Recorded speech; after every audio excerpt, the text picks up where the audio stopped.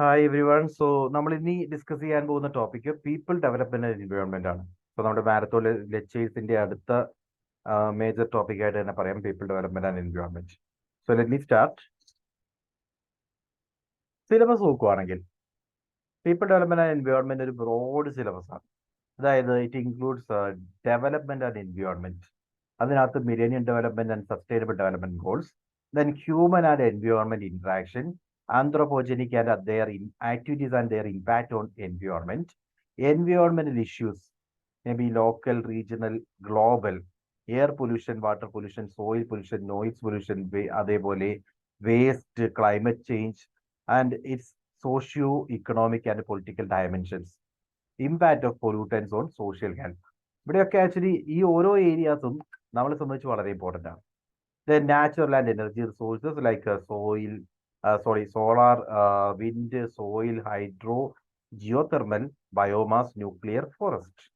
പിന്നീട് natural hazards and disasters, mitigation strategies, Environment Protection Act, then National Action Plan on Climate Change, national agreements and efforts like Montreal Protocol, Rio Protocol, Rio Summit, then Convention on Biodiversity, Kyoto Protocol, Paris Agreement and International Solar Alliance. So അടുത്ത ഒരു 3 to 4 hours കൊണ്ട് നമ്മൾ ഇത്രയും areas discuss ചെയ്ത് പോകാനാണ് plan. So in between എന്ത് doubts ഉണ്ടെങ്കിലും mic on ചെയ്ത് പറയാം. So shall I start? Okay, നമുക്ക് സ്റ്റാർട്ട് ചെയ്യാം. So will be discussing about the first topic. അതായത് നമ്മൾ ഡിസ്കസ് ചെയ്യാൻ പോകുന്നത് ഡെവലപ്മെന്റ് കൺസെപ്റ്റ് ആണ്. ഡെവലപ്മെന്റ് കൺസെപ്റ്റിനെ പറ്റി നമ്മൾ അറിഞ്ഞിരിക്കേണ്ടത് രണ്ട് പ്രധാന ഡെവലപ്മെന്റ് ഏരിയ, രണ്ട് ഇനീഷ്യേറ്റീവ്സിനെ പറ്റിയാണ്. ഒന്ന് MDG, രണ്ട് SDG. MDG stands for millennium development goals. Millennium development goals എന്ന് പറഞ്ഞാൽ മിലേനിയം ഇയറിൽ, അതായത് in September 2000 the United Nations assembly unanimously adopted the UN millennium declaration. അന്ന് ഈ അഡോപ്റ്റ് ചെയ്ത UN മിലേനിയം ഡിക്ലറേഷൻ പ്രകാരം അടുത്ത 15 വർഷങ്ങൾക്കുള്ളിൽ അറ്റൈൻ ചെയ്യാൻ വേണ്ടി ഒരു 8 ഗോളുകളും അതോടൊപ്പം തന്നെ അതിനെ മനസ്സിലാക്കാൻ വേണ്ടി 18 ടാർഗറ്റുകളും അതോടൊപ്പം 48 ഇൻഡിക്കേറ്റേഴ്സ് ഫിക്സ് ചെയ്തിരുന്നു. ഇതിനെയാണ് മിലേനിയം ഡെവലപ്മെന്റ് ഗോൾസ് എന്ന് പറയുന്നത്. ആ മിലേനിയം ഡിക്ലറേഷൻ അന്ന് 2000 സെപ്റ്റംബർ 2000 ഇനിഷ്യേറ്റ് ചെയ്ത ടൈമിൽ തന്നെ അന്നത്തെ UN എല്ലാ മെമ്പേഴ്സും, അന്ന് UN 189 മെമ്പേഴ്സ് ആണ് ഉണ്ടായിരുന്നത്, എല്ലാ മെമ്പേഴ്സും യുനാനിമസ്ലി എഗ്രി ചെയ്തിട്ടുള്ള പ്രപ്പോസലാണ്. ഓക്കെ, അത് പ്രകാരം as I said, poverty, injustice പോലുള്ള മേജർ ഏരിയാസിൽ, ഹെൽത്ത് പോലുള്ള മേജർ ഏരിയാസിൽ കൺസേൺഡ് ആയിട്ട് അവിടെയൊക്കെ മാറ്റങ്ങൾ വരുത്തണം. അതിനുവേണ്ടി 2015 എത്തുമ്പോൾ, 2000 മിലേനിയത്തിലാണ് ഈ ഒരു ഇനിഷ്യേറ്റീവ് വന്നിരിക്കുന്നത്. മിലേനിയത്തിൽ നിന്നും 15 വർഷങ്ങൾ, അതായത് 2015 ആകുമ്പോഴേക്കും നമ്മൾ അച്ചീവ് ചെയ്യണമെന്ന് ആഗ്രഹിച്ച 8 ഗോളുകൾ, 8 ഗോൾസ്, 18 ടാർഗറ്റ്സ് ആൻഡ് 48 ഇൻഡിക്കേറ്റേഴ്സ്, ഇതിനെയാണ് മിലേനിയം ഡെവലപ്മെന്റ് ഗോൾസ് എന്ന് പറയുന്നത്. Okay, so these are the millennium development goals. Can see it here. 8 ഗോളുകൾ എന്ന് പറഞ്ഞു. 8 ഗോളുകൾ ഇവയാണ്. ഒന്ന്, eradicate extreme poverty and hunger, that is the first goal. Then achieve universal primary education, promote gender equality and empower women, reduce child mortality, improve maternal health, combat HIV, AIDS and malaria and other diseases, ensure environmental sustainability, and finally a global partnership for development. Okay, so first one പറയുന്നത് goal 1, eradicate extreme poverty and hunger. ഇതിൽ 3 ടാർഗറ്റുകളാണ്. Eradicate extreme poverty and hunger എന്ന് പറയുന്ന ഈ ഒരു ഗോളുമായി ബന്ധപ്പെട്ട് 3 ടാർഗറ്റുകളാണ് MDG പ്രകാരം fix ചെയ്തിരിക്കുന്നത്.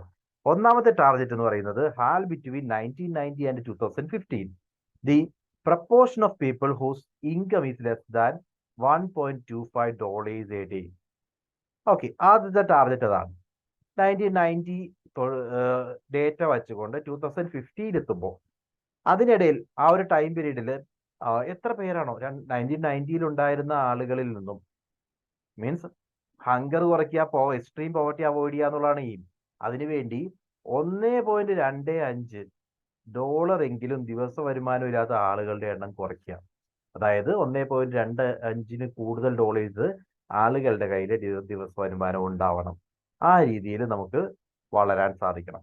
രണ്ടാമത്തെ target, achieve full and productive employment and decent work for all including women and young people. എല്ലാവർക്കും employment opportunity. Okay, so productive ആയിട്ടുള്ള എംപ്ലോയ്മെന്റ്, ഡീസെന്റ് ആയിട്ടുള്ള വർക്ക് എല്ലാവരിലും എത്തണം എന്നുള്ളതാണ് രണ്ടാമത്തെ ടാർഗറ്റ്. മൂന്നാമത്തെ target, halve between 1990 and 2015 the proportion of people who suffer from hunger അനുഭവിക്കുന്ന ആളുകളുടെ പ്രൊപ്പോർഷൻ കുറയ്ക്കുക. ഈ 3 ലക്ഷ്യങ്ങളാണ് ഒന്നാമത്തെ ഗോളിന്റെ ഭാഗമായിട്ട് വരുന്നത്. സോ നമ്മൾ ഓർക്കേണ്ടത് എന്താണ്?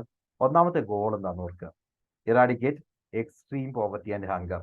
അതിലൊന്നാമതായിട്ട് minimum daily salary, daily wage എന്ന് പറയുന്നത് 1.25 എല്ലാവരിലേക്കും കിട്ടണം. രണ്ടാമതായിട്ട് ഡീസന്റ് ആയിട്ടുള്ള വർക്ക് എല്ലാവർക്കും കിട്ടുക, എംപ്ലോയ്മെന്റ്, പ്രൊഡക്റ്റീവ് എംപ്ലോയ്മെന്റ് ആളുകൾക്ക് എല്ലാവർക്കും ലഭിക്കണം. ദെൻ മൂന്നാമതായിട്ട് those who are suffering from hunger, അവരുടെ എണ്ണം കുറയ്ക്കാൻ സാധിക്കുക. ഇത് മൂന്നുമാണ് ഫസ്റ്റ് ഗോൾ ടാർഗറ്റ് ചെയ്യുന്നത്. രണ്ടാമത്തെ goal, achieve universal primary education. So ensure that by 2015 children everywhere, boys and girls alike, will be able to complete a full course of primary schooling. ലോകത്തുള്ള എല്ലാ കുട്ടികൾക്കും പ്രൈമറി സ്കൂളിംഗ് പൂർണ്ണമായിട്ടും ലഭിക്കണം. അത് ensure ചെയ്യുക എന്നുള്ളതാണ് രണ്ടാമത്തെ ഗോൾ, യൂണിവേഴ്സൽ പ്രൈമറി എഡ്യൂക്കേഷൻ. മൂന്നാമത്തെ goal, promote gender equality and empower women.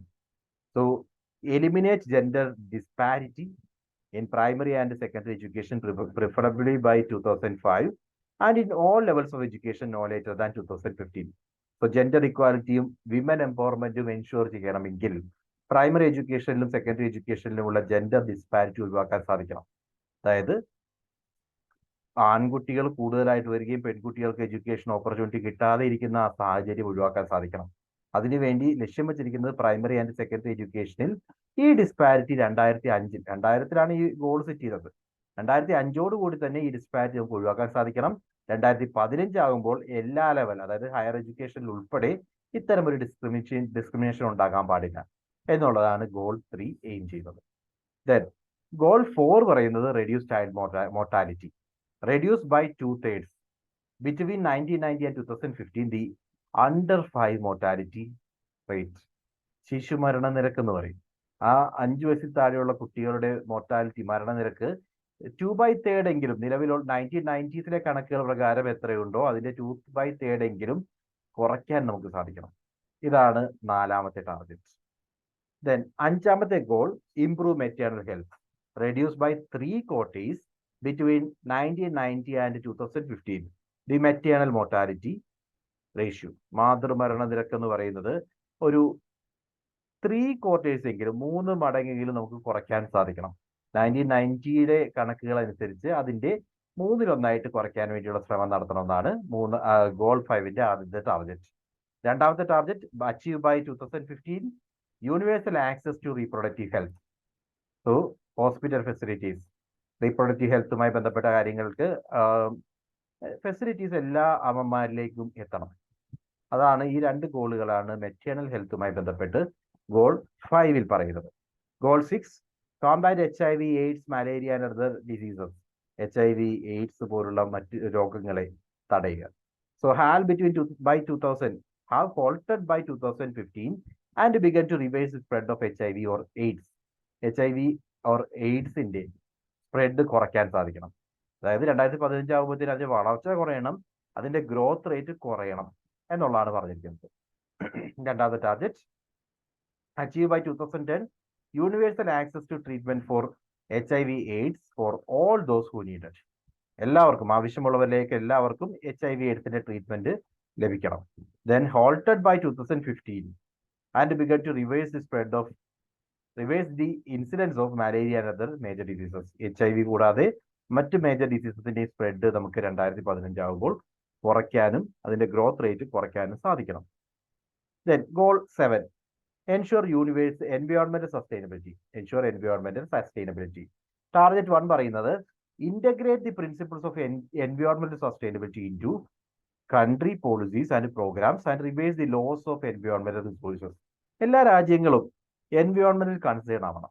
അതിന്റെ ഭാഗമായിട്ട് എല്ലാ രാജ്യങ്ങളുടെ പോളിസീസിലും പ്രോഗ്രാംസിനും എൻവയോൺമെന്റൽ സസ്റ്റൈനബിൾ ഡെവലപ്മെന്റ് കൺസെപ്റ്റുകൾ ഇൻക്ലൂഡ് ചെയ്യുക. അതുവഴി നമുക്ക് നഷ്ടപ്പെട്ടിരിക്കുന്ന എൻവയോൺമെന്റൽ റിസോഴ്സസിനെ തിരിച്ചു പിടിക്കാൻ ശ്രമിക്കുക. രണ്ടാമതായിട്ട്, reduce biodiversity loss. Achieving by 2010 a significant reduction in the rate of loss. Biodiversity loss സംഭവിച്ചുകൊണ്ടേയിരിക്കുകയാണ്. ആ സംഭവം ബയോഡൈവേഴ്സിറ്റി ലോസ് നമുക്ക് 2010 കുറയ്ക്കാൻ സാധിക്കണം. ആൻഡ് ഒരു സിഗ്നിഫിക്കൻറ്റ് റേറ്റ് എന്ന് മാത്രമേ പറയുന്നുള്ളൂ. റേറ്റ് ഓഫ് ലോസ് വളരെ മിനിമൈസ് ചെയ്യുക എന്നുള്ളതാണ് അടുത്ത target. How by 2015 the proportion of population without sustainable access to safe drinking water and basic sanitation. Safe drinking വാട്ടറും ബേസിക് സാനിറ്റേഷനും ഇല്ലാത്ത ആളുകളുടെ എണ്ണം കുറയ്ക്കണം, എല്ലാവരിലേക്കും സൗകര്യങ്ങൾ എത്തിക്കണം. Achieve by 2020 a significant improvement in the life of at least 100 million slum dwellers. ചേരികളിൽ താമസിക്കുന്ന ആളുകളുടെ ജീവിതത്തിൽ ഒരു സിഗ്നിഫിക്കൻ്റ് ആയിട്ടുള്ള ഇംപ്രൂവ്മെന്റ് 2020 നമുക്ക് നേടിയെടുക്കാൻ സാധിക്കുക എന്നുള്ളതാണ് അടുത്ത target. So these are the targets and goal is ensure എൻവയോൺമെന്റൽ സസ്റ്റൈനബിലിറ്റി. ആൻഡ് 8ാമത്തെ goal develop a global partnership for development. അടുത്ത ഗോൾ പറയുന്നത് അതിൽ 1ാമത്തെ target develop further an open rule based predictable non discriminatory trading and financial system.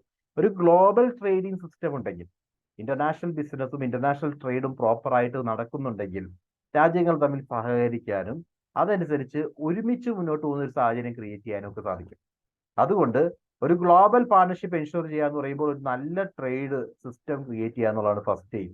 അതോടൊപ്പം നല്ലൊരു financial system create ചെയ്യുക, ഒരു open rule based predictable and non discriminatory trading and financial system create ചെയ്യുകയാണെങ്കിൽ നല്ല പാർട്ണർഷിപ്പ് നമുക്ക് എൻഷുർ ചെയ്യാൻ സാധിക്കുന്നുള്ളതാണ് ആദ്യത്തെ target.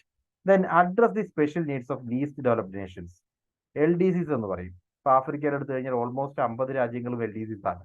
അത്തരത്തിൽ ലീസ്റ്റ് ഡെവലപ്ഡ് നേഷൻസിന്റെ അവരുടെ പ്രശ്നങ്ങൾ പരിഹരിക്കാൻ വേണ്ടി എല്ലാ രാജ്യങ്ങളും ഒരുമിച്ച് നിൽക്കുക. ദെൻ 3ാമത്തെ target address the special needs of land locked developing countries and small island developing states. Land locked countries എന്ന് പറയുമ്പോൾ ചുറ്റുപാടും കടൽ ആക്സസ് ഇല്ല, അങ്ങനെയുള്ള രാജ്യങ്ങൾക്ക് അവരുടേതായ പ്രശ്നങ്ങളുണ്ട്. രാജ്യങ്ങൾ ഇപ്പോൾ സീഷോർ ഇല്ലാത്തതുകൊണ്ട് തന്നെ മറ്റ് രാജ്യങ്ങളെ ഡിപ്പെൻഡ് ചെയ്യേണ്ടി വരും. അങ്ങനെയുള്ള രാജ്യങ്ങളുടെ പ്രശ്നങ്ങൾ പരിഹരിക്കുക. അതോടൊപ്പം തന്നെ ഐലൻഡ് കൺട്രീസ് ആണെങ്കിൽ അവർക്കും പ്രശ്നങ്ങളുണ്ട്, അവർക്കും ട്രേഡുമായി ബന്ധപ്പെട്ടൊക്കെ ഒരുപാട് പ്രോബ്ലംസ് ഫേസ് ചെയ്യും. അപ്പോൾ ഈ സ്മോൾ ഐലൻഡ് കൺട്രീസിന്റെ പ്രശ്നങ്ങളും പരിഹരിക്കുക. ഇത് രണ്ടുമാണ് ടാർഗറ്റ് 8C പറയുന്നത്. അതുകൂടാതെ deal comprehensively with the debt for problems of developing countries. Developing കൺട്രീസിന്റെ ഡെറ്റ് പ്രോബ്ലംസ് കൃത്യമായിട്ട് കോംപ്രിഹെൻസീവ്ലി കൈകാര്യം ചെയ്യാൻ തയ്യാറാകുക, അവരുടെ ഡെറ്റ് പ്രോബ്ലംസ് പരിഹരിക്കാൻ വേണ്ടി ഒരുമിച്ച് നിൽക്കുക. In cooperation with pharmaceutical companies provide access to affordable essential drugs in developing countries. Developing കൺട്രീസിലേക്ക് എസെൻഷ്യൽ ഡ്രഗ്സ് എത്തിക്കണം, അതിനുള്ള ശ്രമങ്ങൾ നടത്തുക. In cooperation with private sector make available benefit of new technologies especially information and communications. Technological ആക്സസും വേണ്ടതായിട്ട് കിട്ടണം.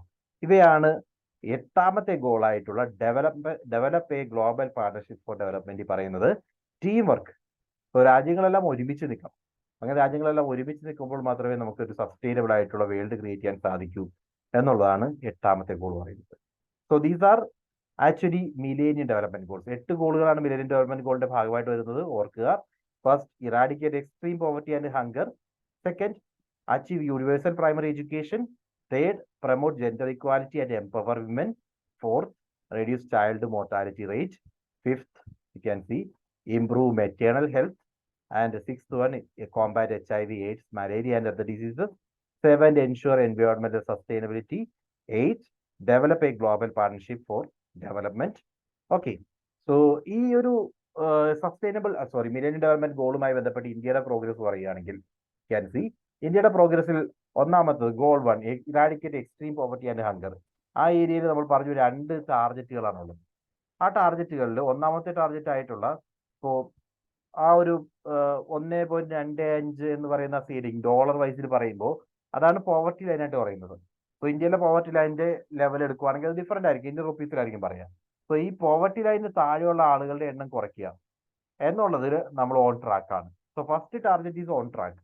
പക്ഷേ second target hunger suffer ചെയ്യുന്ന ആളുകളുടെ എണ്ണം കുറയ്ക്കാൻ വേണ്ടി നമുക്ക് സാധിക്കാതെ പോയി.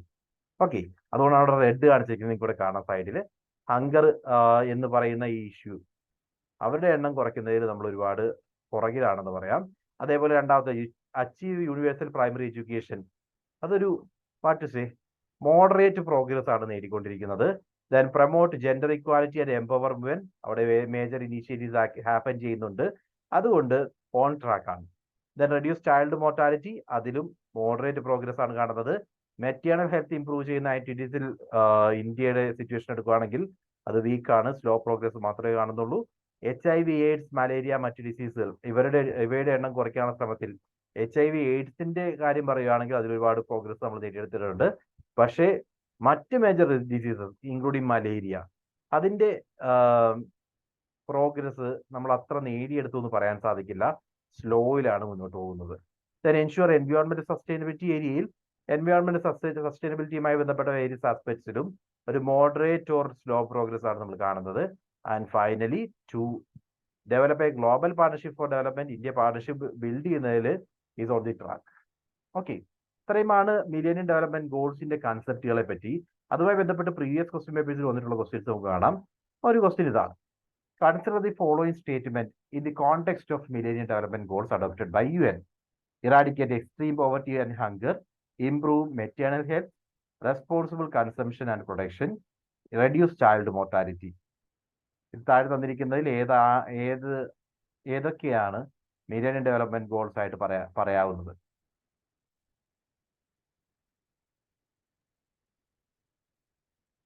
ഓക്കെ, അതായത് eradicate extreme poverty and hunger is there. Eradicate extreme poverty and hunger is there. Improve maternal health is there. Then reduce child mortality is also there.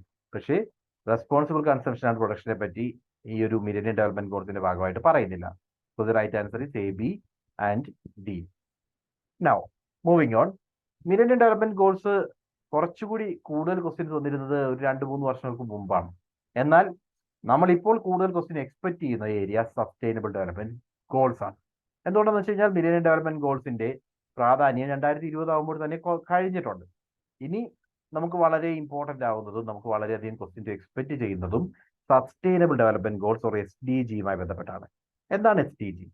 2015 millennium development ഗോൾസിന്റെ time കഴിയുമ്പോൾ അന്ന് യുണൈറ്റഡ് നേഷൻ സബ്മിറ്റ് പ്രകാരം world leaders എല്ലാവരും ഒരുമിച്ച് നിന്നുകൊണ്ട് adopt ചെയ്ത 2030 ആകുമ്പോൾ നേടിയെടുക്കാൻ ആഗ്രഹിക്കുന്ന ഗോൾസിന്റെ ടാർഗറ്റുകളുടെ സെറ്റിനെയാണ് നമ്മൾ സസ്റ്റൈനബിൾ ഡെവലപ്മെന്റ് ഗോൾസ് എന്ന് പറയുന്നത്. Okay, at the United Nations Sustainable Development Summit on 25th September 2015, world leaders adopted the 2030 Agenda for Sustainable Development. ഈ 2030 Agenda for Sustainable Development ആണ് നമ്മൾ സസ്റ്റൈനബിൾ ഡെവലപ്മെന്റ് ഗോൾസ് എന്ന് പറയുന്നത്. അതിന്റെ ഭാഗമായിട്ട് ഇത് includes a set of 17 sustainable development goals and 169 targets. Okay, so previously millennium development ഗോളിൽ 8 ഗോൾസും 48 ടാർഗറ്റുകളുമാണ്. ഇവിടെ വന്നപ്പോൾ ടോട്ടൽ 8 ഗോളും 18 ടാർഗറ്റ്, റൈറ്റ്? 18 ടാർഗറ്റുകൾ, 48 ഇൻഡിക്കേറ്റേഴ്സ് ആണ് കേട്ടോ. So 8 goals, 18 target and 48 indicators ആണ് മില്ലേനിയം ഡെവലപ്മെന്റ് ഗോൾസ് വരുന്നത്. ഇവിടെ വരുമ്പോൾ you can see total 17 goals and 169 ടാർഗറ്റുകളാണ്. ദെൻ ഈ ഒരു അജണ്ട കൺസെപ്റ്റ് ഡിഫൈൻ ചെയ്തിരിക്കുന്നത് ട്രാൻസ്ഫോമിങ് അവർ വേൾഡ് എന്നാണ്. Transforming our world the 2020 agenda for sustainable development. ആ ഡോക്യുമെന്റ് ടൈറ്റിൽ അങ്ങനെയാണ് കൊടുത്തിരുന്നത്. So what is sustainable development? Sustainable development എന്ന് പറഞ്ഞു കഴിഞ്ഞാൽ ഫ്യൂച്ചറിലേക്ക് മാറ്റി വെച്ചുകൊണ്ട് സൊസൈറ്റിയുടെയും ഇക്കണോമിക്കലിയും അതേപോലെ തന്നെ എൻവയോൺമെന്റിന്റെയും ഇതിന് മൂന്നിന്റെയും കോൺട്രിബ്യൂഷൻസ് ഫ്യൂച്ചറിലേക്ക് മാറ്റി വെച്ചുകൊണ്ട് നമുക്ക് എങ്ങനെ ഡെവലപ്പ് ചെയ്യാൻ സാധിക്കും? എല്ലാവരും ഡെവലപ്പ് ചെയ്യണം, അതേസമയം ഫ്യൂച്ചറിനെ കോംപ്രമൈസ് ചെയ്യരുത്. അത്തരത്തിലുള്ള ഡെവലപ്മെന്റ് ആണ് സസ്റ്റൈനബിൾ ഡെവലപ്മെന്റ് എന്ന് പറയുന്നത്. സോ യു ക്യാൻ സേ അതിന്റെ ഭാഗമായിട്ട് ഇക്വിറ്റബിൾ ഡിസ്ട്രിബ്യൂഷൻ വരും. ദെൻ വെയറബിൾ ലോസ് മാത്രമേ ഉണ്ടാവൂ. എൻവയോൺമെന്റ് അധികം നഷ്ടങ്ങൾ ഉണ്ടാകാൻ പാടില്ല. അതോടൊപ്പം തന്നെ environment and economic viability must be there. ഇതെല്ലാം ചേരുമ്പോഴാണ് നമുക്ക് സസ്റ്റൈനബിൾ ഡെവലപ്മെന്റ് കൺസെപ്റ്റ് വരുന്നത്. ഓക്കെ, സോ സസ്റ്റൈനബിൾ ഡെവലപ്മെന്റ് ഗോൾസിലേക്ക് വന്നു കഴിഞ്ഞാൽ you can see these are the 17 sustainable development goals. First goal, no poverty. Second, zero hunger. Third one, good health and well-being. Then fourth one, quality education. Fifth one, gender equality. Sixth, clean water and sanitation. 7, affordable and clean energy. 8th one, decent work and economic growth. 9, industry, innovation and infrastructure. 10, reduced inequalities. 11, sustainable cities and communities. 12, responsible consumption and production. 13, climate action. then 14 life below water, then life on land, 16 peace and justice strong institutions, and 17 partnership for goal. 1 by 1 ആയിട്ട് നമുക്ക് discuss ചെയ്യേണ്ടതുണ്ട്, because ഈ area നമുക്ക് വളരെ important ആയിട്ടുള്ള ഒരു topic തന്നെയാണ് SDG. Millennium development ഗോൾസിനേക്കാൾ വളരെ സിഗ്നിഫിക്കൻ്റ് ആണ് നമ്മൾ പറഞ്ഞു, because SDG is current running. 2030 ആകുമ്പോൾ അച്ചീവ് ചെയ്യാനുള്ള ടാർഗറ്റുകളാണ്. ഇപ്പോൾ നമ്മൾ 2023-ലാണ്. സോ നമ്മളെ സംബന്ധിച്ച് പ്രോമിനൻ്റ് ആയിട്ടുള്ള ഗോൾസ് എന്ന് പറയുന്നത് SDG ആണ്. SDG 1, no poverty. So goal എന്ന് പറയുന്നത് end poverty in all its forms everywhere. Poverty എല്ലായിടത്തും എൻഡ് ചെയ്യാം, എല്ലാ രീതിയിലുള്ള poverty. Target include eradicating extreme poverty, reducing proportion of people living in poverty, and implementing social protection systems. So, can say extreme poverty ഇല്ലാതാക്കുക, അതേപോലെ poverty ലൈനിന് താഴെ ഇന്നുമുള്ള ആളുകളുടെ എണ്ണം കുറയ്ക്കുക, അതേപോലെ സോഷ്യൽ പ്രൊട്ടക്ഷൻ മെഷേഴ്സ് എടുക്കുക. ഇവയെല്ലാം നോ പോവർട്ടി എന്ന് പറയുന്ന ഈ കൺസെപ്റ്റിന്റെ ടാർഗറ്റിന്റെ ഭാഗമാണ്. Then SDG 1 aims to eradicate extreme poverty, which is often defined as living on less than $1.90 per day. ഇത് ഇന്റർനാഷണൽ പോവർട്ടി ലൈൻ ആണ്. 2000 ഇന്റർനാഷണൽ പോവർട്ടി ലൈൻ എന്ന് പറയുന്നത് 1.25 ആയിരുന്നു. അത് ഇന്ന് നമ്മൾ നോക്കുമ്പോൾ $1.90 പെർ ഡേ ആണ്. ആ $1.90 എങ്കിലും കിട്ടാത്ത സിറ്റുവേഷൻ എന്ന് പറയുന്നത് എക്സ്ട്രീം പോവർട്ടിയാണ്. ആ സിറ്റുവേഷൻ ഒഴിവാക്കുക, അതാണ് ഒന്നാമത്തെ ടാർഗറ്റ്. രണ്ടാമത്തെ target zero hunger. So goal end hunger, achieve food security and promote sustainable agriculture. So targets involve ending all forms of malnutrition, doubling agricultural productivity, and ensure sustainable food production system. So hunger കുറയ്ക്കണമെങ്കിൽ അഗ്രികൾച്ചറിന് ഒരു prominent role ഉണ്ട്. അതുകൊണ്ട് എന്തൊക്കെ ചെയ്യണം? Sustainable ആയിട്ടുള്ള agriculture system വേണം, അതോടൊപ്പം തന്നെ ഫുഡ് സെക്യൂരിറ്റി എൻഷുർ ചെയ്യാൻ സാധിക്കണം. അതിനു വേണ്ടിയുള്ള ടാർഗറ്റുകളാണ് സീറോ ഹങ്കറിന്റെ ഭാഗമായിട്ട് ചെയ്യുന്നത്. ദെൻ മൂന്നാമത്തത് SDG 3, good health and wellbeing. So ensures healthy life and promote wellbeing for all at all ages. എല്ലാവരുടെയും വെൽബീയിങ് എൻഷുർ ചെയ്യണം, എല്ലാ രീതിയിലുള്ള വെൽബീയിങ്ങും എൻഷുർ ചെയ്യണം. So target includes reducing maternal mortality, ending preventable death of newborns and children, combating major diseases, achieving universal health coverage. So ഇവിടെ എന്തൊക്കെ aspects വന്നു? ഇതൊക്കെയാണ് നമ്മുടെ millennium development goal separate goals ആയിട്ട് പറഞ്ഞിരുന്ന കാര്യങ്ങളാണ് ഇവയെല്ലാം. അതായത് മെറ്റേണൽ മോർട്ടാലിറ്റി കുറയ്ക്കുക, അത് ഇതിന്റെ ഭാഗമായിട്ട് വരുന്നുണ്ട്. അതേപോലെ ചൈൽഡ് മോർട്ടാലിറ്റി റേറ്റ്, അതാണ് ന്യൂ ബോൺ ആൻഡ് ചിൽഡ്രൻ, 5 വയസ്സിൽ താഴെയുള്ള കുട്ടികളുടെ മോർട്ടാലിറ്റി റേറ്റ് കുറയ്ക്കുക. ദെൻ മേജർ ഡിസീസസ്, HIV പോലുള്ള മേജർ ഡിസീസിന്റെ കാര്യം മില്ലേനിയം ഡെവലപ്മെന്റ് ഗോൾസിൽ പറഞ്ഞാണ്, അവയും ഇതിന്റെ ഭാഗമായിട്ട് വരുന്നുണ്ട്. Combating major diseases and achieve universal health coverage. Health and wellbeing എന്ന് പറയുന്ന കൺസെപ്റ്റ് ആണ്, അതിന്റെ ഭാഗമായിട്ട് ഇവയെല്ലാം ഇൻക്ലൂഡ് ചെയ്തിട്ടുണ്ട്. അത് വരുന്നത് സസ്റ്റൈനബിൾ ഡെവലപ്മെന്റ് ഗോൾ 3-ലാണ്. ഗോൾ 4 പറയുന്നത് നമ്മളെ സംബന്ധിച്ച് വളരെ ഇമ്പോർട്ടന്റ് ആണ്, ക്വാളിറ്റി എഡ്യൂക്കേഷൻ. ക്വാളിറ്റി എഡ്യൂക്കേഷൻ എന്ന് പറയുന്നത് സസ്റ്റൈനബിൾ ഡെവലപ്മെന്റ് ഗോൾ 4-ന്റെ ഭാഗമാണ്.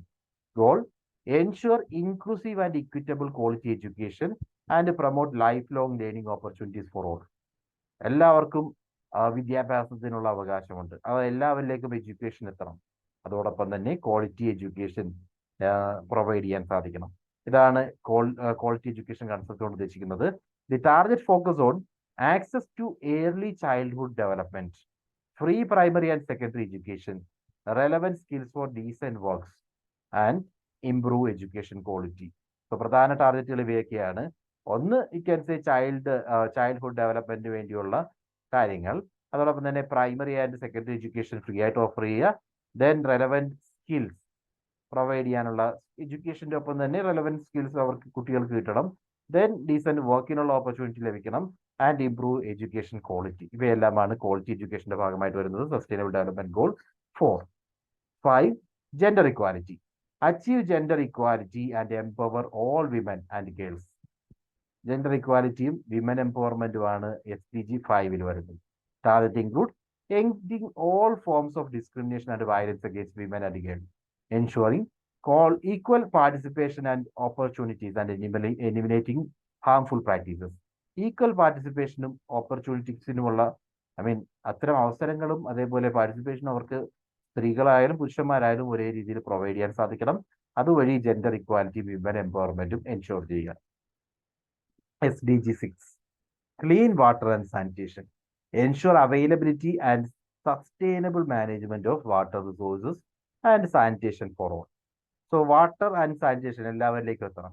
So it involves providing access to clean drinking water. കുടിവെള്ളം ലഭിക്കണം. Then providing water, improving water quality. Then increasing water use efficiency, efficient usage of water നമുക്ക് ensure ചെയ്യാൻ സാധിക്കണം. And protecting water ecosystem. Okay, ഇവയെല്ലാം ടാർജറ്റിന്റെ ഭാഗമാണ്. പിന്നെ വരുന്നത് 7, affordable and clean energy. Ensure access to affordable, reliable, sustainable and modern energy for all. So reliable, clean energy, ഇപ്പോൾ solar energy ഒക്കെ പ്രൊമോട്ട് ചെയ്യുക എന്ന് പറയുന്ന കൺസെപ്റ്റ് ആണ്. സോ ക്ലീൻ എനർജീസിനെ പ്രൊമോട്ട് ചെയ്യുക, ദെൻ അത് അഫോർഡബിൾ ആയിട്ടുള്ള റേറ്റിൽ ആളുകളിലേക്ക് എത്തണം, റിലയബിൾ ആയിരിക്കണം, സസ്റ്റൈനബിൾ ആയിരിക്കണം, നശിച്ചു പോകുന്ന രീതിയിലുള്ള ഫോസിൽ ഫ്യൂൽ ബേസ്ഡ് ആയിട്ടുള്ള എനർജി ആവരുത്. അതൊക്കെയാണ് എയിം ചെയ്യുന്നത്. Okay, so target focus on increasing energy efficiency, expanding the use of renewable energy sources and enhancing infrastructure for energy. 3 കാര്യങ്ങളാണ്. ഒന്ന്, എനർജി എഫിഷ്യൻസി എൻഷുർ ചെയ്യുക. രണ്ടാമതായിട്ട് renewable energy sources like solar energy പോലുള്ള, wind energy പോലുള്ള കാര്യങ്ങളിൽ കൂടുതൽ നമ്മൾ concentrate ചെയ്യുക. And enhancing infrastructure for energy. Energy ഇൻഫ്രാസ്ട്രക്ചറിന്, എനർജിയുമായി ബന്ധപ്പെട്ട ഇൻഫ്രാസ്ട്രക്ചർ നമ്മൾ വളർത്തിയെടുക്കുക, ഉയർത്തുക, പുതിയ ഡെവലപ്മെന്റ് എൻഷുർ ചെയ്യുക. അവയൊക്കെയാണ് അഫോർഡബിൾ ആൻഡ് ക്ലീൻ എനർജി കൊണ്ട് ഉദ്ദേശിക്കുന്നത്. Then SDG 8, decent work and economic growth. Promote sustained, inclusive and sustainable economic growth, full and productive employment and decent work for all. So എല്ലാവർക്കും sustainable ആയിട്ടുള്ള development ensure ചെയ്യണമെങ്കിൽ എല്ലാവർക്കും decent working opportunity ഉണ്ടാവണം. Okay, so target include achieving higher levels of economic productivity, reducing unemployment, improving labor rights, and ensuring equal pay for equal works. So these are the concepts. On the economic productivity improve ചെയ്യാം, then unemployment കുറയ്ക്കുക, then labor rights, ലേബറിന്റെ അവകാശങ്ങൾ improve ചെയ്യുക, and ensuring equal pay for equal work. ഒരു work ആണ് ചെയ്യുന്നത്, ഒരേ വർക്കാണ് ചെയ്യുന്നതെങ്കിൽ സ്ത്രീ ആയാലും പുരുഷനായാലും ഒരേ പേയ്മെന്റ് കൊടുക്കാൻ സാധിക്കണം. Then SDG 9, infrastructure, industry, innovation and infrastructure. Industry, innovation and infrastructure goal, build resilient infrastructure, promote inclusive and sustainable industrialization and foster innovation. So, resilient ആയിട്ടുള്ള ഇൻഫ്രാസ്ട്രക്ചർ. ഓക്കെ, അതേപോലെ ഇൻഫ്രാസ്ട്രക്ചർ ഡെവലപ്മെന്റ് എൻഷുർ ചെയ്യുക എന്നുള്ളതാണ് concept. Promote inclusive and sustainable industrialisation, ഇൻഡസ്ട്രിയലൈസേഷനെ boost ചെയ്യുക, and ഇന്നോവേഷനെ promote ചെയ്യുക. So target includes enhancing infrastructure, promoting sustainable industrialization, and increasing research and development, and providing universal access to information and communication technology. ICT development ഒക്കെ ensure ചെയ്യണം, research and development promote ചെയ്യണം, ഇൻഡസ്ട്രിയലൈസേഷനെ promote ചെയ്യുക. അത് industrialisation എന്ന് പറഞ്ഞു കഴിയുമ്പോൾ sustainable ആയിരിക്കണം. അതെല്ലാം പൂർണ്ണമായിട്ടും ഒരു ഇക്കോണമിയെ തകർക്കുന്ന രീതിയിലുള്ള, അല്ലെങ്കിൽ എന്താ പറയുക, ചില ഇക്കോണമി ബൂസ്റ്റ് ചെയ്യുകയും മറ്റ് ഇക്കോണമി നശിക്കുകയും രീതിയിലുള്ള ഇൻഡസ്ട്രിയലൈസേഷൻ അല്ല. എല്ലാവർക്കും ഒരുപോലെ ബെനിഫിറ്റഡ് ആവുന്ന ഒരു ഓപ്പൺ ആയിട്ടുള്ള ഇക്കോണമിയിലുള്ള അത്തരം ഇൻഡസ്ട്രിയലൈസേഷനെ പറ്റിയാണ് പറയുന്നത് സസ്റ്റൈനബിൾ ഇൻഡസ്ട്രിയലൈസേഷൻ. അത് പ്രൊമോട്ട് ചെയ്യാവുന്നത്. ഓക്കെ, അത് SDG 9 ആണ്. 10, reduce inequality. Reduce inequality within and among countries. രാജ്യങ്ങൾ തമ്മിലുള്ള ഇൻഇക്വാലിറ്റീസ് കുറയ്ക്കുക, രാജ്യത്തിനകത്തും രാജ്യങ്ങൾക്കിടയിലുമുള്ള ഇൻഇക്വാലിറ്റീസ് കുറയ്ക്കുക. So targeting involve progressively achieving and sustaining income growth of the bottom 40%, empowering and promoting the social, economic and political inclusion of all, and ensuring equal opportunities for all. അതായത് നമ്മളുടെ ഓരോ രാജ്യത്തും ഏറ്റവും താഴേക്കിടയിലുള്ള, അല്ലെങ്കിൽ income vice എടുക്കുകയാണെങ്കിൽ താഴേക്കിടയിൽ ഏറ്റവും കുറവ് ലഭിക്കുന്ന 40% ഡെവലപ്മെന്റ് എൻഷുർ ചെയ്യുക. ഓക്കെ, അതായത് അവർക്ക് സസ്റ്റൈനബിൾ ഇൻകം ഗ്രോത്ത് ഉണ്ടായാൽ തന്നെ ഇക്കോണമി ബൂസ്റ്റ് ചെയ്യും. അവിടെയാണ് ഇൻഇക്വാലിറ്റി ക്രിയേറ്റ് ചെയ്യപ്പെടുന്നത്. ടോപ്പിൽ നിൽക്കുന്ന 60%-ത്തേക്കാൾ ഉപരിയായിട്ട് താഴെ നിൽക്കുന്ന 40%-ത്തെയാണ് കൂടുതൽ കോൺസെൻട്രേറ്റ് ചെയ്യേണ്ടത്. ആ 40%-ത്തെ ഇക്വാലിറ്റിയുടെ സ്കോപ്പിലേക്ക് കൊണ്ടുവന്നു കഴിഞ്ഞാൽ തന്നെ economically it will be fine. അതാണ് ഈ ഒരു കൺസെപ്റ്റ് പറയുന്നത്, ഇൻഇക്വാലിറ്റീസ് റെഡ്യൂസ് ചെയ്യുക. Then SDG 11, sustainable cities and communities. So goal പറയുന്നത് make cities and human settlements inclusive, safe and resilient and sustainable. So sustainable cities എന്ന് പറയുന്ന concept, that means target focus on providing access to safe and affordable housing. എല്ലാവർക്കും safe ആയിട്ടുള്ള, അതോടൊപ്പം തന്നെ അവർക്ക് affordable ആയിട്ടുള്ള housing access ഉണ്ടാവണം. Sustainable transport system and inclusive and sustainable urbanisation. അർബനൈസേഷന്റെ ഭാഗമായിട്ട് എല്ലാവരും വരണം. ഇൻക്ലൂസീവ് ഇൻ ദി സെൻസ് എല്ലാക്കിടയിലുള്ള ആളുകൾക്കും, എല്ലാ ലെവലിലുള്ള ആളുകൾക്കും ഈ ഒരു അർബനൈസേഷന്റെ ഭാഗമായിട്ട് ഉയരാൻ സാധിക്കണം. അതോടൊപ്പം ട്രാൻസ്പോർട്ടേഷൻ സിസ്റ്റം ഒക്കെ ആണെങ്കിലും അത് സസ്റ്റൈനബിൾ ആയിരിക്കണം. ആ ഒരു കൺസെപ്റ്റ് ആണ് സസ്റ്റൈനബിൾ സിറ്റീസ് ആൻഡ് കമ്മ്യൂണിറ്റീസിൽ വരുന്നത്. Then SDGs 12, responsible consumption and production, ensure sustainable consumption and production patterns. അതായത് target includes reducing waste generation, waste കുറയ്ക്കാൻ സാധിക്കുക. Then promoting sustainable management of resources, achieving environmentally sound management of chemicals, and encouraging companies to adopt sustainable practices. So ഇത്തരത്തിൽ waste reduction, കൺസംഷനും പ്രൊഡക്ഷനും responsible ആക്കുക എന്ന് പറഞ്ഞാൽ അവരുടെ ഭാഗത്തു നിന്നുണ്ടാകാവുന്ന economic ഉണ്ടാകുന്ന ഹാംഫുൾ ആയിട്ടുള്ള ആക്ടിവിറ്റീസ് ഒഴിവാക്കുക.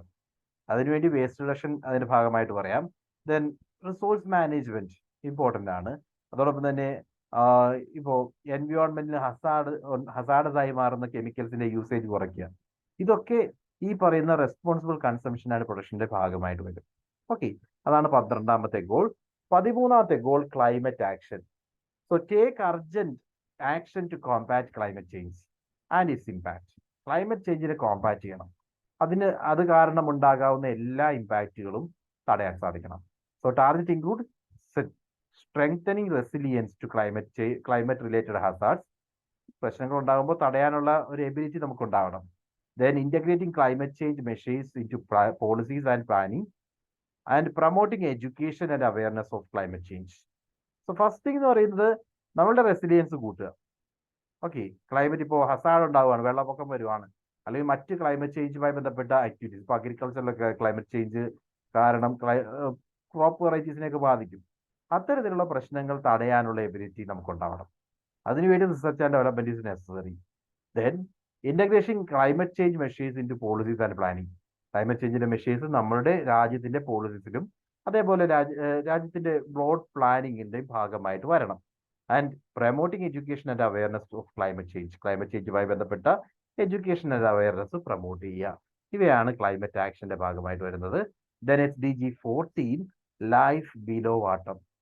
So conserve and sustainably use oceans, seas and marine resources for sustainable development. So ആദ്യമായിട്ട് നമ്മൾ വാട്ടറിനകത്തുള്ള ജീവജാലങ്ങളുടെ സസ്റ്റൈനബിലിറ്റിയെ പറ്റി ചിന്തിച്ചു. അവയെ കൺസർവ് ചെയ്യേണ്ടതിന്റെ ഇമ്പോർട്ടൻസിനെ പറ്റി ചിന്തിക്കുകയാണ് SDG 14 പ്രകാരം. Target focus on reducing marine pollution, then conserving and sustainably use marine resources and protecting and restoring marine ecosystem. So pollution കുറയ്ക്കുക, അതോടൊപ്പം തന്നെ മറൈൻ റിസോഴ്സിനെ മൊത്തമായിട്ട് ഉപയോഗിക്കുന്ന രീതി. ഓക്കെ, ലാർജ് സ്കെയിലിൽ മറൈൻ റിസോഴ്സിനെ ഉപയോഗിക്കുകയാണെങ്കിൽ അൾട്ടിമേറ്റ് റിസോഴ്സുകൾ ഇല്ലാതാവുന്ന ഒരു സാഹചര്യം ഉണ്ടാവും. അങ്ങനെയുള്ള രീതികൾ ഒഴിവാക്കുക, സസ്റ്റൈനബിൾ യൂസിനെ പ്രൊമോട്ട് ചെയ്യുക. And protecting and restoring marine ഇക്കോസിസ്റ്റത്തെ ഡാമേജ് ചെയ്യുന്ന, ടാമ്പർ ചെയ്യുന്ന രീതിയിലുള്ള ആക്ടിവിറ്റീസിൽ നിന്ന് നമ്മൾ പിന്മാറുക. അതുവഴി ഇക്കോസിസ്റ്റത്തെ പ്രൊട്ടക്ട് ചെയ്യുക. ഓക്കെ, ഇവയൊക്കെയാണ് ലൈഫ് ബിലോ വാട്ടറിൽ പറയുന്നത്. Then SDG 15, life on land.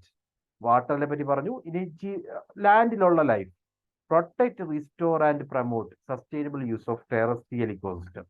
Land ecosystem അതിനെ പ്രൊട്ടക്ട് ചെയ്യുക, നഷ്ടപ്പെട്ടിട്ടുള്ളതിനെ റിസ്റ്റോർ ചെയ്യുക, അതോടൊപ്പം തന്നെ അതിനെ പ്രൊമോട്ട് ചെയ്യുക. Sustainably manage the forest, combat desertification and reverse land degradation and halt biodiversity loss. So desertification, മരുഭൂമി ഉണ്ടാകുന്ന സാഹചര്യങ്ങൾ നമ്മൾ തടയണം. അതോടൊപ്പം തന്നെ ലാൻഡ് ഡീഗ്രഡേഷൻ ആയാലും ബയോഡൈവേഴ്സിറ്റി ലോസ് ആയാലും ഇതൊക്കെ നമുക്ക് തടയാൻ സാധിക്കണം. ഇതൊക്കെയാണ് ലൈഫ് ഓൺ ലാൻഡ് പറയുന്നത്. ടാർഗറ്റ് ഇൻക്ലൂഡ് ഹോൾട്ടിംഗ് ഡെസർട്ടിഫിക്കേഷൻ നമ്മൾ പറഞ്ഞു, promoting sustainable forest management, combating desertification and land degradation, and taking urgent and significant action to reduce degradation of natural habitat and halt the loss of biodiversity. Land degradation happen ചെയ്ത് കഴിഞ്ഞാൽ, ആ ഒരു land degrade ആയി കഴിഞ്ഞാൽ അതിന്റെ quality നഷ്ടപ്പെടുകയാണ്. Land quality നഷ്ടപ്പെട്ട് കഴിഞ്ഞാൽ ആ ഒരു ലാൻഡിൽ പിന്നീട് മറ്റൊരു, അതായത് വിളവുണ്ടാവുകയോ അങ്ങനെയുള്ള കാര്യങ്ങളൊന്നുമില്ല. അതെല്ലാം നശിച്ചു പോകും. അതൊരു മരുഭൂമി വൽക്കരണത്തിലേക്ക് പിന്നീട് കൊണ്ടുവന്നെത്തിക്കും. ആ ഒരു സിറ്റുവേഷൻ നമ്മൾ ഇപ്പോഴേ ഒഴിവാക്കണം. അതിനുവേണ്ടിയാണ് ഡെസർട്ടിഫിക്കേഷനും ലാൻഡ് ഡീഗ്രഡേഷനും കൂടുതൽ പ്രോമിനൻസ് കൊടുത്തിരിക്കുന്നത്. സോ ലൈഫ് ഓൺ ലാൻഡുമായി ബന്ധപ്പെട്ട് ഈ രണ്ട് ഏരിയയിലും കൂടുതൽ എൻഗേജ്മെന്റും കൂടുതൽ ആക്ടിവിറ്റീസും നമുക്ക് കാണാൻ സാധിക്കും.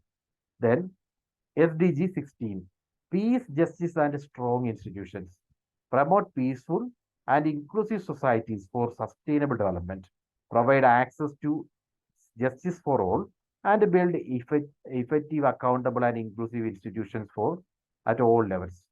അതായത് പവർഫുൾ ആയിട്ടുള്ള ജസ്റ്റിസ് കീപ്പ് ചെയ്യാൻ സാധിക്കുന്ന രീതിയിലുള്ള ഇൻസ്റ്റിറ്റ്യൂഷൻസ് നമ്മൾ ക്രിയേറ്റ് ചെയ്യണം. ഓക്കെ, ഇപ്പോൾ UN പോലുള്ള അല്ലെങ്കിൽ UN മുകളിൽ നിൽക്കുന്ന രീതിയിലുള്ള UN മുകളിൽ വേറൊരു ഇൻസ്റ്റിറ്റ്യൂഷൻ നമുക്ക് ക്രിയേറ്റ് ചെയ്യാൻ സാധിക്കില്ല. എന്നാലും പീസും ജസ്റ്റിസും നിലനിർത്താൻ സാധിക്കുന്ന രീതിയിലുള്ള ഇൻസ്റ്റിറ്റ്യൂഷൻസ് നമുക്ക് ക്രിയേറ്റ് ചെയ്യാൻ സാധിക്കണം എന്നുള്ളതാണ് സസ്റ്റൈനബിൾ ഡെവലപ്മെന്റ് ഗോൾ പറയുന്നത്. So targets includes reducing violence, ending abuse and exploitation, promoting the rule of law and ensuring equal access to justice. ഈ ഒരു ജസ്റ്റിസ് എല്ലാവരിലേക്കും എത്തണം, അത് എൻഷുർ ചെയ്യാന്നുള്ളതാണ് സസ്റ്റൈനബിൾ ഡെവലപ്മെന്റ് ഗോൾ 16 പറയുന്നത്. And finally sustainable development goal 17, partnership for the goals, പറയുന്നത് strengthen the means of implementation and revitalise the global partnership for sustainable development. അതായത് sustainable development goals implement ചെയ്യാൻ വേണ്ടി എല്ലാവരും ഒരുമിച്ച് നിൽക്കണം. ഗ്ലോബൽ പാർട്ണർഷിപ്പ് എന്ന് പറയുമ്പോൾ രാജ്യങ്ങളെല്ലാം ഒരുമിച്ച് നിന്നുകൊണ്ട് ഈ ഗോളിന് വേണ്ടിയുള്ള ഒരു അതിനു വേണ്ടി ഒരുമിച്ച് മുന്നേറാൻ തയ്യാറാവണം. So target focus on financing and capacity building for sustainable development. First thing, ഈ ആക്ടിവിറ്റീസിന് വേണ്ട ഫിനാൻസ് കണ്ടെത്തണം. അതോടൊപ്പം തന്നെ ഇൻഫ്രാസ്ട്രക്ചർ പോലുള്ള കപ്പാസിറ്റി ബിൽഡിംഗ് ആക്ടിവിറ്റീസും റെലവെന്റ് ആണ്.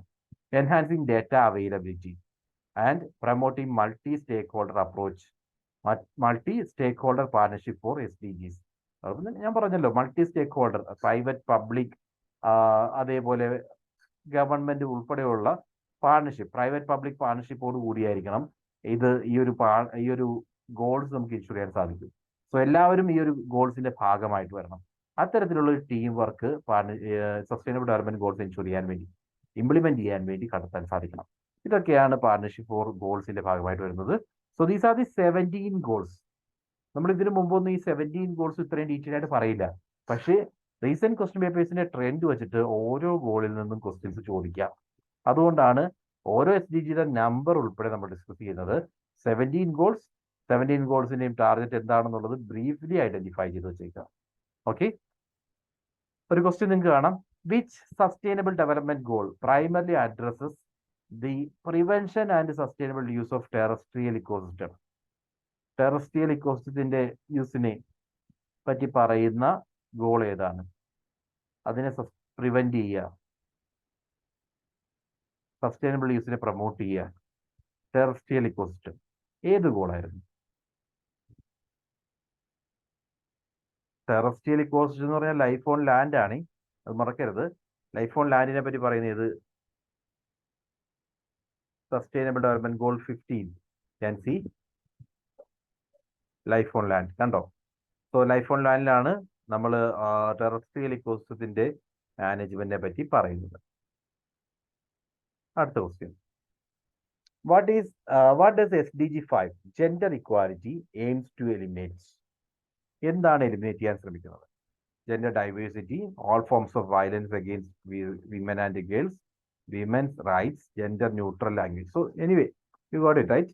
എല്ലാ വയലൻസും, അത് ഏത് രീതിയിലുള്ളത് നോക്കാം, വിമൻ ആൻഡ് ഗേൾസിന് അഗെയിൻസ്റ്റ് ആയിട്ടുള്ള ഏതൊരു രീതിയിലുള്ള വയലൻസും അവോയ്ഡ് ചെയ്യുക എന്നുള്ളതാണ് ജെൻഡർ ഇക്വാലിറ്റി SDG 5 പറയുന്നത്. അടുത്തത് SDG 7, affordable and clean energy primarily focus on. എന്താണ് ബേസിക് ഫോക്കസ്?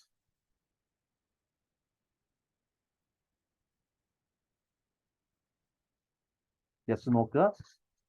ഈ ഒരു അഫോർഡബിൾ ആൻഡ് ക്ലീൻ എനർജിയുടെ ബേസിക് ഫോക്കസ് എന്ന് പറയുന്നത് ensuring universal access to modern energy services, right? ബാക്കിയുള്ള എല്ലാം നെഗറ്റീവ് അല്ലേ? ഇത് എയിം ചെയ്യുന്നത് എല്ലാവരിലേക്കും മോഡേൺ എനർജി സർവീസസ് എത്തണം എന്നുള്ളതാണ്. Then what is the specific target of SDG 10? Reduced inequality. Reduced ഇൻഇക്വാലിറ്റിയുടെ സ്പെസിഫിക് ടാർഗറ്റ് എന്താണ്? Income inequality, education inequality, regional inequality, gender inequality. So basically അവർ പറയുന്നത് ഇൻഇക്വാലിറ്റി എന്ന് പറയുന്ന കൺസെപ്റ്റിനകത്ത് ഇൻകം ഇൻഇക്വാലിറ്റി ഒഴിവാക്കുക എന്നുള്ളതാണ്. അതുകൊണ്ടാണ് എല്ലാ രാജ്യങ്ങൾക്കിടയിലും അതേപോലെ രാജ്യത്തിനകത്തുമുള്ള ഇനിക്വാലിറ്റി ഒഴിവാക്കണം എന്ന് പറയുന്നത്. അവിടെ കോൺസെൻട്രേറ്റ് ചെയ്യുന്ന ഏരിയ ഇൻകം ഇനിക്വാലിറ്റിയാണ്. Then, which SDG is related to the promotion of sustainable consumption and production patterns? Sustainable production and consumption. ഏത് SDG ആണ്?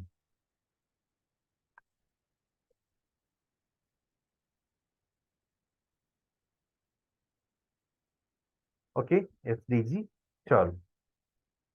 SDG 12 is the right answer. Fine. Then, അടുത്തത് SDG 3. Good health and well-being includes specific target related to prevention and management of. ഏതാണ്?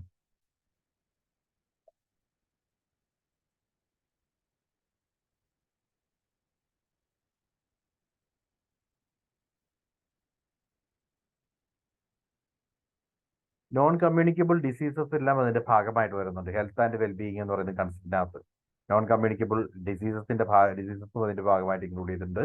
അതോടൊപ്പം മറ്റു കാര്യങ്ങൾ നമ്മൾ പറഞ്ഞു, ഇപ്പോൾ ചൈൽഡ് മോർട്ടാലിറ്റി, അതേപോലെ മെറ്റേണൽ മോർട്ടാലിറ്റി പോലുള്ള കാര്യങ്ങളും അതിന്റെ ഭാഗമായിട്ട് വരുന്നുണ്ട്. Then, what is the primary focus of SDG 16? Peace, justice and strong institutions.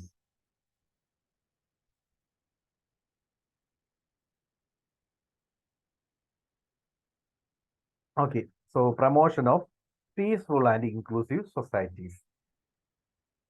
SDG 8, decent work and economic growth, emphasizes the importance of decent work and economic growth എന്ന് പറയുമ്പോൾ sustainable economic growth and decent work for all, അതാണ് concept വരുന്നത്.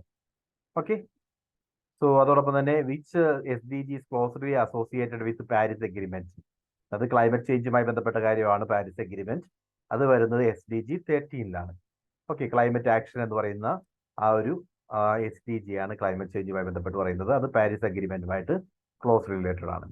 Okay, so first area is done. നമ്മൾ നമ്മളുടെ രണ്ടാമത്തെ ഏരിയയിലേക്ക് പോകും.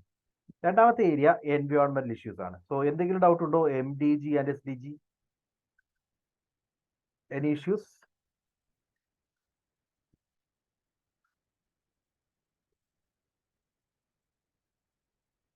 Clear ആണോ എല്ലാവർക്കും?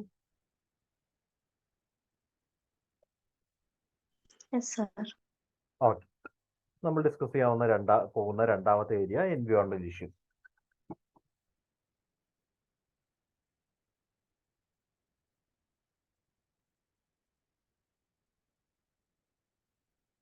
ഓക്കെ, എൻവയോൺമെന്റൽ ഇഷ്യൂസിനെ നമുക്ക് broadly local എൻവയോൺമെന്റൽ issues and global എൻവയോൺമെന്റൽ ഇഷ്യൂസ് ക്ലാസിഫൈ ചെയ്യാം.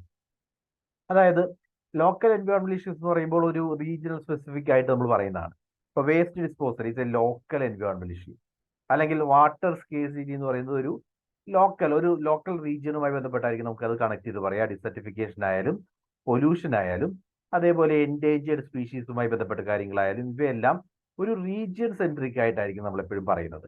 അതുകൊണ്ടാണ് ഇവയെ ലോക്കൽ എൻവയോൺമെന്റൽ ഇഷ്യൂസ് എന്ന് പറയുന്നത്. വേറെ ലോകം മൊത്തം അഫക്റ്റ് ചെയ്യുന്ന പ്രശ്നങ്ങൾ like regional or you can say global എൻവയോൺമെന്റൽ ഇഷ്യൂസ് എന്നാണ് അവിടെ പറയുക. ഗ്ലോബൽ വാർമിംഗ് ലോകത്തുള്ള എല്ലാവരെയും അത് അഫക്റ്റ് ചെയ്യും. ഓഷൻ അസിഡിഫിക്കേഷൻ എല്ലാവർക്കും ബാധകമാണ്. പൊല്യൂഷൻ ഇവിടെയും വരും. അതേപോലെ pollution may be A local issue or A global issue, രണ്ട് രീതിയിലും ആക്കാം. അതുകൊണ്ടാണ് രണ്ടിടത്തും പറഞ്ഞത്. ദെൻ ആസിഡ് റെയിൻ പോലുള്ള കാര്യങ്ങൾ, then ozone depletion, polar melting, all these are regional or global level environment issues. നമ്മൾ ആദ്യം അതിനകത്ത് നമ്മളുടെ UGC നെറ്റിന്റെ സ്കോപ്പ് പ്രകാരം ഇമ്പോർട്ടന്റ് ആവുന്നത് പൊല്യൂഷൻ ആണ്. So will be discussing about pollution first. Pollution means addition of any substance which may be solid, liquid or gas or any form of energy such as heat, sound or radioactivity to the environment at a rate faster than it could be dispersed, diluted, decomposed, recycled or stored in some harmless form. Pollution എന്ന് പറയുന്ന concept കൊണ്ട് ഉദ്ദേശിക്കുന്നത് ഇതാണ്. അതായത് നമ്മളുടെ എൻവയോൺമെന്റിലേക്ക് അല്ലെങ്കിൽ നമ്മുടെ അറ്റ്മോസ്ഫിയറിലേക്ക് ഏതെങ്കിലും ഒരു സബ്സ്റ്റൻസ് ആഡ് ചെയ്യപ്പെടുവാണ്. സബ്സ്റ്റൻസ് എന്ന് പറയുമ്പോൾ സോളിഡ് സബ്സ്റ്റൻസ് ആകാം, ലിക്വിഡ് സബ്സ്റ്റൻസ് ആകാം, ഗ്യാസ് ആകാം. ഇത് നമ്മളുടെ അറ്റ്മോസ്ഫിയറിലേക്ക് വീണ്ടും വന്നുകൊണ്ടിരിക്കുകയാണ്. അല്ലെങ്കിൽ എന്തെങ്കിലും ഫോം ഓഫ് എനർജി ആകാം, അറ്റ്മോസ്ഫിയറിൽ വീണ്ടും വന്നുകൊണ്ടിരിക്കുകയാണ്. പക്ഷേ ഈ വരുന്ന ആ ഒരു സബ്സ്റ്റൻസ് നശിച്ചു പോകുന്നതിനേക്കാൾ കൂടുതൽ വേഗതയിൽ അറ്റ്മോസ്ഫിയറിലേക്ക് എത്തിക്കൊണ്ടേയിരിക്കുകയാണെങ്കിൽ ആ സാഹചര്യത്തെയാണ് നമ്മൾ പൊല്യൂഷൻ എന്ന് പറയുന്നത്. ഫോർ എക്സാമ്പിൾ പ്ലാസ്റ്റിക് ഡീകമ്പോസ്ഡ് ആയി പോകണമെങ്കിൽ എത്ര കാലം എടുക്കും? പക്ഷെ അത്രയും യൂണിറ്റ് ആണോ ഡീകമ്പോസ് ചെയ്തതിന് അനുപാതികമായിട്ടാണോ അറ്റ്മോസ്ഫിയറിലേക്ക് കൂടുതലായിട്ട് അറ്റ്മോസ്ഫിയർ എന്ന് പറയുന്നത് ഞാൻ ഉദ്ദേശിച്ചത് ഇത്രയും മാത്രം നമ്മുടെ എൻവയോൺമെന്റിലേക്ക് കൂടുതലായിട്ട് പ്ലാസ്റ്റിക് എത്തുന്നത് അല്ല. റൈറ്റ്. പ്ലാസ്റ്റിക് നശിച്ചു പോകണമെങ്കിൽ ലക്ഷക്കണക്കിന് വർഷങ്ങൾ എടുത്തിരിക്കും. ആ ഒരു സിറ്റുവേഷനിൽ നമ്മളുടെ അറ്റ്മോസ്ഫിയറിലേക്ക് അല്ലെങ്കിൽ എൻവയോൺമെന്റിലേക്ക് കൂടുതൽ പ്ലാസ്റ്റിക് വീണ്ടും വീണ്ടും കൊണ്ടുവരുവാണെങ്കിൽ അത് ഡൈല്യൂട്ട് ചെയ്യപ്പെടുകയോ അല്ലെങ്കിൽ ഡിസ്പേഴ്സ് ചെയ്യപ്പെടുകയോ ഡീകമ്പോസ് ചെയ്യപ്പെടുകയോ റീസൈക്കിൾ ചെയ്യപ്പെടുകയോ ആ ഒരു ടൈമിനേക്കാൾ കൂടുതൽ അതിനുമുപരിയായിട്ട് നമ്മുടെ അറ്റ്മോസ്ഫിയറിലേക്ക് കൂടുതലായിട്ട് കൊണ്ടുവന്നു കഴിഞ്ഞാൽ ആ സാഹചര്യത്തെയാണ് നമ്മൾ പൊല്യൂഷൻ എന്ന് പറയുന്നത്. U can C pollution is the addition of any substance or any form of energy to the environment at a rate faster than it can be dispersed, diluted, decomposed, recycled or stored in some harmless form. നമുക്ക് അങ്ങനെ harmless ഫോമായിട്ട് store ചെയ്യുന്നതിനേക്കാൾ വേഗതയിൽ ഇവ വീണ്ടും create ചെയ്യപ്പെടുകയാണ്. ആ സാഹചര്യത്തെയാണ് നമ്മൾ pollution എന്ന് പറയുന്നത്. പൊല്യൂഷന് കാരണമാകുന്ന പൊല്യൂട്ടൻസിനെ നമുക്ക് രണ്ടായിട്ട് ബ്രോഡ്ലി ക്ലാസിഫൈ ചെയ്യാം. Biodegradable pollutants and non biodegradable pollutants.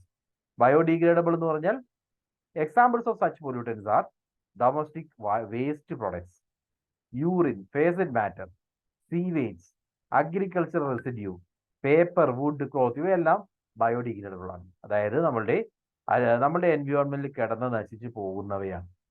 അതേസമയം നോൺ ബയോഡീഗ്രേഡബിൾ പൊല്യൂട്ടൻസ് ഉണ്ട്.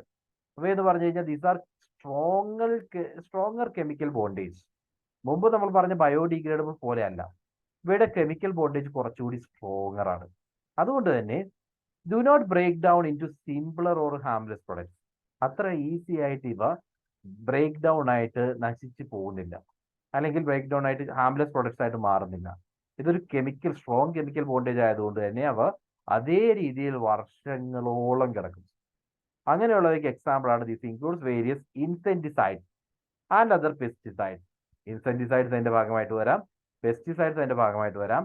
Mercury, lead, arsenic, aluminium, plastic, radioactive waste, ഈ പറയുന്ന എല്ലാ കാര്യങ്ങളും അത്ര ഈസി ആയിട്ട് നമുക്ക് ഡീകമ്പോസ് ചെയ്യാൻ സാധിക്കില്ല. അതുകൊണ്ട് ഇവയെ നമ്മൾ നോൺ ബയോഡിഗ്രേഡബിൾ പൊല്യൂട്ടൻസ് എന്ന് പറയും. ഓക്കെ, ദെൻ ടൈപ്സ് ഓഫ് എൻവയോൺമെന്റൽ pollution.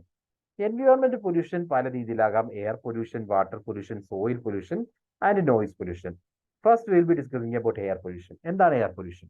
Air pollution refers to addition of pollutants into the air that is detrimental to human beings and planet as a whole. മനുഷ്യന് പ്രശ്നമുണ്ടാകുന്ന രീതിയിലോ അല്ലെങ്കിൽ ലോകത്തിന് മൊത്തം പ്രശ്നമുണ്ടാകുന്ന രീതിയിൽ ഏതെങ്കിലും രീതിയിലുള്ള പൊല്യൂട്ടൻസ് അറ്റ്മോസ്ഫിയറിലേക്ക് എത്തുവാണെങ്കിൽ, എയറിലേക്ക് എത്തുവാണെങ്കിൽ അതിനെയാണ് നമ്മൾ എയർ പൊല്യൂട്ടൻസ് എന്ന് പറയുന്നത്, എയർ പൊല്യൂഷൻ എന്ന് പറയുന്നത്. സോഴ്സസ്. എയർ പൊല്യൂഷന് കാരണമാകുന്ന എന്തൊക്കെ കാര്യങ്ങളുണ്ട്? ഓട്ടോമൊബൈൽസ് ആകാം, ദെൻ ഇലക്ട്രിക്കൽ പവർ പ്ലാന്റ്സ് ആകാം, ഇൻഡസ്ട്രിയൽ പ്രോസസ്സുകളാകാം, ഹീറ്റിംഗ് പ്ലാന്റ്സ് ആകാം. ഇവയെല്ലാം ഏതെങ്കിലും രീതിയിലുള്ള സബ്സ്റ്റൻസ് നമ്മളുടെ അറ്റ്മോസ്ഫിയറിലേക്ക് അല്ലെങ്കിൽ എയറിലേക്ക് റിലീസ് ചെയ്യുന്നുണ്ട്. അങ്ങനെ റിലീസ് ചെയ്യുന്നതാണ് എയർ പൊല്യൂഷന് കാരണമാകുന്നത്. Okay, so air pollution and air pollutants നമ്മൾ പറഞ്ഞു. പൊല്യൂട്ടൻ എന്താ നമ്മൾ ഓൾറെഡി പറഞ്ഞു. ദെൻ എയറിന്റെ കോമ്പോസിഷൻ ജസ്റ്റ് ഒന്ന് മനസ്സിലാക്കുക. ആദ്യത്തെ 3 മേജർ ഐറ്റംസ് എന്തൊക്കെയാണെന്നെങ്കിലും ഓർത്തേക്കുക. സോ നൈട്രജൻ ആണ് ഏറ്റവും കൂടുതൽ വോളിയം ഉള്ളത്, 78.084. ഏറ്റവും കൂടുതൽ വോളിയം നൈട്രജൻ ആണ് എയറിലുള്ളത്. Then oxygen 20.94. ദെൻ ആർഗൺ ആണ് മൂന്നാമത്തെ പ്രധാന വാതകം, അത് വരുന്നത് 0.93 ആണ്. Then carbon dioxide 0.03. Okay, അതിന് കാർബൺ ഡൈ ഓക്സൈഡിന്റെ അളവ് കൂടി വരുവാണ്. ഇതൊക്കെ പ്രശ്നമാണ്. So these are the composition of air. Now atmosphere എന്ന് നമ്മൾ പറഞ്ഞു. അറ്റ്മോസ്ഫിയറിലേക്ക് ഇത്തരത്തിലുള്ള പാർട്ടിക്കിളിന്റെ അളവ് കൂടുതലായിട്ട് വരുന്നതാണ് എയർ പൊല്യൂഷൻ എന്ന് കാരണം എന്ന് നമ്മൾ പറഞ്ഞിരുന്നു. സോ എന്താണ് അറ്റ്മോസ്ഫിയർ? അറ്റ്മോസ്ഫിയർ എന്ന് പറഞ്ഞാൽ it is the gaseous layer surrounding the earth. Okay, so atmosphere means the gaseous layer. നമ്മളുടെ എർത്തിന് ചുറ്റുമുള്ള ഗ്യാസിന്റെ ഭാഗം, ആ ഒരു ലെയറിനെയാണ് നമ്മൾ അറ്റ്മോസ്ഫിയർ എന്ന് പറയുന്നത്. ഓക്കെ, ഈ അറ്റ്മോസ്ഫിയറിനെ നമ്മൾ ഈ ഒരു അറ്റ്മോസ്ഫിയർ ഉള്ളത് കൊണ്ടാണ് ലൈഫ് നിലനിൽക്കുന്നത്. So it is the life supporting mantle surrounds the earth. Atmosphere surrounds the earth up to 700 kilometer and this can be further divided into, you can see atmosphere ഏറ്റവും basic പാർട്ടിന്, ഏറ്റവും താഴത്തെ ഭാഗത്തിന് ഏതാണ്ട് നമ്മളൊക്കെ ജീവിക്കുന്ന ഈ ഭാഗം, ഇവിടെ നിന്നും ഭൂമിയുടെ നിരപ്പിൽ നിന്നും ഏതാണ്ട് 10 കിലോമീറ്റർ മുകളിൽ വരെയുള്ള ഭാഗത്തെയാണ് നമ്മൾ ട്രോപ്പോസ്ഫിയർ എന്ന് പറയുന്നത്. ട്രോപ്പോസ്ഫിയർ. അതിന് മുകളിലേക്ക് ഏതാണ്ട് 40 കിലോമീറ്റർ വരെ മുകളിൽ നമ്മൾ സ്ട്രാറ്റോസ്ഫിയർ എന്ന് പറയും. Troposphere, stratosphere. അതിനു മുകളിൽ ഏതാണ്ട് 50 കിലോമീറ്റർ മുകളിൽ വരെ മീസോസ്ഫിയർ ആണ്. അതിനു മുകളിൽ ഒരു 300 കിലോമീറ്റർ മുകളിൽ വരെ നമ്മൾ തെർമോസ്ഫിയർ എന്ന് പറയും. അതിനു മുകളിൽ ഒരു 400 കിലോമീറ്ററിന് മുകളിലാണെങ്കിൽ അതിനെ നമുക്ക് എക്സോസ്ഫിയർ എന്ന് പറയാം. ഓരോന്നും നമുക്ക് കാണാം. ആദ്യം ട്രോപ്പോസ്ഫിയർ. നമ്മൾ പറഞ്ഞു ഏതാണ്ട് 10 കിലോമീറ്റർ എന്ന് പറഞ്ഞു, അതായത് 0 to 12 കിലോമീറ്റർ വരെയാണ് നോർമലി നമ്മൾ പറയാ ട്രോപ്പോസ്ഫിയറിന്. It contains 75% of the gases in the atmosphere. This is where we live and weather occurs. അതായത് അറ്റ്മോസ്ഫിയറിൽ 75% ഗ്യാസുകളും ഗ്യാസ് കോമ്പിനേഷനും നമ്മൾ കാണുന്നത് ഈ ട്രോപ്പോസ്ഫിയറിലാണ്. നമ്മൾ ജീവിക്കുന്ന ഈ ഒരു പാർട്ട്. ഇവിടെയാണ് വെതർ പാറ്റേൺസ്, വെതർ സിസ്റ്റംസും ഒക്കെ ഒക്യൂർ ചെയ്യുന്നത്. ട്രോപ്പോസ്ഫിയർ. അതിന് മുകളിലുള്ള 12 മുതൽ 50 കിലോമീറ്റർ വരെ വരുന്ന ഭാഗത്തെയാണ് സ്ട്രാറ്റോസ്ഫിയർ എന്ന് പറയുന്നത്. ഈ സ്ട്രാറ്റോസ്ഫിയറിലാണ് ഓസോൺ വരുന്നത്. So this layer contains ozone layer. Remember that. Ozone acts as the ഓസോന്റെ ഉപകാരം എന്താ? എർത്തിനൊരു ഷീൽഡ് ആയിട്ട് ആക്ട് ചെയ്യും. സൂര്യനിൽ നിന്ന് വരുന്ന അൾട്രാവയലറ്റ് റേഡിയേഷനെ ഭൂമിയിൽ എത്തുന്നതിൽ നിന്ന് തടയുകയും അത് റിഫ്ലക്ട് ചെയ്യുകയും ചെയ്യുകയാണ് ഈ ഒരു ഓസോൺ ലെയർ വഴി. ഓസോൺ ലെയർ ഉള്ളത് കൊണ്ട് നമുക്ക് കിട്ടുന്ന ബെനിഫിറ്റ്. ഓക്കെ. അതേസമയം ഓസോൺ ലെയർ ഡിപ്ലീറ്റഡ് ആവുകയാണെങ്കിൽ ഈ വരുന്ന അൾട്രാവയലറ്റ് റേഡിയേഷൻ ഭൂമിയിലേക്ക് എത്തും. ഭൂമിയിലേക്ക് എത്തിക്കഴിഞ്ഞാൽ അത് സീരിയസ് ഹെൽത്ത് ഹസാർഡ്സിന് കാരണമാകും. ഓക്കെ. സോ ഈ ഒരു അൾട്രാവയലറ്റ് റേഡിയേഷനെ അബ്സോർബ് ചെയ്യുകയും അതിനെ റിഫ്ലക്ട് ചെയ്യുകയും ചെയ്യുന്നുണ്ടെന്ന് നമ്മൾ പറഞ്ഞു ഈ ഒരു ഹയർ ലെവലിൽ വെച്ചിട്ട്. അങ്ങനെ അത് അബ്സോർബ് ചെയ്യുന്നത് കൊണ്ട് സ്ട്രാറ്റോസ്ഫിയറിൽ ഓസോൺ ഉള്ളത് കൊണ്ട് അവിടെ ടെമ്പറേച്ചർ കമ്പാരിറ്റീവ്ലി ഹയർ ആയിരിക്കും. എന്തുകൊണ്ടാണ്? ഓസോണിലേക്ക് അൾട്രാവയലറ്റ് റേഡിയേഷൻ അവർ അബ്സോർബ് ചെയ്യുകയാണ് ചെയ്യുന്നത്. ഓസോൺ അബ്സോർബ് ചെയ്യുകയാണ്. അങ്ങനെ അബ്സോർബ് ചെയ്യുന്നത് കൊണ്ട് ആ ഒരു റീജിയൻ എന്ന് പറയുന്നത് ഹീറ്റ് സോൺ ആയിരിക്കും. കുറച്ച് ചൂട് കൂടിയ ഭാഗമായിരിക്കും സ്ട്രാറ്റോസ്ഫിയറിൽ ഓസോൺ ലെയർ ഉള്ള ഭാഗം. ദെൻ അതിന് മുകളിലേക്ക് പോയി കഴിഞ്ഞാൽ 50 മുതൽ 80 കിലോമീറ്റർ വരെ മുകളിലേക്ക് പോയി കഴിഞ്ഞാൽ അതിനെ നമ്മൾ മീസോസ്ഫിയർ എന്ന് പറയും.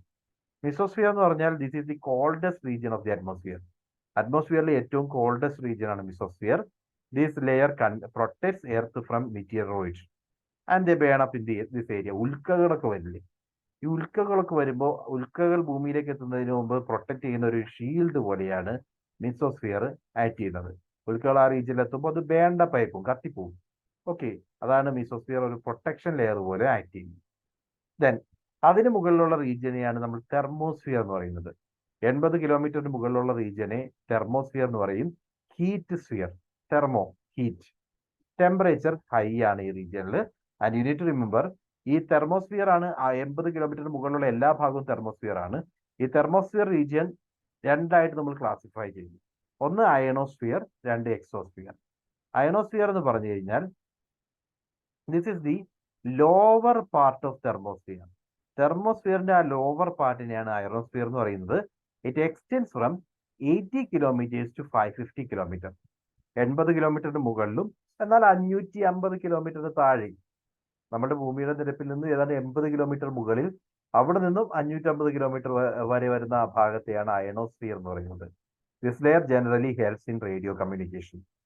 റേഡിയോ കമ്മ്യൂണിക്കേഷൻ സപ്പോർട്ട് ചെയ്യുന്ന ആ ഒരു റീജിയൻ ആണ് ionosphere. Then exosphere. The upper part of the thermosphere is called exosphere. It extends from 550 kilometre and above. 550 കിലോമീറ്ററിന് മുകളിലേക്കുള്ള റീജിയൻ, മുകളിലേക്കുള്ള അറ്റ്മോസ്ഫിയറിനെയാണ് നമ്മൾ എക്സോസ്ഫിയർ എന്ന് പറയുന്നത്. Air is very thin here, and this area is where satellites orbit the Earth. എർത്തിന് ചുറ്റും satellite orbit ചെയ്യുന്ന ആ region ആണ് എക്സോസ്ഫിയർ. ഓക്കെ.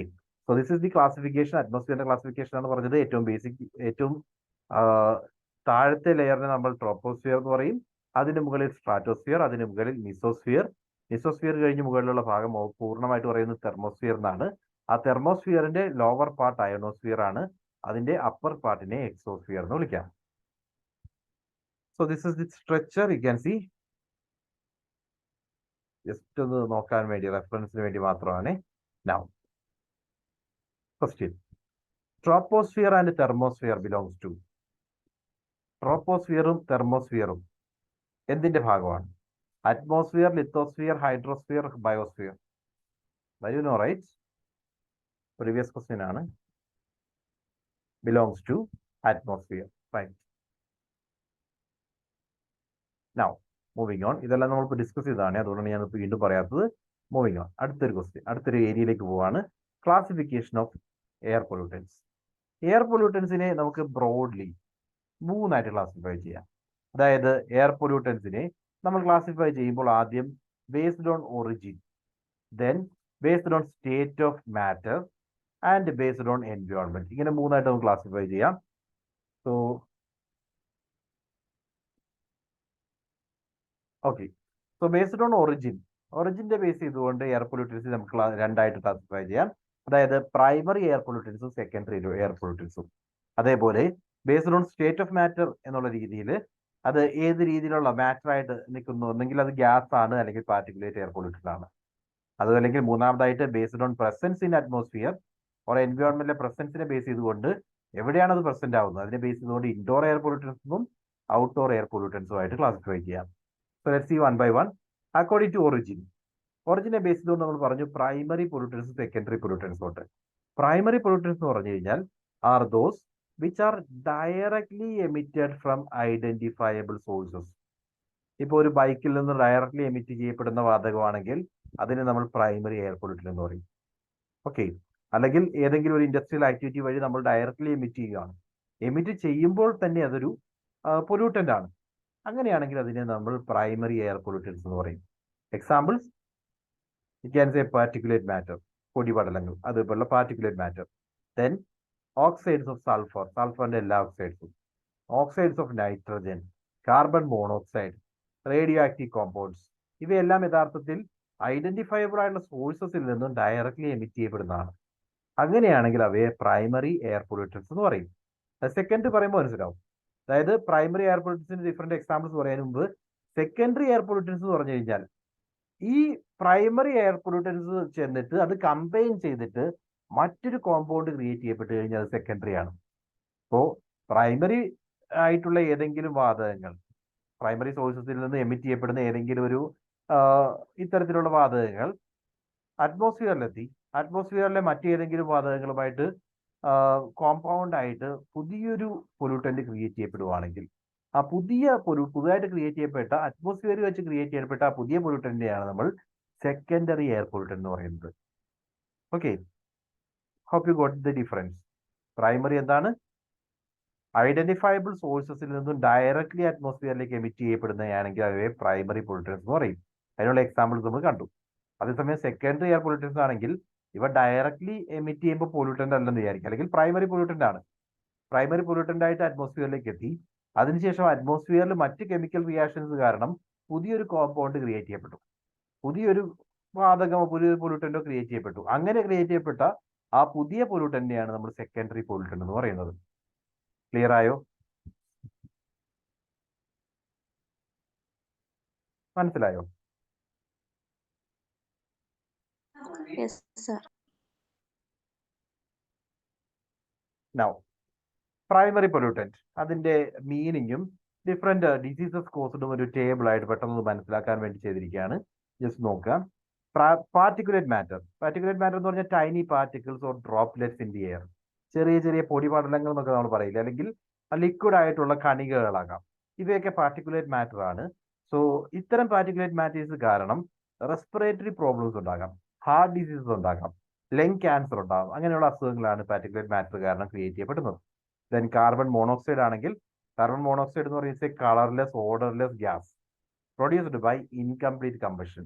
പൂർണ്ണമായിട്ട് കമ്പഷൻ ഉണ്ടാകാത്തത് കൊണ്ട് റിലീസ് ചെയ്യപ്പെടുന്ന ഗ്യാസ് ആണ് കാർബൺ മോണോക്സൈഡ്. കാർബൺ മോണോക്സൈഡ് ശ്വസിച്ചു കഴിഞ്ഞാൽ ഹെഡേക്ക്, ഡിസിനസ്, ഹാർട്ട് ഇഷ്യൂസ് പോലുള്ള പ്രശ്നങ്ങൾക്ക് അത് കാരണമാക്കും. ഇപ്പോൾ നമ്മളിപ്പോൾ ഓട്ടോമൊബൈൽസിൽ നിന്നൊക്കെ കാർബൺ മോണോക്സൈഡ് റിലീസ് ചെയ്യപ്പെടും. അങ്ങനെ വരുമ്പോൾ അത് ഉള്ളിൽ ഒരുപാട് എത്തിക്കഴിഞ്ഞാൽ അത് വളരെയധികം പ്രശ്നങ്ങൾ ഉണ്ടാക്കാം. ദെൻ സൾഫർ ഡയോക്സൈഡ് എന്ന് പറയുമ്പോൾ is A pungent colourless gas from the fossil fuel combustion. Fossil fuel കത്തിക്കുന്നത് വഴി അല്ലെങ്കിൽ കമ്പഷൻ വഴി ഉണ്ടാകുന്ന റിലീസ് ചെയ്യപ്പെടുന്ന കളർലെസ് ആയിട്ടുള്ള ഗ്യാസ് ആണ് സൾഫർ ഡയോക്സൈഡ്. സോ ഈ സൾഫർ ഡയോക്സൈഡ് റെസ്പിറേറ്ററി ഇഷ്യൂസിന് കാരണമാകും, ബ്രോങ്കൈറ്റിസിന് കാരണമാകും, ആസ്മ പോലുള്ള പ്രശ്നങ്ങൾക്ക് കാരണമാകും. Nitrogen dioxide reddish brown gas from combustion process. Combustion പ്രോസസ്സിൽ തന്നെയാണ് ഇവയും റിലീസ് ചെയ്യപ്പെടുന്നത്. ഈ ഒരു നൈട്രജൻ ഡയോക്സൈഡ് ഒരുപാട് ഉള്ളിലേക്ക് എത്തിക്കഴിഞ്ഞാൽ റെസ്പിറേറ്ററി ആയിട്ടുള്ള ഇൻഫെക്ഷൻസ് ഉണ്ടാകും, ലങ് ഡാമേജിന് അത് കാരണമാകും. അതുകൂടാതെ വോളറ്റൈൽ ഓർഗാനിക് കോമ്പൗണ്ട്സ്, VOCs എന്ന് പറയും, volatile organic compounds, various organic chemicals that vaporise into the air. എയറിലെത്തുന്ന പല രീതിയിലുള്ള ഓർഗാനിക് കെമിക്കൽസിനെയാണ് ഈ വോളറ്റൈൽ ഓർഗാനിക് കോമ്പൗണ്ട്സ് എന്ന് പറയുന്നത്. ഇതൊരു പർട്ടിക്കുലർ കാറ്റഗറി അല്ല, ഒരേ രീതിയിൽ നമുക്ക് തോന്നുന്ന ഒരുപാട് കെമിക്കൽ കോമ്പൗണ്ട്സ് ആണ്. ഓക്കെ, ഒരു വേപ്പർ പോലെ, വാട്ടർ വേപ്പർ പോലെയൊക്കെ നമുക്ക് ഐഡന്റിഫൈ ചെയ്യാവുന്ന പല രീതിയിലുള്ള കെമിക്കൽ കോമ്പൗണ്ട്സ് ആണ് വോളറ്റൈൽ ഓർഗാനിക് കോമ്പൗണ്ട്സ്. ഇവ നമ്മളുടെ ഉള്ളിൽ എത്തിക്കഴിഞ്ഞാൽ ഐ ഇറിറ്റേഷൻ ഉണ്ടാകും, ത്രോട്ട് ഇറിറ്റേഷൻ ഉണ്ടാകും, ആസ്മ, ക്യാൻസർ പോലുള്ള അസുഖങ്ങൾക്കും ഇത് കാരണമാകും. ഓക്കെ, സോ ഇമ്പോർട്ടൻ്റ് ആയിട്ടുള്ള കുറച്ച് പ്രൈമറി പൊല്യൂട്ടൻസും അവ കാരണം ഉണ്ടാകാവുന്ന ഡിസീസസും നമ്മൾ കണ്ടിട്ടുണ്ട്. ഇനി secondary pollutants. Secondary air pollutants are those which are produced in the air by the reaction of two or more primary pollutants. നമ്മൾ പറഞ്ഞല്ലോ, എയറിൽ വെച്ച് പ്രൊഡ്യൂസ് ചെയ്യപ്പെടുന്നു. പ്രൈമറി പൊല്യൂട്ടൻസ് തമ്മിലുള്ള റിയാക്ഷൻ കാരണം ക്രിയേറ്റ് ചെയ്യപ്പെടുന്ന സെക്കൻഡ് ലെവൽ പൊല്യൂട്ടൻസിനെയാണ് നമ്മൾ സെക്കൻഡറി പൊല്യൂട്ടൻസ് എന്ന് പറയുന്നത്. It includes ozone. ഓസോൺ ഒരു പൊല്യൂട്ടൻ ആണോ? അതെ. Remember that ozone in stratosphere is good. Ozone സ്ട്രാറ്റോസ്ഫിയറിലാണെങ്കിൽ that will be a protection. Whereas ozone ട്രോപ്പോസ്ഫിയറിലാണെങ്കിൽ എന്ത് സംഭവിക്കും? അതൊരു പൊല്യൂട്ടന്റ് ആണ്. നമ്മൾ ജീവിക്കുന്ന ഈ ഒരു ട്രോപ്പോസ്ഫിയറിലാണ് ഓസോണിന്റെ അളവ് കൂടുന്നതെങ്കിൽ അതൊരു പൊല്യൂട്ടന്റ് ആയിട്ടായിരിക്കും ആക്ട് ചെയ്യുക. അതേസമയം അത് സ്ട്രാറ്റോസ്ഫിയറിലാണെങ്കിൽ അത് നമുക്കൊരു ഓസോൺ ലെയർ ക്രിയേറ്റ് ചെയ്യുന്നതിന് ഹെൽപ്ഫുൾ ആയിരിക്കും. Okay, so ozone, then formaldehyde, photochemical smoke, peroxy acetyl nitrate, pan എന്ന് പറയും. ഇവയെല്ലാം സെക്കൻഡറി എയർ പൊല്യൂട്ടൻസിന് എക്സാമ്പിൾ ആണ്. സോ സെക്കൻഡറി എയർ പൊല്യൂട്ടൻസ് കൂടെ കാണാം. കുറച്ച് എക്സാമ്പിൾസ്. ഒന്ന് ഗ്രൗണ്ട് ലെവൽ ഓസോൺ. എന്തുകൊണ്ടാണ് അത് ഗ്രൗണ്ട് ലെവൽ ഓസോൺ എന്ന് പറയുന്നത്? ട്രോപ്പോസ്ഫിയറിലുള്ള ഓസോൺ ആണെങ്കിൽ അതിനെ നമ്മൾ ഗ്രൗണ്ട് ലെവൽ ഓസോൺ എന്ന് പറയും. സ്ട്രാറ്റോസ്ഫിയറിലാണെങ്കിൽ അത് ഓസോൺ ആണ്, that is beneficial for us. പക്ഷേ ട്രോപ്പോസ്ഫിയറിലാണെങ്കിൽ അത് ഗ്രൗണ്ട് ലെവൽ ഓസോൺ ആണ്, that will be a pollutant. Okay, so ozone formed near to earth surface due to the reaction of precursor pollutants. അതായത് ഇതിനു മുമ്പ് ഉണ്ടായിരുന്ന പ്രൈമറി പൊല്യൂട്ടൻസിന്റെ റിയാക്ഷൻ കാരണം എർത്തിന്റെ അറ്റ്മോസ്ഫിയർ, എർത്തിന്റെ സർഫസിന് തൊട്ട് മുകളിൽ നമ്മൾ ജീവിക്കുന്ന ആ ഭാഗത്ത് ഓസോൺ ക്രിയേറ്റ് ചെയ്യപ്പെട്ട് കഴിഞ്ഞാൽ അതിനെയാണ് നമ്മൾ എന്തെന്ന് പറയുന്നത്? ഗ്രൗണ്ട് ലെവൽ ഓസോൺ എന്ന് പറയുന്നത്. ഇത് ഉള്ളിലെത്തിക്കഴിഞ്ഞാൽ സീരിയസ് ആയിട്ടുള്ള ഹെൽത്ത് ഇഷ്യൂസ് ഉണ്ടാകും, respiratory problems, lung damage, smoke പോലുള്ള കാര്യങ്ങൾക്ക് അത് കാരണമാകും. ഓക്കെ, എൻവയോൺമെന്റൽ ഇഫക്റ്റ് എന്നുള്ള രീതിയിലാണ് സ്മോക്ക് പറഞ്ഞിരിക്കുന്നത്. ഹെൽത്ത് ഇഷ്യൂസ് എന്നുള്ള രീതിയിൽ റെസ്പിറേറ്ററി പ്രോബ്ലംസും ലങ് ഡാമേജും ഉണ്ടാകും. എൻവയോൺമെന്റ് ഇഷ്യൂസ് എന്നുള്ള രീതിയിൽ സ്മോഗ് ക്രിയേറ്റ് ചെയ്യാൻ ഈ ഗ്രൗണ്ട് ലെവൽ ഓസോൺ കാരണമാകാം. Then sulphuric acid formed when sulphur dioxide react with atmospheric moisture. Sulphur ഡയോക്സൈഡും നമ്മുടെ എൻവയോൺമെന്റിലുള്ള മോയ്സ്ചറും കൂടി റിയാക്ട് ചെയ്യുമ്പോൾ അത് കാരണം സൾഫ്യൂരിക് ആസിഡ് ക്രിയേറ്റ് ചെയ്യാം. ലൈക്ക് ആസിഡ് റെയിൻ ഉണ്ടാകുന്നത് ഇതേ ഒരു പ്രോസസ് വെച്ചിട്ടാണ്. ആസിഡ് റെയിൻ ഉണ്ടാകുന്ന അതേ സിറ്റുവേഷൻ അറ്റ്മോസ്ഫിയറിൽ വെച്ചിട്ട് സൾഫർ ഡയോക്സൈഡിന്റെ ഒപ്പം അറ്റ്മോസ്ഫിയറിക് മോയ്സ്ചർ കമ്പൈൻ ചെയ്ത് കഴിഞ്ഞാൽ അവിടെയാണ് ആസിഡ് റെയിൻ ക്രിയേറ്റ് ചെയ്യുക. അത് തന്നെയാണ് ഇതും. സോ അങ്ങനെ സൾഫ്യൂരിക് ആസിഡ് അറ്റ്മോസ്ഫിയറിൽ എത്തും. അറ്റ്മോസ്ഫിയറിൽ സൾഫ്യൂരിക് ആസിഡ് എത്തിക്കഴിഞ്ഞാൽ അത് മഴയിലൂടെ ഭൂമിയിലേക്ക് എത്തുന്ന സിറ്റുവേഷനാണ് acid rain. Then damage to aquatic life, soil and buildings. Acid rain ഉണ്ടായിക്കഴിഞ്ഞാൽ ആസിഡാണ് ഭൂമിയിലേക്ക് എത്തുന്നത്. അതുവഴി ഒരുപാട് ഹെൽത്ത് ഹസാർഡ്സിന് കാരണമാകാം. അക്വാറ്റിക് ലൈഫിന് ഡാമേജ് ഉണ്ടാകാം. ദെൻ ബിൽഡിങ്സിന് ഡാമേജ് ഉണ്ടാകാം. Then nitric acid formed from the reaction of nitrogen dioxide with water vapour. Nitrogen ഡയോക്സൈഡും വാട്ടർ വേപ്പറും തമ്മിൽ റിയാക്ട് ചെയ്യുമ്പോഴാണ് നൈട്രിക് ആസിഡ് ഉണ്ടാകുന്നത്. ഇതും ആസിഡ് റെയിന് കാരണമാകാം. സോയിൽ ആൻഡ് വാട്ടർ പൊല്യൂഷനും കാരണമാകാം. Okay, then formaldehyde, a colourless gas created from various sources. Formaldehyde പല സോഴ്സുകളിൽ നിന്ന് ക്രിയേറ്റ് ചെയ്യപ്പെടാം. ഇത് കാരണം റെസ്പിറേറ്ററി ഇറിറ്റേഷൻ ഉണ്ടാകാം, ക്യാൻസറിനുള്ള സാധ്യതയുണ്ട്. Then peroxy acetyl nitrate, PAN, a secondary pollutant often found in photochemical smog.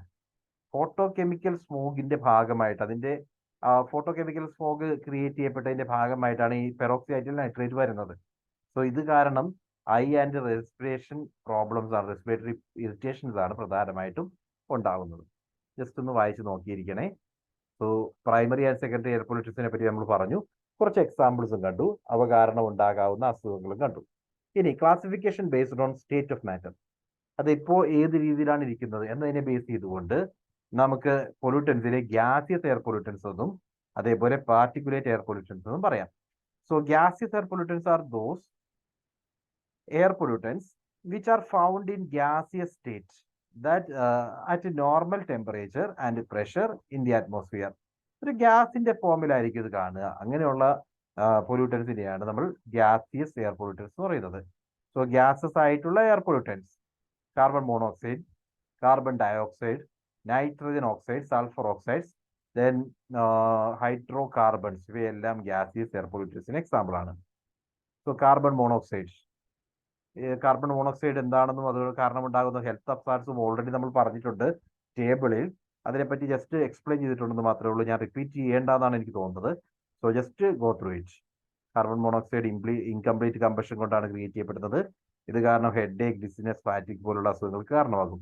അങ്ങനെ ഓരോന്നിനെ പറ്റി ഞാനിവിടെ എക്സ്പ്ലെയിൻ ചെയ്തിട്ട് അത് നിങ്ങൾക്ക് വായിക്കാവുന്നേ ഉള്ളൂ, വായിക്കുക. Sulphur dioxide, nitrogen oxide, ozone, then volatile organic compounds, ammonia, methane, particulate matter, fluoro carbons എന്ന് പറഞ്ഞാൽ എന്താണ്? നമ്മൾ മുമ്പ് യൂസ് ചെയ്യുന്നത് എയറോസോൾ ബേസ്ഡ് ആയിട്ടുള്ള പ്രൊപ്പലൻസിലാണ്, ഓർ യു ക്യാൻ സേ റെഫ്രിജറേറ്ററിലൊക്കെ തണുപ്പിക്കാൻ ഉപയോഗിക്കുന്ന കൂളന്റ് ആയിട്ടൊക്കെ ഉപയോഗിച്ചിരുന്നതാണ് ഫ്ലോറോ കാർബൺ. പക്ഷേ ഫ്ലോറോ കാർബൺ കാരണം എന്ത് സംഭവിച്ചു എന്ന് വെച്ച് കഴിഞ്ഞാൽ ഇവയ്ക്ക് ഓസോൺ ലെയർ ഡിപ്ലീറ്റ് ചെയ്യുന്നതിന് പ്രധാന കാരണമായി. ഓസോൺ ലെയർ ഡിപ്ലീഷന് പ്രധാന കാരണമായത് CFCs ആണ്. ആ ഓസോൺ ലെയർ ഡിപ്ലീറ്റിംഗ് സബ്സ്റ്റൻസിനെ ഒഴിവാക്കാൻ വേണ്ടി പിന്നീട് മേജർ എഗ്രിമെന്റ്സ് ഒക്കെ സൈൻ ചെയ്യുകയും അത് പ്രകാരം CFCയുടെ യൂസേജ് നമ്മൾ നിർത്തുകയും ചെയ്തു.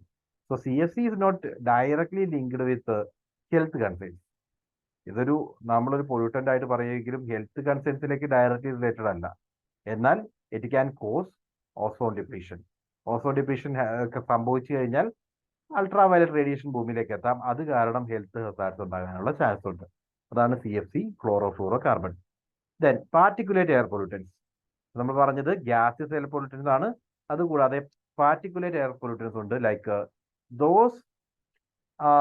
These may be liquid or solid. കണികകൾ എന്നൊക്കെ പറയില്ലേ, പൊടിപടലങ്ങൾ, കണികകൾ, അവ ഒന്നെങ്കിൽ ലിക്വിഡ് ഫോമിലാകാം അല്ലെങ്കിൽ സോളിഡ് ഫോമിലാകാം. These particulate matter are identified as aggregates which are larger than 0.002 mu and smaller than 500 mu. അതായത് ഇവയുടെ വലിപ്പം എന്ന് പറയുന്നത് ഒന്നെങ്കിൽ 0.002 മ്യൂസിനേക്കാൾ, മ്യൂ ആണ് ആ വലിപ്പം അളക്കുന്ന യൂണിറ്റ്, അതിനേക്കാൾ കൂടുതലായിരിക്കണം, അല്ലെങ്കിൽ 500 മ്യൂവിനേക്കാൾ കുറവായിരിക്കണം. അങ്ങനെയാണെങ്കിലാണ് ഇതിനെ പാർട്ടിക്കുലേറ്റ് എയർ പൊല്യൂട്ടന്റ് ആയിട്ട് പറയുന്നത്. അതിലൊന്നാമത് ഡസ്റ്റ് ആണ്. ഡസ്റ്റ് എന്ന് പറയുമ്പോൾ these R solid particles. Okay, these are solid particles resulting from breakup of large masses. പൊടിപടലങ്ങൾ, ക്രഷിങ്ങിലും ഗ്രൈൻഡിങ്ങിലും ഉണ്ടാകുന്ന പൊടികളാണ് dust. Then smoke consists of finely divided solid particles produced by incomplete combustion of organic particles such as coal, wood or tobacco.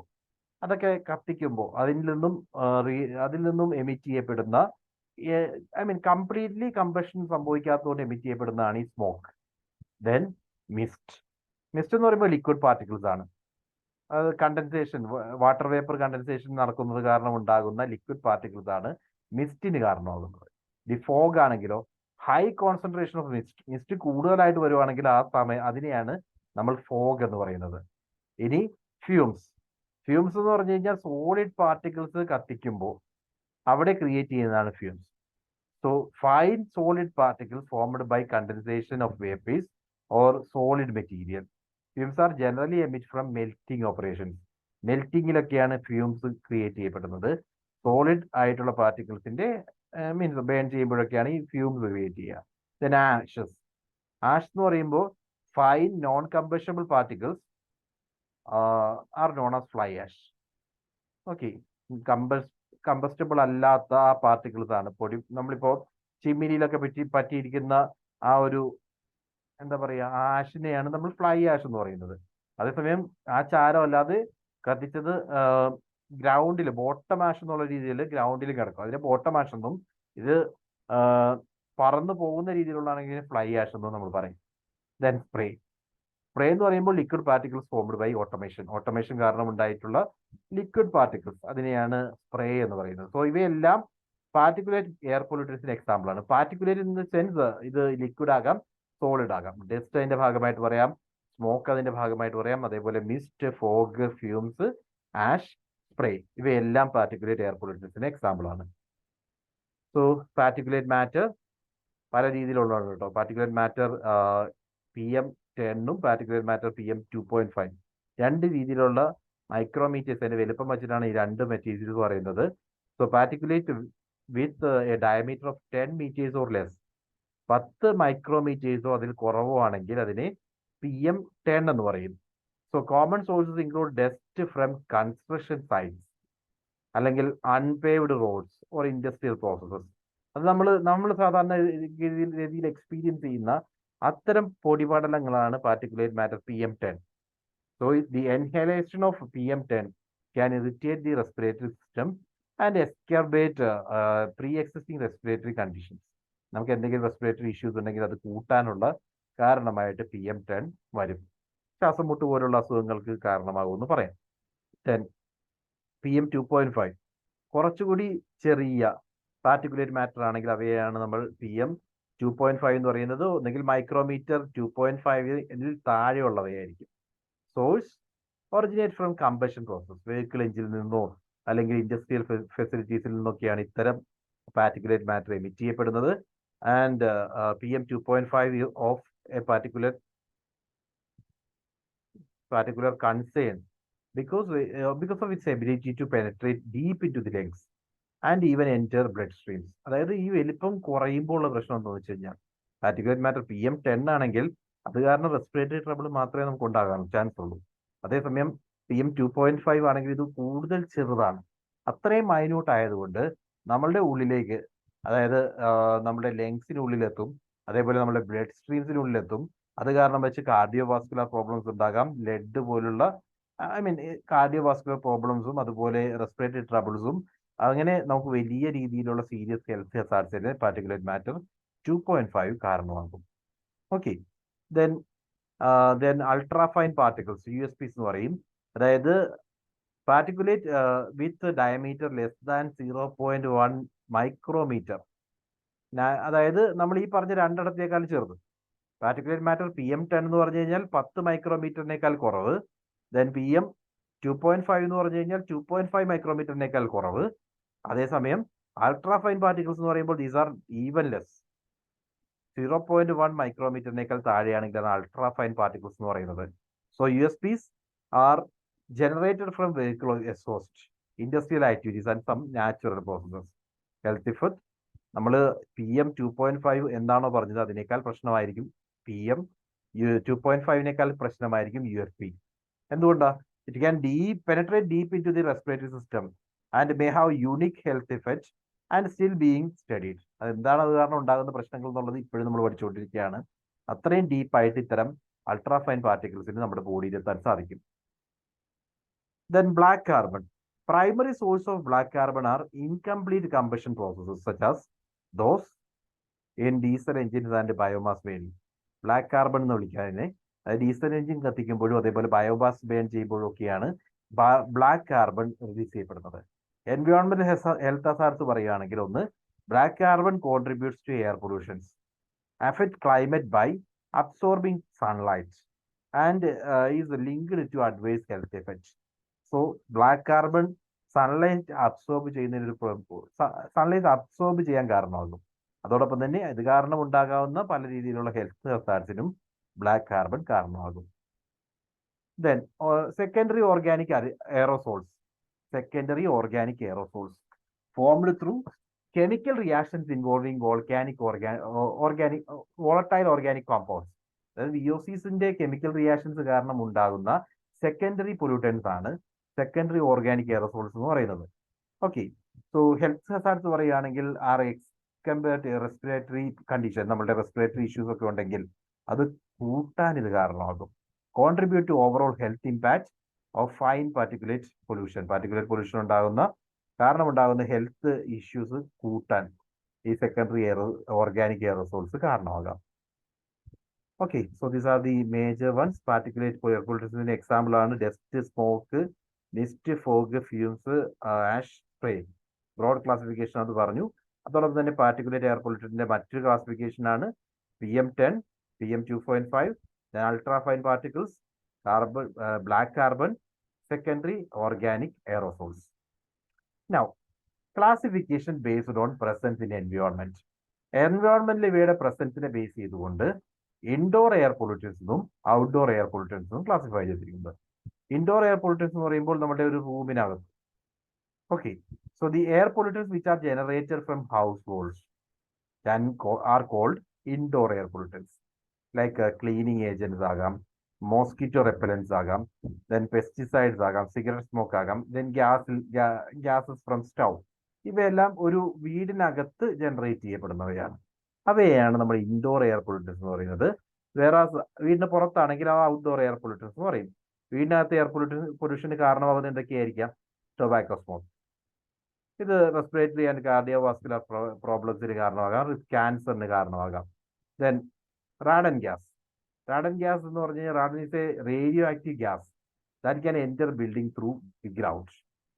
ഗ്രൗണ്ടിൽ നിന്നും ഭൂമിയിൽ ബിൽഡിങ്ങിലേക്ക് എത്താൻ chance ഉള്ള ഒരു radio active gas ആണ് radon gas. It's odourless and colourless. മണവുമില്ല, അതേപോലെ തന്നെ കളറുമില്ല. അങ്ങനെ ഒരു ഗ്യാസ് ആണ് റാഡൻ ഗ്യാസ് എന്ന് പറയുന്നത്. Prolonged exposure to radon is the second leading cause for lung cancer and after smoking. Smoking കഴിഞ്ഞു കഴിഞ്ഞാൽ റാഡൻ ഗ്യാസ് ആണ് ലങ് ക്യാൻസറിനുള്ള രണ്ടാമത്തെ prominent cause. Okay, so tobacco പറഞ്ഞു, റാഡൻ ഗ്യാസ് പറഞ്ഞു. Then volatile organic compounds. These are emitted from products like paint, solvent, cleaning agent and some building materials. ഇവയിൽ നിന്നൊക്കെ emit ചെയ്യപ്പെടാം. റൂമിനകത്ത് പെയിന്റ് അടിച്ചു കഴിഞ്ഞാലൊക്കെ നമുക്കൊരു ഓഡ് സ്മെല്ല് ഫീൽ ചെയ്യാറുണ്ട്. അല്ലെങ്കിൽ eye irritation, nose irritation, throat irritation, ഇതിനൊക്കെ കാരണമാകുന്ന കോമ്പൗണ്ട്സ് ആണ് volatile organic compounds. So short time exposure to high volatile organic compounds levels can cause eye, nose and throat irritation. Long exposure to some VOCs may lead to chronic health issues. ഇത് ഒരുപാട് exposure ചെയ്ത് കഴിഞ്ഞാൽ chronic ആയിട്ടുള്ള health problems ഉണ്ടാകാം. താൽക്കാലികമായിട്ട് short time exposure ആണെങ്കിൽ അത് കണ്ണിനും മൂക്കിനും അതേപോലെ ത്രോട്ടിനും ഒക്കെയുള്ള ചെറിയ ചെറിയ പ്രശ്നങ്ങളാണ് ഉണ്ടാക്കുക. Then formaldehyde. ഫോർമാൽഡിഹൈഡ് എന്ന് പറയുമ്പോൾ source formaldehyde is found in some building material, furnishings and household products. Health hazards പറയുമ്പോൾ prolonged exposure to formaldehyde may irritate the respiratory system and can cause some health problems. നമ്മുടെ respiratory സിസ്റ്റത്തിനെ irritate ചെയ്യാനും ചില പ്രശ്നങ്ങൾ, health problems ഉണ്ടാക്കാനും formaldehyde കാരണവും സംഭവിക്കാം. Then asbestos.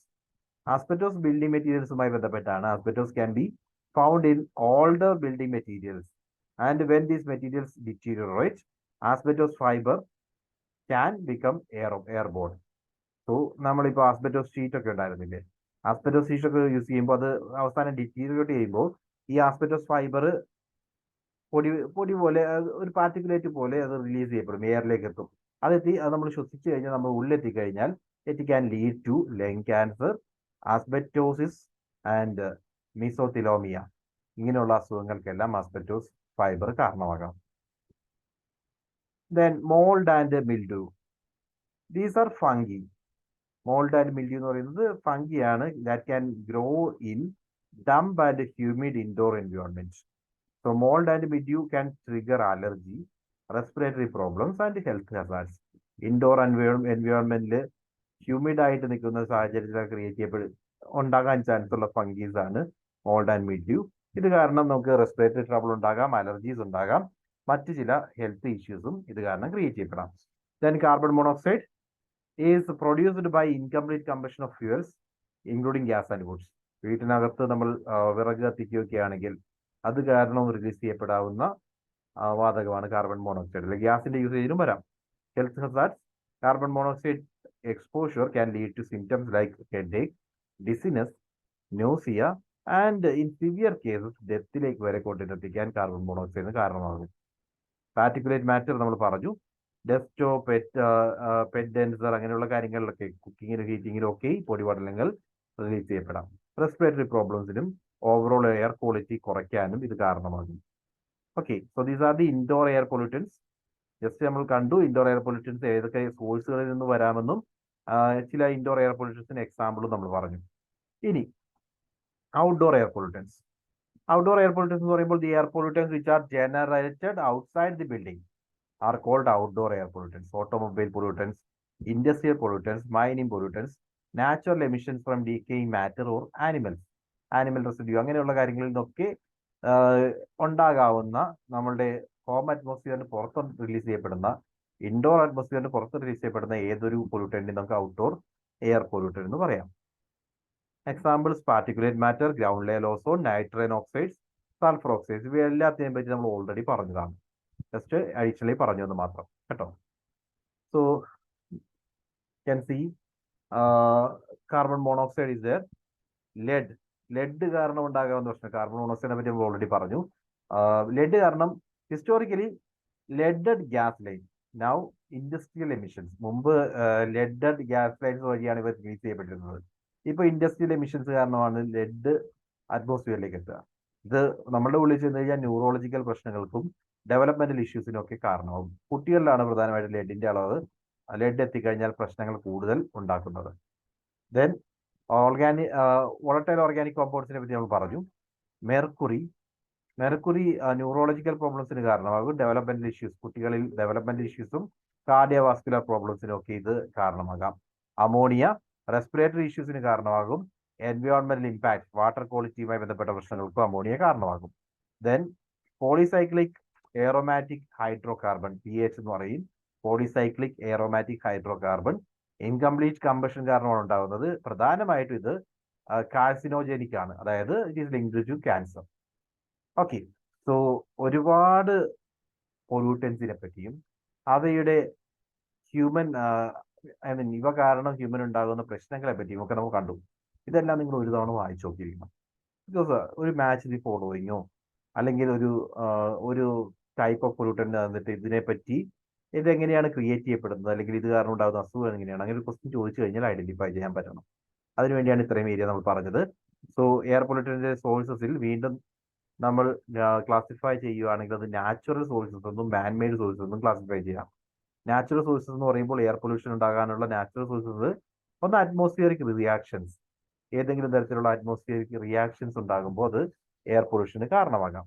Volcanic eruption, forest fire, dust storms of electric storms, salt spraying from Ocean, micro organisms or radio active substances ഇവയെല്ലാം naturally air പൊല്യൂഷന് കാരണമാകാവുന്ന sources ആണ്.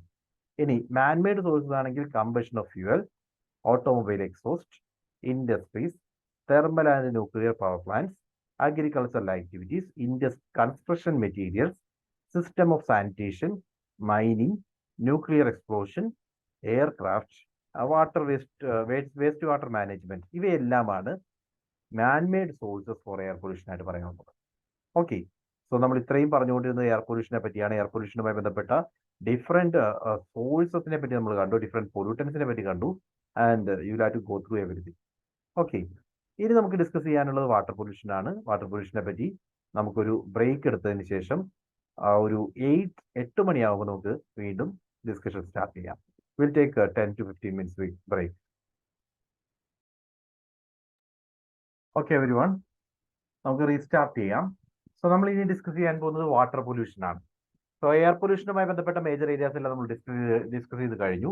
ഇനിയുള്ളത് വാട്ടർ പൊല്യൂഷൻ. വാട്ടർ പൊല്യൂഷൻ കൺസെപ്റ്റിലേക്ക് വന്നു കഴിഞ്ഞാൽ water pollution refers to the contamination of water bodies like rivers, lakes, ocean, groundwater and even drinking water sources.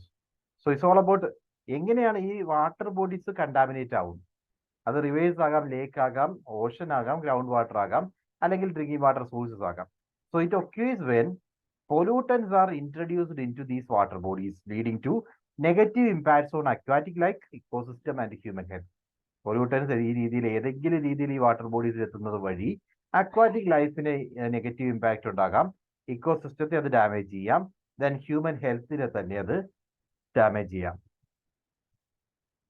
Then sources of water pollution. Water പൊല്യൂഷൻ്റെ sources പറയുകയാണെങ്കിൽ first industrial discharges like ഫാക്ടറീസിൽ നിന്നും ഉള്ള chemicals, heavy metals, toxins ഇവയെല്ലാം water ബോഡീസിലേക്ക് discharge ചെയ്യപ്പെട്ട് കഴിഞ്ഞാൽ അത് വാട്ടർ പൊല്യൂഷന് കാരണമാകാം.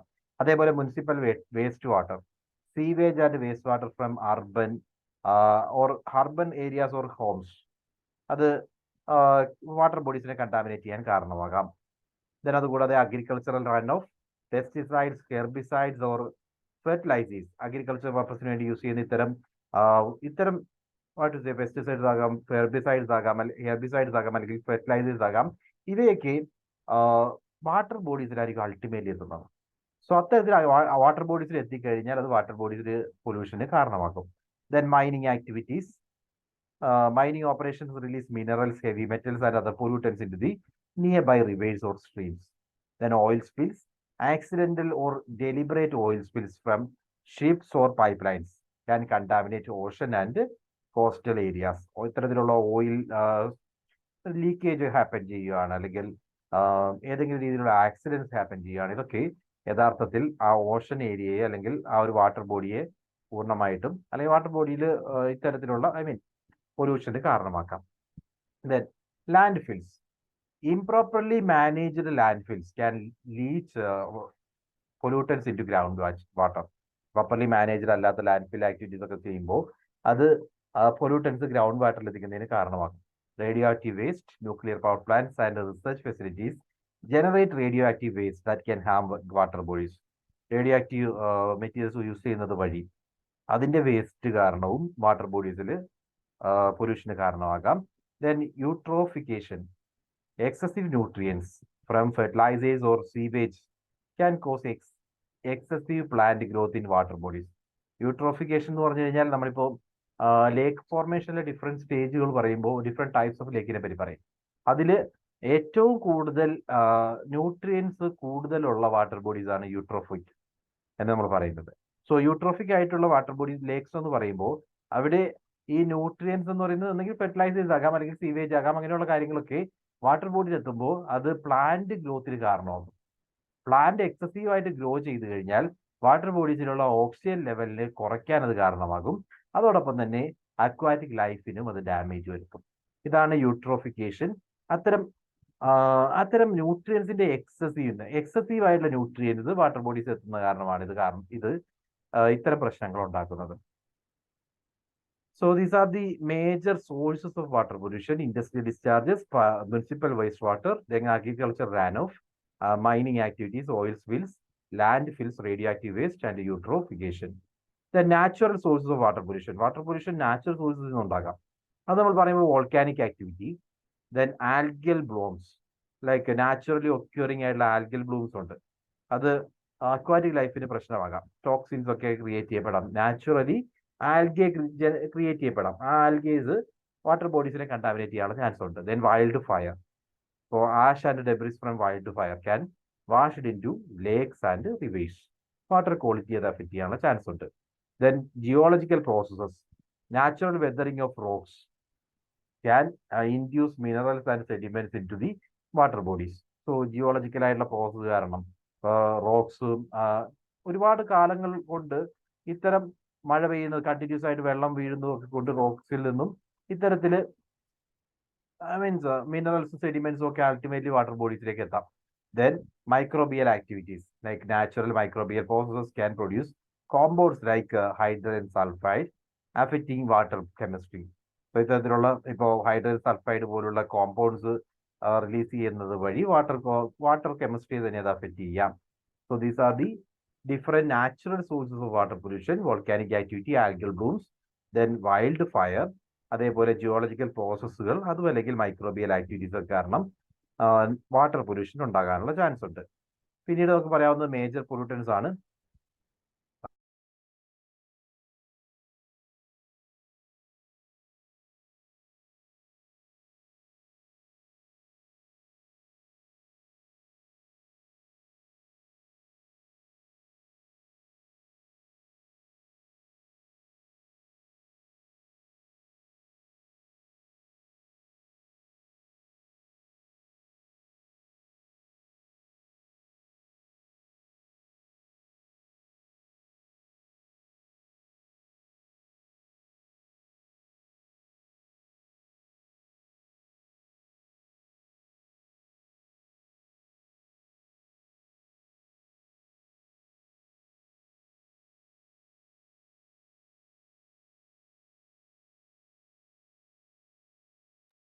Okay.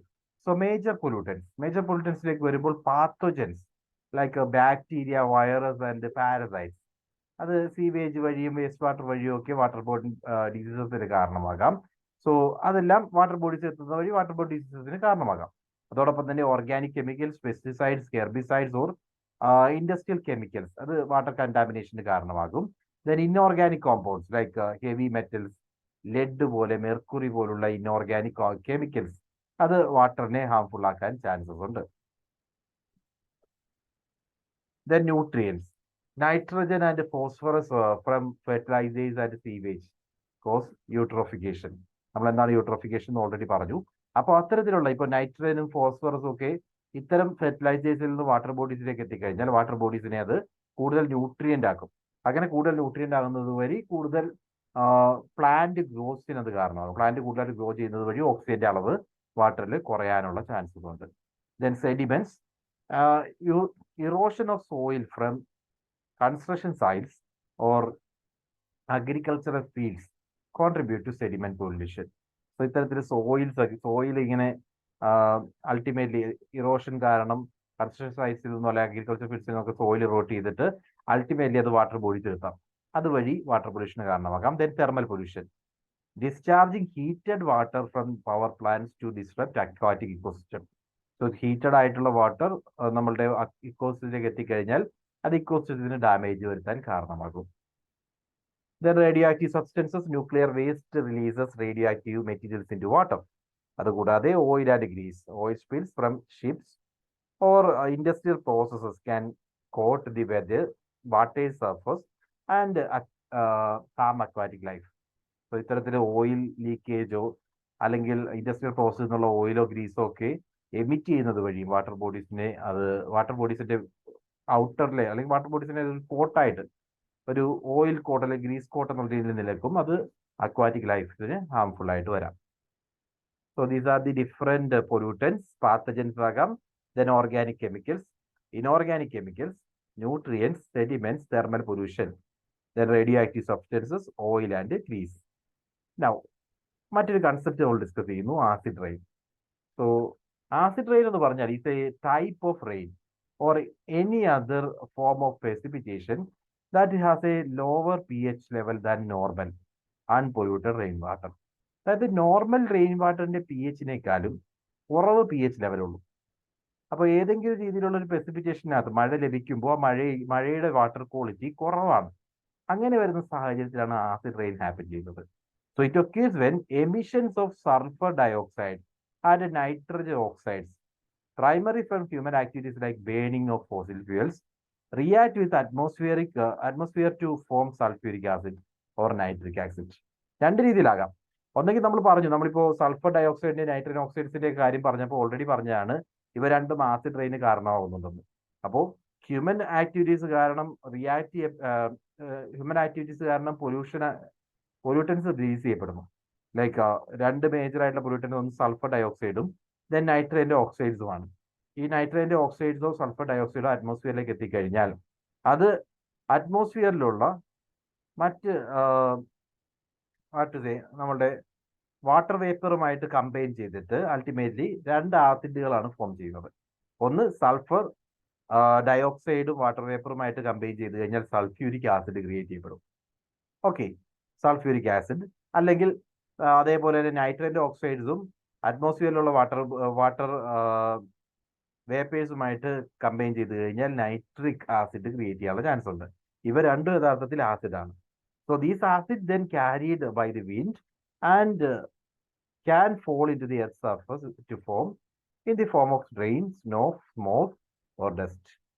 സോ വിൻഡിന്റെ ഭാഗമായിട്ട്, നോർമൽ പ്രസിപ്പിറ്റേഷൻ പ്രോസസ്സിന്റെ ഭാഗമായിട്ട് തന്നെ വിൻഡിന്റെ ഒപ്പം തന്നെ ഇത് മൂവ് ചെയ്യുകയും അൾട്ടിമേറ്റ്ലി മഴയുടെ ഒപ്പം ഭൂമിയിലേക്ക് പതിക്കാനുള്ള ചാൻസ് ഉണ്ട്. അങ്ങനെ പതിച്ചു കഴിഞ്ഞാൽ അത് ആസിഡാണ് ഭൂമിയിലെത്തുന്നത്. സോ പി എച്ച് ലെവല് വ്യത്യാസമുണ്ട്. നോർമൽ പി എച്ചിനേക്കാൾ വാട്ടറിലെ പി എച്ച് ലെവൽ ലോ ആയിരിക്കും. അതുകൊണ്ട് അത് പൊല്യൂട്ടഡ് ആയിട്ടുള്ള വാട്ടർ എന്നുള്ള രീതിയിലായിരിക്കും ഭൂമിയിലേക്ക് എത്തുന്നത്. അത് പല രീതിയിലുള്ള പ്രശ്നങ്ങൾക്ക് കാരണമാകും. ഈ സിറ്റുവേഷനെയാണ് നമ്മൾ ആസിഡ് റെയിൻ എന്ന് പറയുന്നത്. സോ ആസിഡ് റെയിൻ്റെ ഫോർമേഷൻ നിങ്ങൾക്ക് കാണാം. So acid rain is primarily caused by the release of sulfur dioxide or nitrogen oxide into the atmosphere from sources like industrial processes, vehicles or power plants. ഇവയിൽ നിന്നൊക്കെ ഇത്തരം രണ്ട് വാതകങ്ങൾ, ഒന്ന് സൾഫർ ഡയോക്സൈഡ് ആകാം അല്ലെങ്കിൽ നൈട്രേറ്റ് ഏതെങ്കിലും ഓക്സൈഡ്സ്, ഇത് അറ്റ്മോസ്ഫിയറിലേക്ക് എത്തുന്നതാണ് പ്രധാന കാരണം. These gases reacts with water vapour. Water vapour ആയിട്ടും ഓക്സിജൻ ആയിട്ടും അല്ലെങ്കിൽ മറ്റേതെങ്കിലും കെമിക്കലായിട്ട് റിയാക്ട് ചെയ്തിട്ട് it will form acidic compounds. Can see here. ഈ ഒരു ഇമേജ് അതിനെപ്പറ്റിയാണ് കാണിക്കുന്നത്. നിങ്ങൾക്കിവിടെ കാണാം. നോർമൽ ഇവാപ്പറേഷൻ പ്രോസസ്സ് കണ്ടക്ട് ചെയ്യുന്നു. മഴ പെയ്യാൻ വേണ്ടി സാധാരണഗതിയിൽ ഇവാപ്പറേഷൻ ഹാപ്പൻ ചെയ്യും. ഈ ഇവാപ്പറേഷൻ ഹാപ്പൻ ചെയ്യുന്നതോടൊപ്പം തന്നെ നമ്മൾ പൊല്യൂഷൻ ഹാപ്പൻ ചെയ്യുന്നുണ്ട്. റൈറ്റ്. സി, ഇൻഡസ്ട്രിയൽ വേസ്റ്റുകളിൽ നിന്നും അല്ലെങ്കിൽ ഇൻഡസ്ട്രിയൽ പൊല്യൂഷൻ വഴിയും അല്ലെങ്കിൽ ഓട്ടോമൊബൈൽ പൊല്യൂഷൻ വഴിയും ഒക്കെ ഈ പറയുന്ന സൾഫർ ഓക്സൈഡ്സും സൾഫർ ഡയോക്സൈഡും അതേപോലെ നൈട്രേറ്റ് ഓക്സൈഡ്സും ഒക്കെ അറ്റ്മോസ്ഫിയറിലേക്ക് എത്തുന്നു. ഇവ രണ്ടും കൂടി ഒരുമിച്ച് എയർ പാർട്ടിക്കിൾസും അതേപോലെ പൊല്യൂട്ടൻസും കൂടി റിയാക്ട് ചെയ്യപ്പെട്ടിട്ട് എന്ത് സംഭവിക്കും? ഈ പറയുന്ന രണ്ട് അസിഡിക് കോമ്പൗണ്ട്സ് ക്രിയേറ്റ് ചെയ്യപ്പെടും. ആ അസിഡിക് കോമ്പൗണ്ട്സ് അൾട്ടിമേറ്റ്ലി റെയിൻ ആയിട്ട് ഭൂമിയിലേക്ക് എത്തും. ഓക്കെ, അങ്ങനെ അസിഡിക് കോമ്പൗണ്ട്സ് റെയിൻ ആയിട്ട് ഭൂമിയിലേക്ക് എത്തുമ്പോൾ that will cause plant death. Plants die ചെയ്യാൻ അത് കാരണമാകും. ഓക്കെ, ഇതിനെയാണ് ആസിഡ് റെയിൻ എന്നുള്ള കൺസെപ്റ്റോട് ഉദ്ദേശിക്കുന്നത്. So effect on environment, acid rain can have detrimental effect on environment. It can lower the pH of surface water bodies, making them more acidic and harmful to aquatic life. അതായത് നമ്മുടെ normal വെജിറ്റേഷനെ ഇല്ലാതാക്കുന്നു, ഫോറസ്റ്റിനെ ഇല്ലാതാക്കുന്നു, അതേപോലെ ന്യൂട്രിയൻസിനെ, സോയിലിന്റെ ന്യൂട്രിയൻസിനെ ഒക്കെ ഇല്ലാതാക്കുന്നു. ഇത്തരത്തില് lower pH ആയിട്ടുള്ള pH level കുറയ്ക്കാൻ വേണ്ടി ഈ പറയുന്ന ആസിഡ് റെയിൻ കാരണമാകും. ഹ്യൂമൻ ഹെൽത്തിന് ഡയറക്റ്റ് എക്സ്പോഷർ എന്ന് പറയുന്നത് ഒരിക്കലും വലിയൊരു പ്രശ്നമല്ല. While direct exposure to acid rain is not a significant health risk for human, the pollutant that cause acid rain, sulfur dioxide and nitrogen oxides, can have adverse health effect on when inhaled. അതായത് ഈ pollutants directly നമ്മുടെ ഉള്ളിൽ ചെയ്താൽ മാത്രമേ പ്രശ്നമുള്ളൂ. Otherwise acid rain കൊണ്ട് നമുക്ക് human direct health issues ഒന്നുമില്ല. പക്ഷേ വെജിറ്റേഷനും പ്ലാന്റിനും അതേപോലെ വാട്ടർ ക്വാളിറ്റിക്കും ഒക്കെ ഇത് വളരെയധികം പ്രശ്നങ്ങൾ സൃഷ്ടിക്കും. These pollutants can contribute to the formation of fine particles, PM2.5 create ചെയ്യുന്നത് കാരണമാകും, which is associated with the respiratory and cardiovascular problem. നമ്മൾ ഓൾറെഡി കണ്ടതാണ് PM2.5 എന്താണെന്ന്. Then, so that is all about acidification, അല്ലെങ്കിൽ ആസിഡ് റെയിൻ എന്ന് പറയുന്ന concept എന്താണെന്ന് നമ്മൾ കണ്ടു. ഇനി നമ്മൾ കാണാൻ പോകുന്നത് ഓഷൻ അസിഡിഫിക്കേഷനെ പറ്റിയാണ്. സോ ഓഷൻ അസിഡിഫിക്കേഷൻ എന്താണെന്ന് ചോദിച്ചു കഴിഞ്ഞാൽ, Ocean acidification is the process that occurs when the ocean's water absorbs carbon dioxide from the atmosphere. So ഓഷനെ നമ്മൾ വിളിക്കുന്നത് കാർബൺ ഡൈ ഓക്സൈഡിന്റെ സിങ്ക് എന്നാണ്. അതായത് കാർബൺ ഡൈ ഓക്സൈഡിനെ പൂർണ്ണമായിട്ട് അബ്സോർബ് ചെയ്ത് നമ്മളെ പ്രൊട്ടക്ട് ചെയ്യുന്ന യഥാർത്ഥത്തിൽ ഓഷൻ തന്നെയാണ്. പക്ഷേ ഓഷൻ കാർബൺ ഡൈ ഓക്സൈഡ് കൂടുതലായിട്ട് അബ്സോർബ് ചെയ്ത് കഴിഞ്ഞാൽ what will happen is that ഇത്തരം അബ്സോർപ്ഷൻ കാരണം this absorption leads to decrease in pH of sea water, making it more acidic. ഈ ഒരു കാർബൺ ഡൈ ഓക്സൈഡ് കൂടുതലായിട്ട് അബ്സോർബ് ചെയ്യുന്നത് വഴി സീ വാട്ടറിന്റെ pH ലെവൽ കുറയും. അത് കാരണം സീ വാട്ടർ കൂടുതൽ അസിഡിക് ആകാൻ കാരണമാകും. So the primary driver of ocean acidification is increased CO2 emissions resulting from human activities, primarily the burning of fossil fuel, deforestation and industrial processes. ഈ പറയുന്ന കാരണങ്ങൾ കൊണ്ടാണ് പ്രധാനമായിട്ടും അസിഡിഫിക്കേഷൻ ഹാപ്പൻ ചെയ്യുന്നത്. എന്തുകൊണ്ടൊക്കെയാണ്? കാർബൺ ഡൈ ഓക്സൈഡിന്റെ എമിഷൻ കൂടാനുള്ള കാരണങ്ങൾ എന്തൊക്കെയാണ്? ഒന്ന് ഹ്യൂമൻ ആക്ടിവിറ്റീസ്, അത് ഫോസിൽ ഫ്യൂൽസ് ബേൺ ചെയ്യുന്നതാകാം, ഡീഫോറസ്റ്റേഷൻ ഹാപ്പൻ ചെയ്യുന്നതുകൊണ്ടാകാം, അല്ലെങ്കിൽ ഇൻഡസ്ട്രിയൽ പ്രോസസ്സുകൾ കാരണമാകാം. ഇത്തരത്തിലുള്ള ഹ്യൂമൻ ആക്ടിവിറ്റീസ് കാരണം കാർബൺ ഡൈ ഓക്സൈഡ് എമിഷൻ കൂടുന്നു. As A result ocean carbon ഡൈ ഓക്സൈഡിന്റെ അബ്സോർപ്ഷൻ കൂട്ടുന്നു. ഓഷൻ കൂടുതലായിട്ട് അബ്സോർബ് ചെയ്ത് കഴിഞ്ഞാൽ ഓഷന്റെ pH ലെവൽ കുറയാൻ അത് കാരണമാകും. അത് കാരണം ഓഷനിലുള്ള പല ജീവജാലങ്ങൾക്കും നിലനിൽപ്പ് തന്നെ പ്രശ്നമായിരിക്കും. ഈ സിറ്റുവേഷൻ ആണ് ഓഷൻ ആസിഡിഫിക്കേഷൻ. നിങ്ങൾക്ക് ഇവിടെ കാണാം.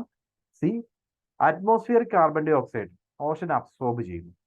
So carbon dioxide absorb ചെയ്ത് കഴിഞ്ഞാൽ what will happen is that വാട്ടറിന്റെ കോമ്പൗണ്ട് അറിയാലോ, H2O ആണ്. സോ വാട്ടറും കാർബൺ ഡൈ ഓക്സൈഡും തമ്മിൽ ലിങ്ക് ചെയ്യുമ്പോൾ കാർബോണിക് ആസിഡ് റിലേറ്റ് ചെയ്യും. H2CO3. ഇതാണ് കാർബോണിക് ആസിഡ്. ഈ കാർബോണിക് ആസിഡിനകത്ത് ഹൈഡ്രജൻ അയൺസ് ഉണ്ട്, അതേപോലെ തന്നെ ബൈകാർബണേറ്റ് അയൺസും ഉണ്ട്. ഇത് രണ്ടുമായിട്ട് അത് ഡിവൈഡ് ചെയ്യപ്പെടും. സോ ഈ ബൈകാർബണേറ്റ് അയൺസും ദെൻ കാർബണേറ്റ് അയൺസുമായിട്ട് മീൻസ് ഇവ ഓഷനിൽ എത്തുമ്പോൾ സംഭവിക്കുന്നത് എന്താ വെച്ച് കഴിഞ്ഞാൽ കോറലൊക്കെ ഇല്ലേ, കോറൽ അതേപോലെ ഷെല്ലുള്ള ജീവജാലങ്ങൾ അവയുടെ ഷെല്ലുമായിട്ട് ഇത് റിയാക്ട് ചെയ്യും. ഓക്കെ, സോ കോറല് അതേപോലെ മറ്റ് ഷെല്ലുള്ള ഇപ്പൊ ശംഖുകള്, ഒച്ചുകള് അങ്ങനെയുള്ള ജീവജാലങ്ങളൊക്കെ ഉണ്ടല്ലോ, അതിന്റെയൊക്കെ ഷെല്ല് നശിപ്പിച്ച് കളയാൻ വേണ്ടി ഇത് കാരണമാകും. സോ അത്തരം ജീവജാലങ്ങളുടെ നിലനിൽപ്പിന് തന്നെ ഈ ഒരു അസിഡിഫിക്കേഷൻ പ്രോസസ്സ് കാരണം അതിന്റെ നിലനിൽപ്പ് തന്നെ ചോദ്യം ചെയ്യപ്പെടാം. So you can see carbon dioxide uptake. The world ocean act as a vast carbon sink. നമ്മൾ ഓൾറെഡി പറഞ്ഞതാണ് കാർബൺ സിങ്ക് എന്നുള്ള രീതിയിൽ ആക്ട് ചെയ്യുന്നത്. Absorbing a significant portion of carbon dioxide released into the atmosphere. Then carbon dioxide dissolves in the water, it forms carbonic acid. കണ്ടോ, carbonic acid create ചെയ്യപ്പെടും, leading to an increase in the concentration of hydrogen ions. അത് കാരണം hydrogen അയൺസിന്റെ എണ്ണം കൂടും.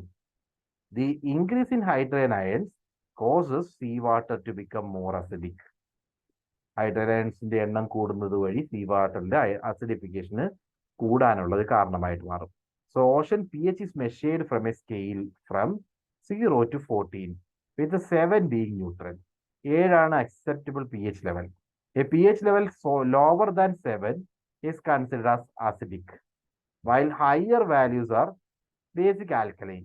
അതായത് നമ്മുടെ ഓഷന്റെ P H scale എന്ന് പറയുന്നത് 0 to 14 സ്കെയിൽ പറയുന്നുണ്ടെങ്കിലും ഒരു ആവറേജ്, അതായത് 7 ആണ് normally normal P H level നമ്മൾ പറയുന്നത്. 7 മുകളിലാണെങ്കിൽ അത് ആൽക്കലൈൻ ആണ്, 7 താഴെയാണെങ്കിൽ അത് അസിഡിക് ആണ്. So average P H of the worlds Ocean has decreased from about 8.2 to 8.1 since the beginning of industrial revolution. അതായത് 8.2 to 8.1 എന്ന് പറയുന്നത് ചെറിയൊരു ചേഞ്ച് അല്ലേ എന്ന് നമ്മൾ ചിന്തിക്കും. ചെറിയ ചേഞ്ച് അല്ല, അതൊരു വലിയ ചേഞ്ചാണ്. 8.2 പി എച്ച് ഉണ്ടെങ്കിൽ അന്ന് നിലനിന്നിരുന്ന ജീവജാലങ്ങളിൽ നിന്നും 8.1 പി എച്ച് ആകുമ്പോൾ ഓഷൻ നിലനിൽപ്പിന്റെ തന്നെ പല ജീവജാലങ്ങളുടെ നിലനിൽപ്പ് തന്നെ അതോടുകൂടി ഇല്ലാതായെന്ന് തന്നെ പറയാം. ഓക്കെ, അതൊരു വലിയ പ്രശ്നമാണ്. It might seam like A small change. It represents a 26% increase in ocean acidity.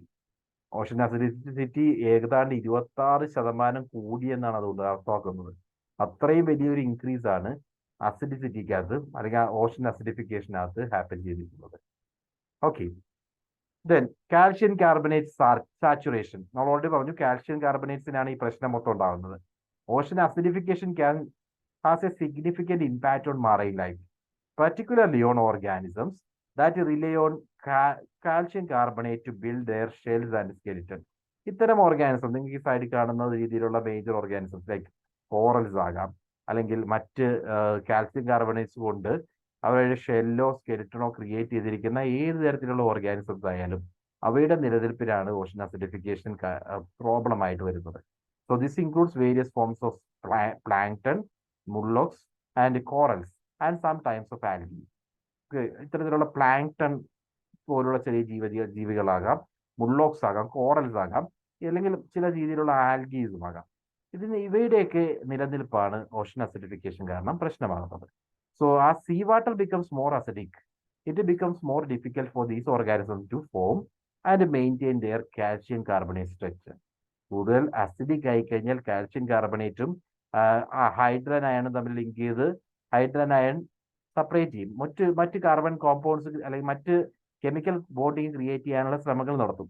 അത് കാരണം ഇവയുടെ ഷെല്ലിനാണ് ആ പ്രശ്നം ഉണ്ടാകുന്നത്. ഇവർക്ക് ഷെല്ല് നിലനിർത്താനോ ഷെല്ല് മെയിൻറ്റെയിൻ ചെയ്യാനോ ഒന്നും സാധിക്കാതെ പോകും. അതാണ് കാൽഷ്യം കാർബണേറ്റ് സാച്ചുറേഷൻ എന്ന് നമ്മൾ പറയാനുള്ള കാരണം. Then ecosystem disruption. Ocean acidification can disrupt marine ecosystem by affecting the growth, survival and reproduction of many species.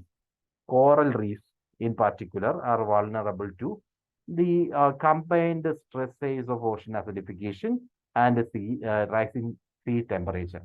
അതായത് ഇത്തരത്തിലുള്ള ഒരുപാട് മറൈൻ സ്പീഷീസിന്റെ ഗ്രോത്തിനും സർവൈവലിനും റീപ്രൊഡക്ഷനും ഒക്കെ ഈ പറയുന്ന ഓഷൻ അസിഡിഫിക്കേഷൻ ഒരു ഹാംഫുൾ ആയിട്ട് വരും, ഡിസ്റപ്റ്റ് ചെയ്യുന്നുണ്ട്, പ്രധാനമായിട്ടും coral റീഫ്സിന്റെ. So reduced carbon saturation can make it harder for corals to build their calcium carbonate skeleton. അവയ്ക്ക് ആ കാൽഷ്യം കാർബണേറ്റ് സ്കെലിറ്റൻ ബിൽഡ് ചെയ്യാൻ സാധിക്കില്ല, which are the foundation of reef ecosystem. Ultimately ആ reef ecosystem തന്നെ ഇല്ലാതാകാനുള്ള സാധ്യത ocean acidification കാരണമുണ്ട്. Okay, so that's all about ocean acidification. Ocean അസിഡിഫിക്കേഷനും അതുപോലെ തന്നെ ആസിഡ് റെയിൻ കൺസെപ്റ്റുകളും ക്ലിയർ ആണോ?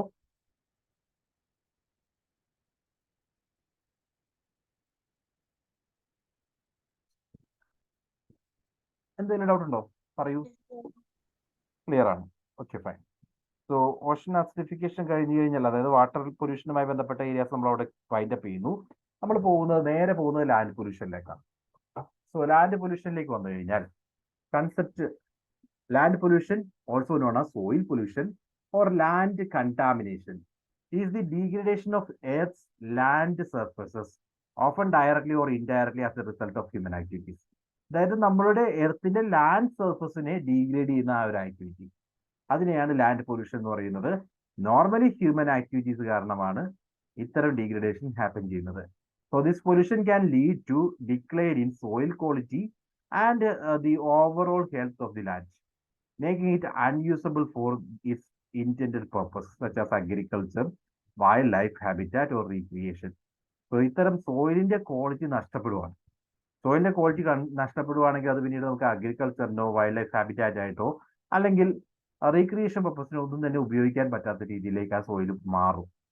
ഓക്കെ, ആ ഒരു സിറ്റുവേഷനെയാണ് നമ്മൾ ലാൻഡ് പൊല്യൂഷൻ എന്ന് പറയുന്നത്. സോ ലാൻഡ് പൊല്യൂഷന്റെ സോഴ്സസ് പറയുകയാണെങ്കിൽ ഒന്ന് അഗ്രികൾച്ചർ സോഴ്സസ് ആണ്. It includes waste produced by crop, animal manure, and farm residues, chemical leftover of all pesticides, fertilizers or insecticides. അതായത് അഗ്രികൾച്ചറിന് വേണ്ടി നമ്മൾ ഉപയോഗിക്കുന്ന പല രീതിയിലുള്ള പെസ്റ്റിസൈഡ്സ് ഉപയോഗിക്കും, ഫെർട്ടിലൈസേഴ്സ് ഉപയോഗിക്കും, ഇൻസെക്ടിസൈഡ്സ് ഉപയോഗിക്കും. ഇവയെല്ലാം നമ്മളുടെ ലാൻഡിന്റെ ക്വാളിറ്റി നഷ്ടപ്പെടാൻ കാരണമാകും. അതോടൊപ്പം തന്നെ ഇപ്പോ വേസ്റ്റ്, പല രീതിയിലുള്ള ആനിമൽ മാന്യൂർ അല്ലെങ്കിൽ മറ്റ് ഫാം റെസിഡ്യൂ കിടന്ന് ഉണ്ടാകാവുന്ന വേസ്റ്റ് കാരണവും ലാൻഡ് പൊല്യൂട്ടഡ് ആകാം. അതോടൊപ്പം ashes. So residual matter that remains after solid fuels are burned are known as ashes. നമ്മളിപ്പോൾ തടിയോ അല്ലെങ്കിൽ മറ്റ് സാധനങ്ങളോ മറ്റെന്തെങ്കിലും കത്തിച്ചതിന് ശേഷം ബാക്കിയുള്ള റെസിഡ്യൂവൽ മാറ്ററിനെയാണ് നമ്മൾ ആഷസ് എന്ന് പറയുന്നത്, ചാരം എന്ന് പറയുന്നത്. There are 2 types of ashes. ഒന്ന് ബോട്ടം ആഷ്, രണ്ട് ഫ്ലൈ ആഷ്. ബോട്ടം ആഷ് എന്ന് പറഞ്ഞാൽ it is the debris from burned metal and glass waste and it is not biodegradable. നമ്മൾ ഏതെങ്കിലും മെറ്റൽ ബേൺ ചെയ്യുകയാണ് അല്ലെങ്കിൽ ഗ്ലാസ് ബേൺ ചെയ്യുകയാണ്, അങ്ങനെയാണെങ്കിൽ അത് ബോട്ടം ആഷാണ്. അപ്പോൾ ഇങ്ങനെ പറന്നു പോകുന്ന ഒരു ടൈപ്പ് ആഷ് അല്ല. അങ്ങനെയുള്ള വേസ്റ്റ് ആണെങ്കിൽ അത് ബയോഡിഗ്രേഡബിൾ അല്ല. അതേസമയം സെക്കൻഡ് ടൈപ്പ് ഫ്ലൈ ആഷ് ആണ്. It is the ash which is trapped in the filters, chimneys of the incinerator. അതായത് ആ പറന്നു പോകുന്ന ആ ഒരു ചാരത്തിന്റെ ആ കണിക, അതിനെയാണ് നമ്മൾ ഫ്ലൈ ആഷ് എന്ന് പറയുന്നത്. മൈനിങ് സോഴ്സസ്, മൂന്നാമത്തെ സോഴ്സ് ഓഫ് ലാൻഡ് പൊല്യൂഷൻ ആയിട്ട് പറയുന്നത് മൈനിങ് സോഴ്സസ് ആണ്. It includes underground debris, piles of call refuse or heaps of slag. Mine ചെയ്യുന്നത് വഴി, മൈനിങ് ആക്ടിവിറ്റീസ് വഴിയും ലാൻഡിന്റെ ക്വാളിറ്റി നഷ്ടപ്പെടാം. Then industrial sources like paint, chemical, metals and aluminium, plastic പോലുള്ള industrial activities എല്ലാം land quality നഷ്ടപ്പെടാൻ കാരണമാകാം. Then sewage treatment, proper ആയിട്ടുള്ള biomass treatment ഇല്ല അല്ലെങ്കിൽ സീവേജ് ട്രീറ്റ്മെന്റ് ഇല്ല. So it includes biomass sludge and settled solids. So sewage treatment proper അല്ലാതെ വരുന്ന സാഹചര്യങ്ങളിൽ ലാൻഡ് ക്വാളിറ്റി നഷ്ടപ്പെടും. Then garbage or waste, proper waste management ഇല്ലാതിരിക്കുക. Deforestation, soil erosion, desertification, land degradation ഒക്കെ ഡീഫോറസ്റ്റേഷന് കാരണമാകാം. Then finally chemical and nuclear plants. ഇവയിൽ നിന്നും ഇപ്പോൾ കെമിക്കൽ വേസ്റ്റ് ഒക്കെ ലാൻഡ് ഫിൽസിൽ കൊണ്ടുവന്ന് ഡംപ് ചെയ്യുന്ന രീതി ഫോളോ ചെയ്യുവാണെങ്കിൽ അതും ലാൻഡിന്റെ ഡീഗ്രേഡേഷന് കാരണമാകാം. Okay, so these are the sources of land pollution.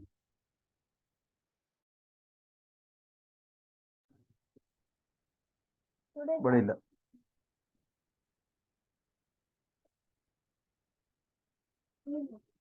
One minute.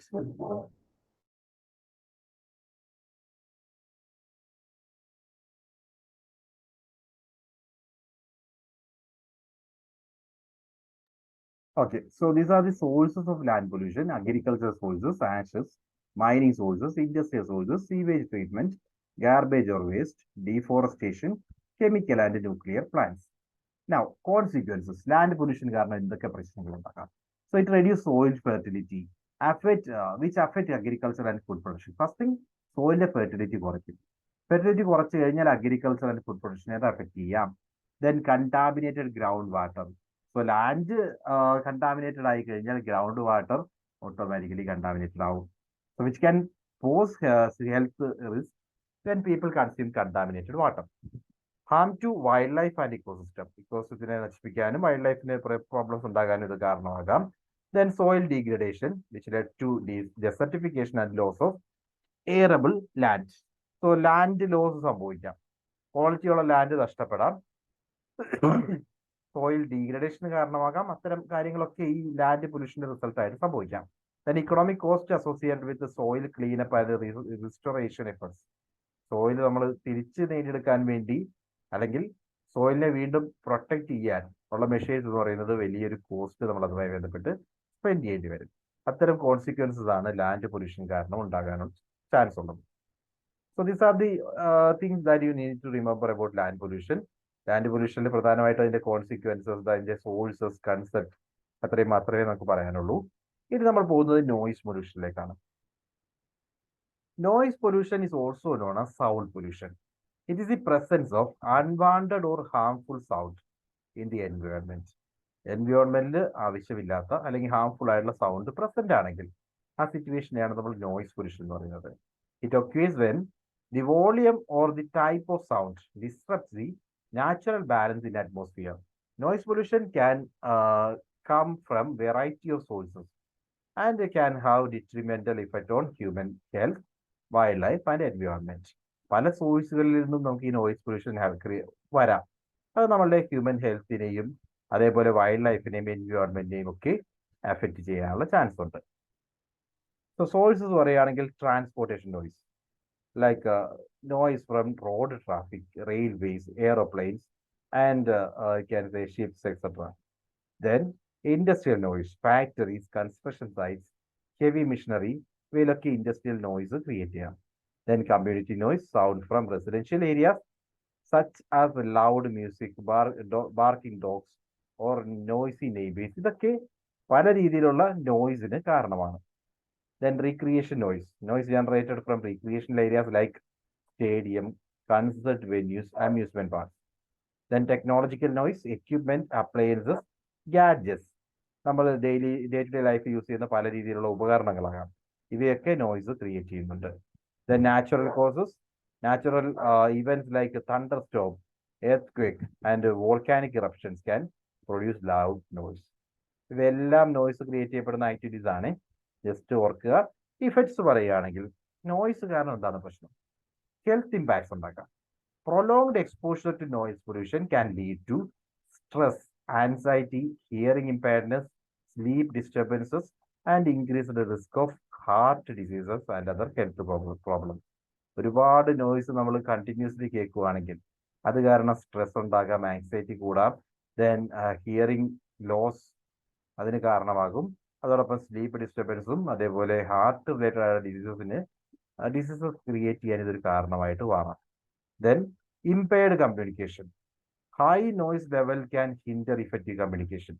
നമ്മുടെ ഡേ ടു ഡേ ലൈഫിലെ ഇഫക്റ്റീവ് കമ്മ്യൂണിക്കേഷനെ തടയാൻ ഇതൊരു കാരണമാകും. Then disturbance of wildlife, noise pollution can disrupt ecosystem and wildlife, leading to behavioural changes in animals and affecting their breeding and feeding patterns. ആനിമൽസിന്റെ behaviour ചേഞ്ചസിന് ഇത് കാരണമാകാം. അത് കാരണം അവരുടെ നോർമൽ ഇക്കോസിസ്റ്റത്തെ തന്നെ മാറ്റുകയും അവരുടെ ഫീഡിംഗ് പാറ്റേൺസും ബ്രീഡിംഗ് പാറ്റേൺസും ഒക്കെ ചേഞ്ച് ചെയ്യാനും ഇത്തരം നോയിസ് കാരണമാകും. Then decreased quality of life. Noise pollution can reduce the quality of life in affected areas, making them less attractive for residents and business. Quality of life കുറയ്ക്കും, അതുവഴി ആ ഒരു area തന്നെ less attractive ആയി മാറാം. Safety hazards, loud noise can mask important sounds like siren or horns, which are essential for safety. വലിയ noise വരുവാണെങ്കിൽ important ആയിട്ടുള്ള പല കാര്യങ്ങളും നമ്മൾ കേട്ടില്ല എന്ന് വരും. അത് നമ്മുടെ സേഫ്റ്റിയെയും ലൈഫിനെയും ബാധിക്കാം. So these are the effects of noise pollution: health impact, hearing impaired communication, disturbance of wildlife, decreased quality of life, safety standards. Then noise pollution UGC നെറ്റിന് വളരെ റെലവെന്റ് ആയിട്ടുള്ള ഒരു ഏരിയ ആയിട്ട് മാറിക്കഴിഞ്ഞു. അതുകൊണ്ടാണ് നോയിസ് പൊല്യൂഷനുമായി ബന്ധപ്പെട്ട റെഗുലേഷൻസ് ഇൻ ഇന്ത്യ നമ്മൾ discuss ചെയ്യുന്നത്. Because previous question papers ഒക്കെ റീസെന്റ് ക്വസ്റ്റ്യൻ പേപ്പേഴ്സ് ഒക്കെ നോക്കുമ്പോൾ നോയിസ് പൊല്യൂഷൻ റിലേറ്റഡ് ആയിട്ടുള്ള ക്വസ്റ്റ്യൻസ് കാണാറുണ്ട്. ഓക്കെ, സോ നോയിസ് പൊല്യൂഷനുമായി ബന്ധപ്പെട്ട regulations in India. Noise pollution is regulated and controlled through various laws and regulations and guidelines at the central and state levels. The primary piece of legislation addressing noise pollution is ഇതാണ് ഇന്ത്യയിലെ major noise pollution law, noise pollution regulation and control rules 2000 under the environment protection act of 1986. 1986 environment protection ആക്ടിന്റെ കീഴിലാണ്, അതിന്റെ ഭാഗമായിട്ടാണ് noise pollution regulation and control rules 2000 പാസ്സാക്കിയിട്ടുള്ളത്. ഈ ഒരു rules പ്രകാരമാണ് ഇന്ത്യയിലെ നോയിസ് പൊല്യൂഷൻ റെഗുലേഷൻസ് എല്ലാം നിലനിൽക്കുന്നത്. So these rules set permissible noise limits in different areas and time periods and provides a mechanism for enforcement. അതായത് പല ടൈമിലും ഡിഫറെന്റ് ഏരിയാസിൽ പെർമിസിബിൾ ആയിട്ടുള്ള നോയിസ് ലിമിറ്റ് എന്താണ്, അതേപോലെ അത് എൻഫോഴ്സ് ചെയ്യേണ്ട രീതി എങ്ങനെയാണ് തുടങ്ങിയ കാര്യങ്ങളിലൊക്കെ ലിമിറ്റ്സ് സെറ്റ് ചെയ്തിട്ടുണ്ട്. അതുവഴി കുറച്ച് എന്താ പറയാ, നോയിസിനെ കൺട്രോൾ ചെയ്യാനുള്ള ശ്രമമാണ് ഈ ആക്ട് ചെയ്യുന്നത്. സോ പെർമിസിബിൾ നോയിസ് ലിമിറ്റ്സ് പറയുകയാണെങ്കിൽ the rules specify different permissible noise limits. ഇതെല്ലാം ഡെസിബിൾസിലാണ്, DB എന്നാണ് പറയുക, ഫോർ വേരിയസ് ഏരിയാസ്. DB എന്ന് പറയുന്നത് യൂണിറ്റ് ആണ്, ഡെസിബൽ ആണ്. സോ ഇൻഡസ്ട്രിയൽ ഏരിയാസിലാണെങ്കിൽ ഡേ ടൈം നോയിസ് ലിമിറ്റ് എന്ന് പറയുന്നത് 75 dB ആണ്. And the night time limit is 70 dB. Industrial ഏരിയാസിലാണെന്ന് ഓർക്കണം. ഇൻഡസ്ട്രിയൽ ഏരിയാസിലാണെങ്കിൽ മാക്സിമം 75 dB ആണ് ഡേ ടൈമിൽ ശബ്ദം റിലീസ് ചെയ്യാവുന്നത്, നോയിസ് ഉണ്ടാകാവുന്നത്. അതേസമയം നൈറ്റ് ടൈമിൽ മാക്സിമം 70 dB വരെ മാത്രമേ ആകാൻ പാടുള്ളൂ. കൊമേഴ്ഷ്യൽ ഏരിയാസിലാണെങ്കിൽ ഡേ ടൈമിൽ 65 dB ആണ് പെർമിസിബിൾ ലിമിറ്റ്, നൈറ്റ് ടൈമിൽ 55 dB ആണ് പെർമിസിബിൾ ലിമിറ്റ്. ദെൻ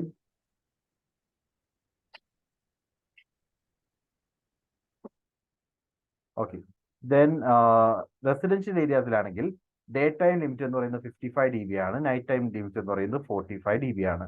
അതോടൊപ്പം തന്നെ സൈലന്റ് സോൺസിലാണെങ്കിൽ noise level should not exceed 50 dB during the day and 40 dB at the night. This is the ceiling specified as per the act.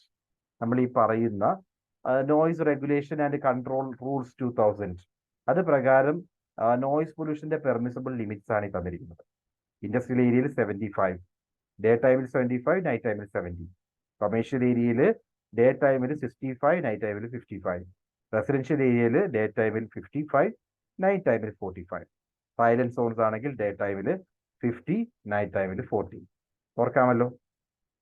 Okay, so time restrictions.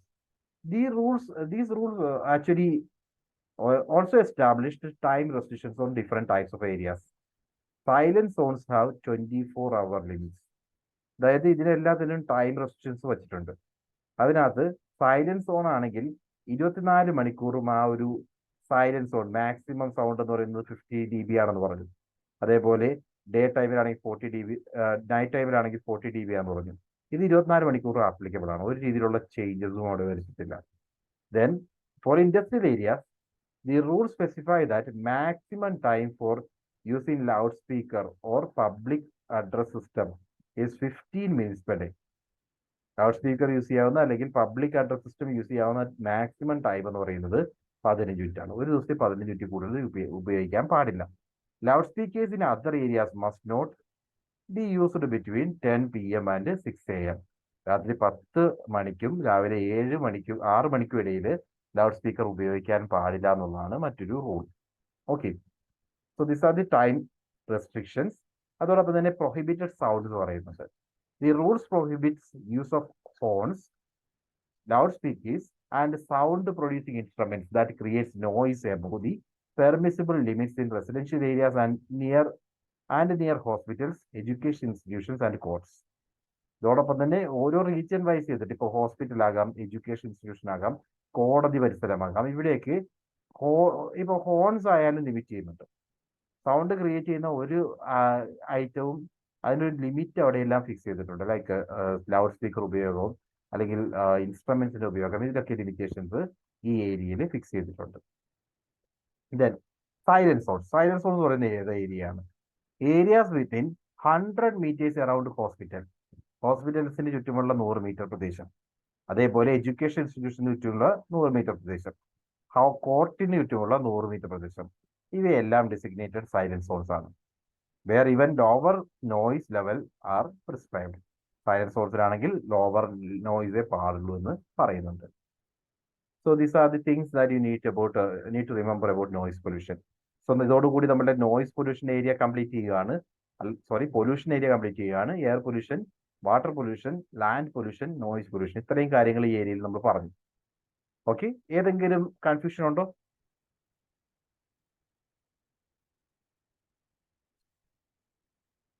ഇതുവരെ പറഞ്ഞ കാര്യങ്ങൾ വ്യക്തമായിട്ട് മനസ്സിലായോ?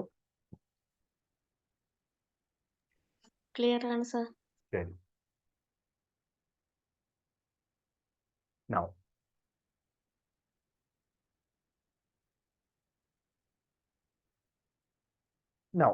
Moving on. നമ്മൾ ഇനി ഡിസ്കസ് ചെയ്യാൻ പോകുന്ന ഏരിയ ഹസാർഡ്സ് ആണ്. നാച്ചുറൽ ഹസാർഡ്സും അതേപോലെ തന്നെ ആ റിലേറ്റഡ് ആയിട്ടുള്ള ടോപ്പിക്സ് നമുക്ക് ക്വസ്റ്റ്യൻ പേപ്പറിൽ കാണാറുണ്ട്. അതിൽ ഒന്നാമത്തെ ഹസാർഡാണ് എർത്ത് ക്വേക്ക് എന്ന് പറഞ്ഞാൽ എന്താണ്? A sudden shaking of earth surface due to the release of energy in the earth crust. അതായത് എർത്തിന്റെ സർഫർ, ഇപ്പോൾ ടെക്ടോണിക് പ്ലേറ്റ്സ് എന്നൊക്കെ പറയും, അതിന്റെ മൂവ്മെന്റ്സ് കാരണം അല്ലെങ്കിൽ വോൾക്കാനിക് ആക്ടിവിറ്റി കാരണം എർത്തിന്റെ സർഫസിൽ ഉണ്ടാകുന്ന സഡൻ ഷേക്ക്, അതാണ് എർത്ത് ക്വേക്ക് നമ്മൾ പറയുന്നത്.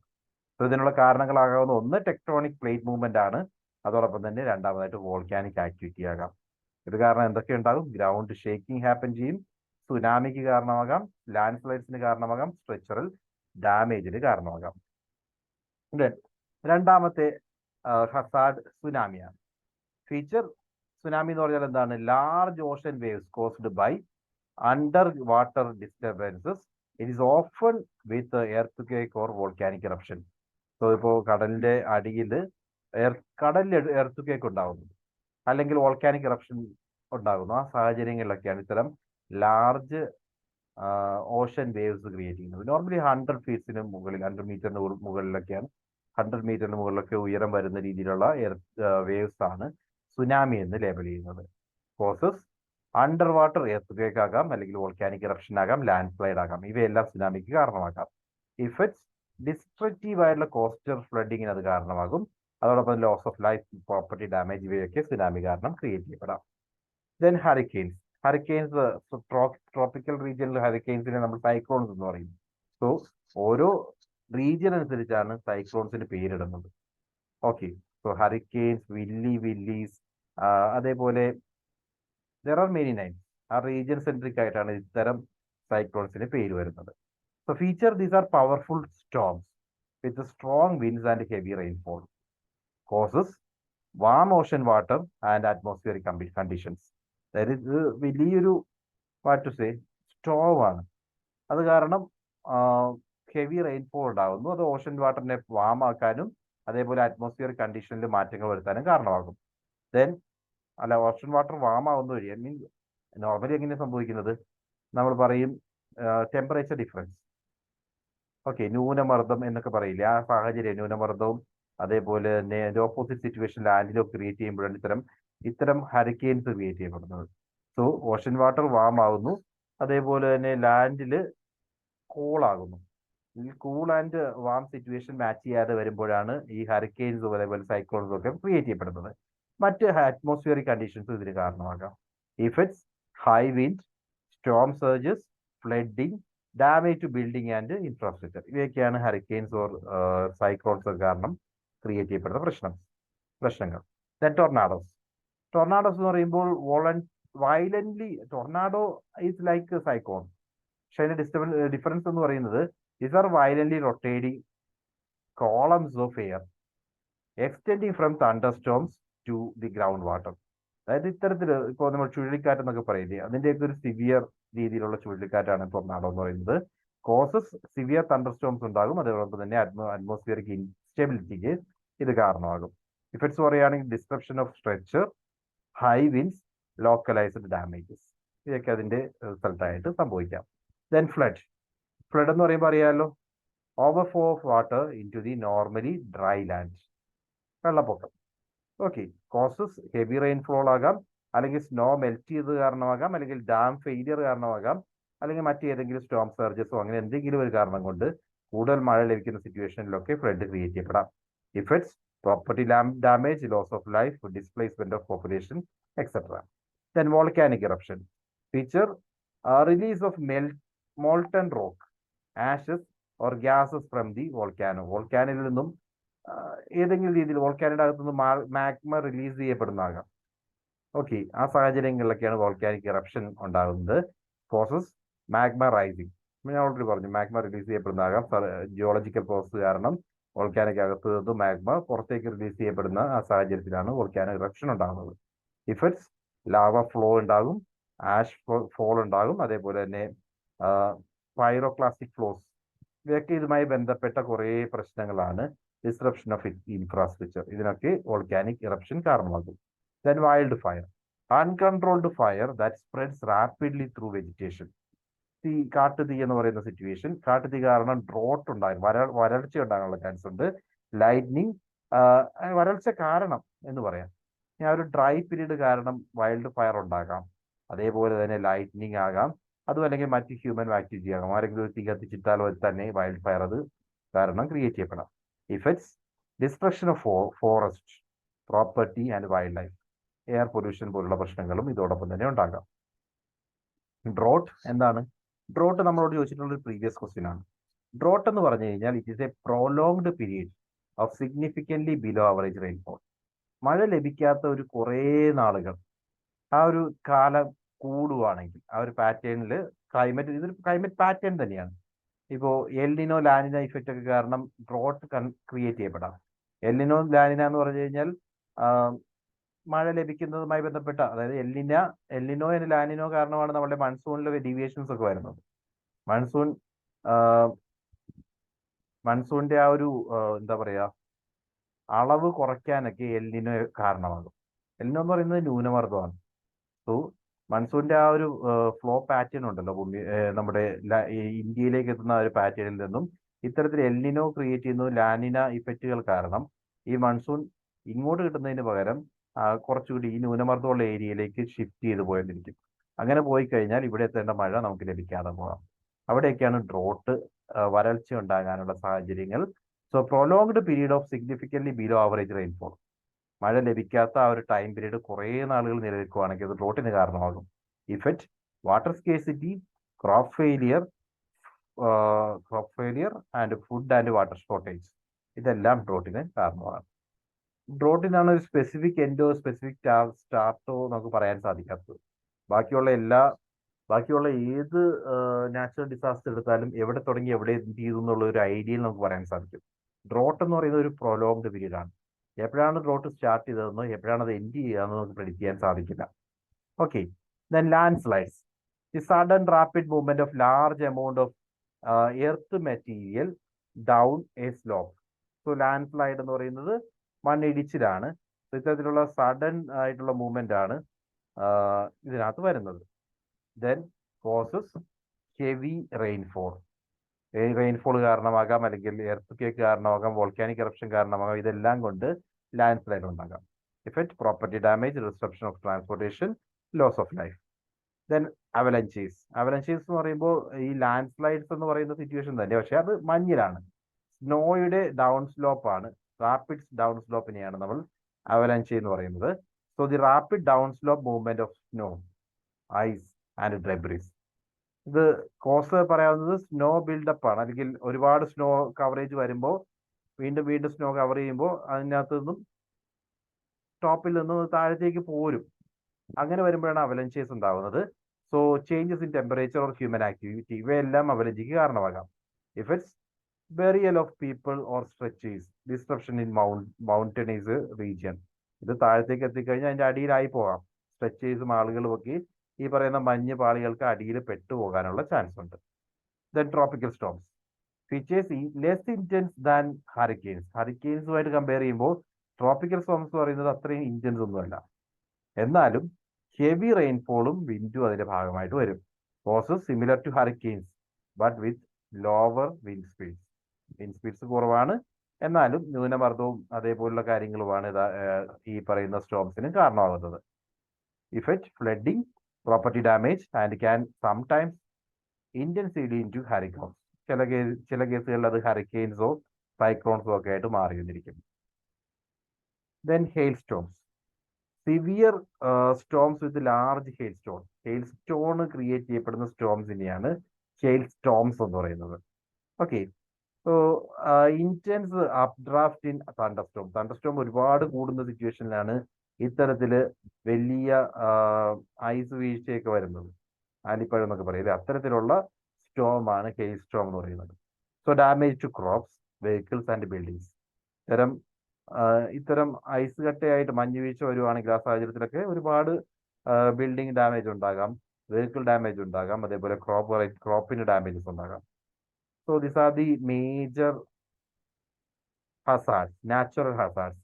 നമ്മൾ കണ്ടത് earth tsunami, hurricanes, tornadoes, floods, volcanic eruption, wildfires, then drought, landslides, avalanches, then tropical storms and hailstorms. Related question നിങ്ങൾക്ക് ഇവിടെ കാണാം. Which of the following types of natural disasters has no definite beginning and end? ഞാൻ already പറഞ്ഞു, ഏതിനാണ് definite ബിഗിനിങ്ങും definite എൻഡും ഇല്ലാത്തത്? ഏതിനായിരുന്നു?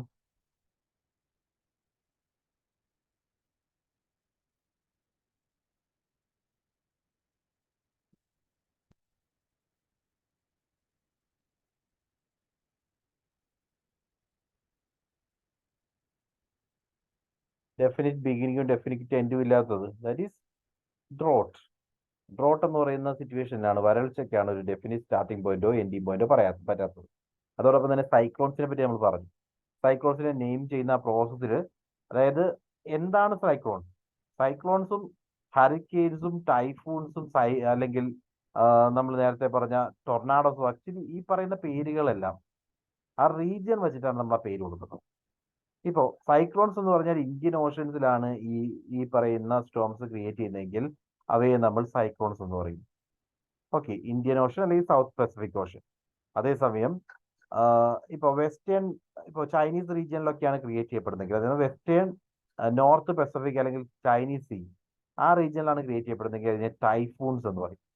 അതേപോലെ eastern North Pacific ഓഷനിലാണ് create ചെയ്യുന്നതെങ്കിലും, അതേപോലെ അമേരിക്കൻ റീജിയൻസ്, നോർത്ത് അറ്റ്ലാന്റിക് ബേസിനിലൊക്കെയാണ് ക്രിയേറ്റ് ചെയ്യപ്പെട്ടതെങ്കിൽ അതിനെ ഹറിക്കെയിൻസ് എന്ന് വിളിക്കും. ഇവയെല്ലാം കൺസെപ്ച്വലി സെയിം ആണ്. സൈക്ലോൺസ് ആയാലും ടൈഫൂൺസ് ആയാലും ഹറിക്കെയിൻസ് ആയാലും വില്ലീസ് ആയാലും ഒരേ കൺസെപ്റ്റ് ആണ് പറയുന്നത്. Okay, then what is the range of intensity scale used to measure earthquake? Earthquake measure ചെയ്യുന്ന ഇന്റൻസിറ്റി സ്കെയിലിന്റെ റേഞ്ച് എത്രയാണെന്നാണ് ചോദിച്ചിരിക്കുന്നത്. 1 to 12, 1 to 7, 1 to 15 and 1 to 5. So earth measure ചെയ്യുന്നതുമായി ബന്ധപ്പെട്ട് രണ്ട് മൂന്ന് കാര്യങ്ങൾ പറയട്ടെ. The earthquake is also called quake, tremor or temblor, ഇങ്ങനെയൊക്കെ പറയും. ഇതെല്ലാം എർത്ത് കേക്ക് തന്നെയാണ്. So it is the phenomenon of shaking of surface of earth that is also create seismic wave.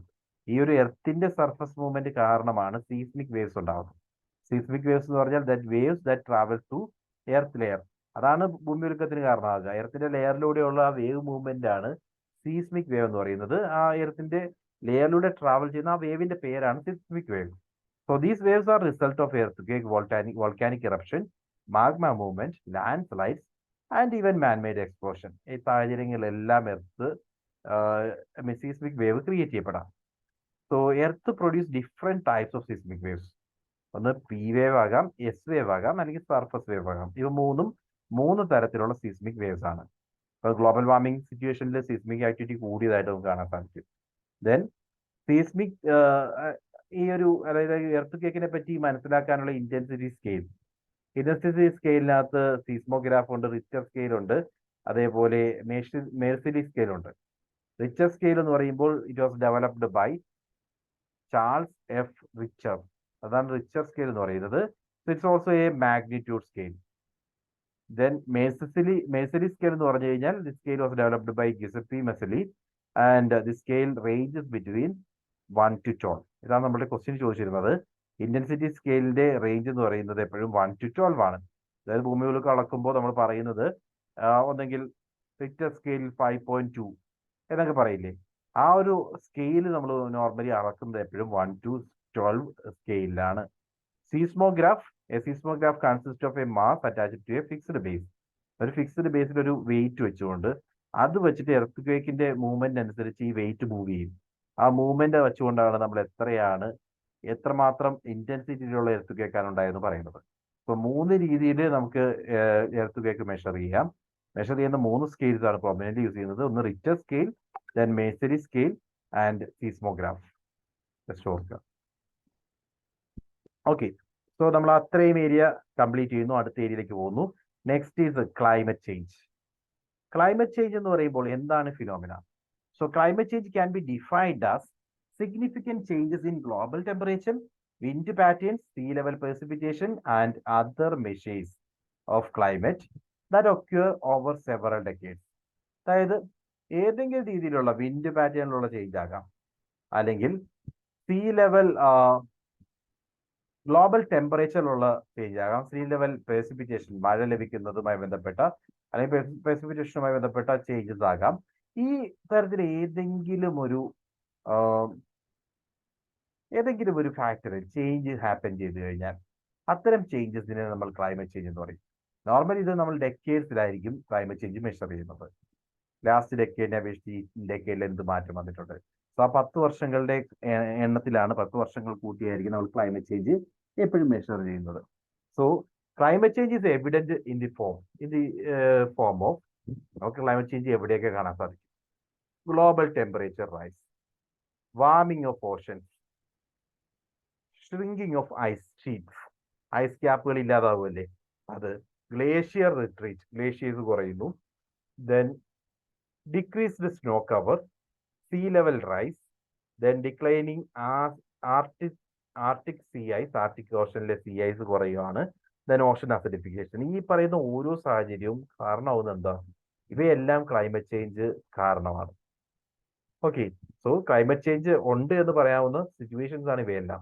Global temperature increase ചെയ്തുകൊണ്ടിരിക്കുന്നു, climate change കാരണമാണ്. Then ocean warming happen ചെയ്യുന്നുണ്ട്, ice ക്യാപ്പുകൾ കുറയുകയാണ്, glacier കുറയുകയാണ്, അതോടൊപ്പം തന്നെ സ്നോ കവർ കുറയുന്നു, സീ ലെവൽ ഇൻക്രീസ് ചെയ്യുന്നു. ഐസ് മെൽറ്റ് ചെയ്യപ്പെടുന്നതുകൊണ്ടാണല്ലോ സീ ലെവൽ ഇൻക്രീസ് ചെയ്യുന്നത്. സീ ലെവൽ ഇൻക്രീസ് ചെയ്യുന്നു, ദെൻ ആർട്ടിക് ഓഷനിലെ ഐസ് ക്യാപ്പ് കുറയുന്നു, അതോടൊപ്പം തന്നെ ഓഷൻ അസിഡിഫിക്കേഷൻ ഹാപ്പൻ ചെയ്യുന്നു. ഇവയെല്ലാം ക്ലൈമറ്റ് ചേഞ്ച് ഉണ്ട് എന്ന് പ്രൂവ് ചെയ്യാവുന്ന എന്താ പറയുക എവിഡൻസ് ആണ്. Then causes of climate change. എന്തൊക്കെ കാരണങ്ങൾ കൊണ്ടാണ് ക്ലൈമറ്റ് ചേഞ്ച് ഹാപ്പൻ ചെയ്യുന്നത്?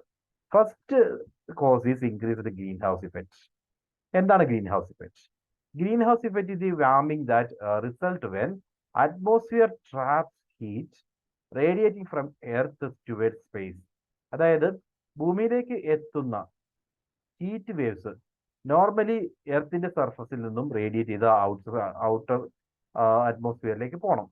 പക്ഷെ വാട്ട് ഈസ് ഹാപ്പനിങ് ദാറ്റ് നമ്മളുടെ ഈ പറയുന്ന അറ്റ്മോസ്ഫിയർ കൂടുതൽ പൊല്യൂട്ടന്റ് ആയപ്പോൾ, പൊല്യൂട്ടൻസിന്റെ പ്രസൻസ് കാരണം ഭൂമിയിലേക്ക് എത്തിയ ഈ ഹീറ്റ് വേവ്സ് റിയാക്ട് ചെയ്ത് പോവാതെ, റേഡിയേറ്റ് ചെയ്ത് പുറത്തേക്ക് പോവാതെ ഈ പാർട്ടിക്കിൾസിൽ തടഞ്ഞു നിൽക്കുന്നു. ഓക്കെ, ഈ സിറ്റുവേഷനെയാണ് നമ്മൾ ഗ്രീൻ ഹൗസ് ഇഫക്റ്റ് എന്ന് പറയുന്നത്.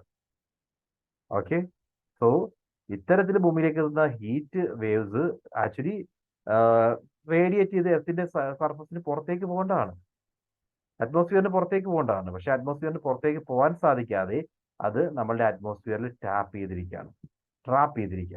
ആ സാഹചര്യത്തിലാണ് ഗ്രീൻ ഹൗസ് ഇഫക്റ്റ് എന്ന് പറയുന്നത്. എന്തുകൊണ്ടാണ് ഇത് കാരണമാകുന്നത്? ഈ പൊല്യൂട്ടൻസിന്റെ അളവ് കൂടുന്നതുകൊണ്ടാണ്. Pollutants like nitrous oxide, carbon dioxide, water vapour, methane, chlorofluorocarbons, ഇവയുടെ പ്രസൻസ് കാരണമാണ് ഗ്രീൻ ഹൗസ് ഇഫക്റ്റ് കൂടാനുള്ള കാരണം. ദെൻ രണ്ടാമതായിട്ട് ക്ലൈമറ്റ് ചേഞ്ചിന് കാരണമാകുന്നത് ബേണിംഗ് ഓഫ് ഫോസിൽ ഫ്യൂൽ കത്തിച്ചു കഴിഞ്ഞാൽ എന്ത് സംഭവിക്കും? കാർബൺ ഡൈ ഓക്സൈഡ് കൂടുതലായിട്ട് എമിറ്റ് ചെയ്യും. കാർബൺ ഡൈ ഓക്സൈഡ് അറ്റ്മോസ്ഫിയറിലേക്ക് എത്തുകയാണെങ്കിൽ അത് ഗ്രീൻ ഹൗസ് ഇഫക്റ്റിന് കാരണമാകും. Then industrial activities.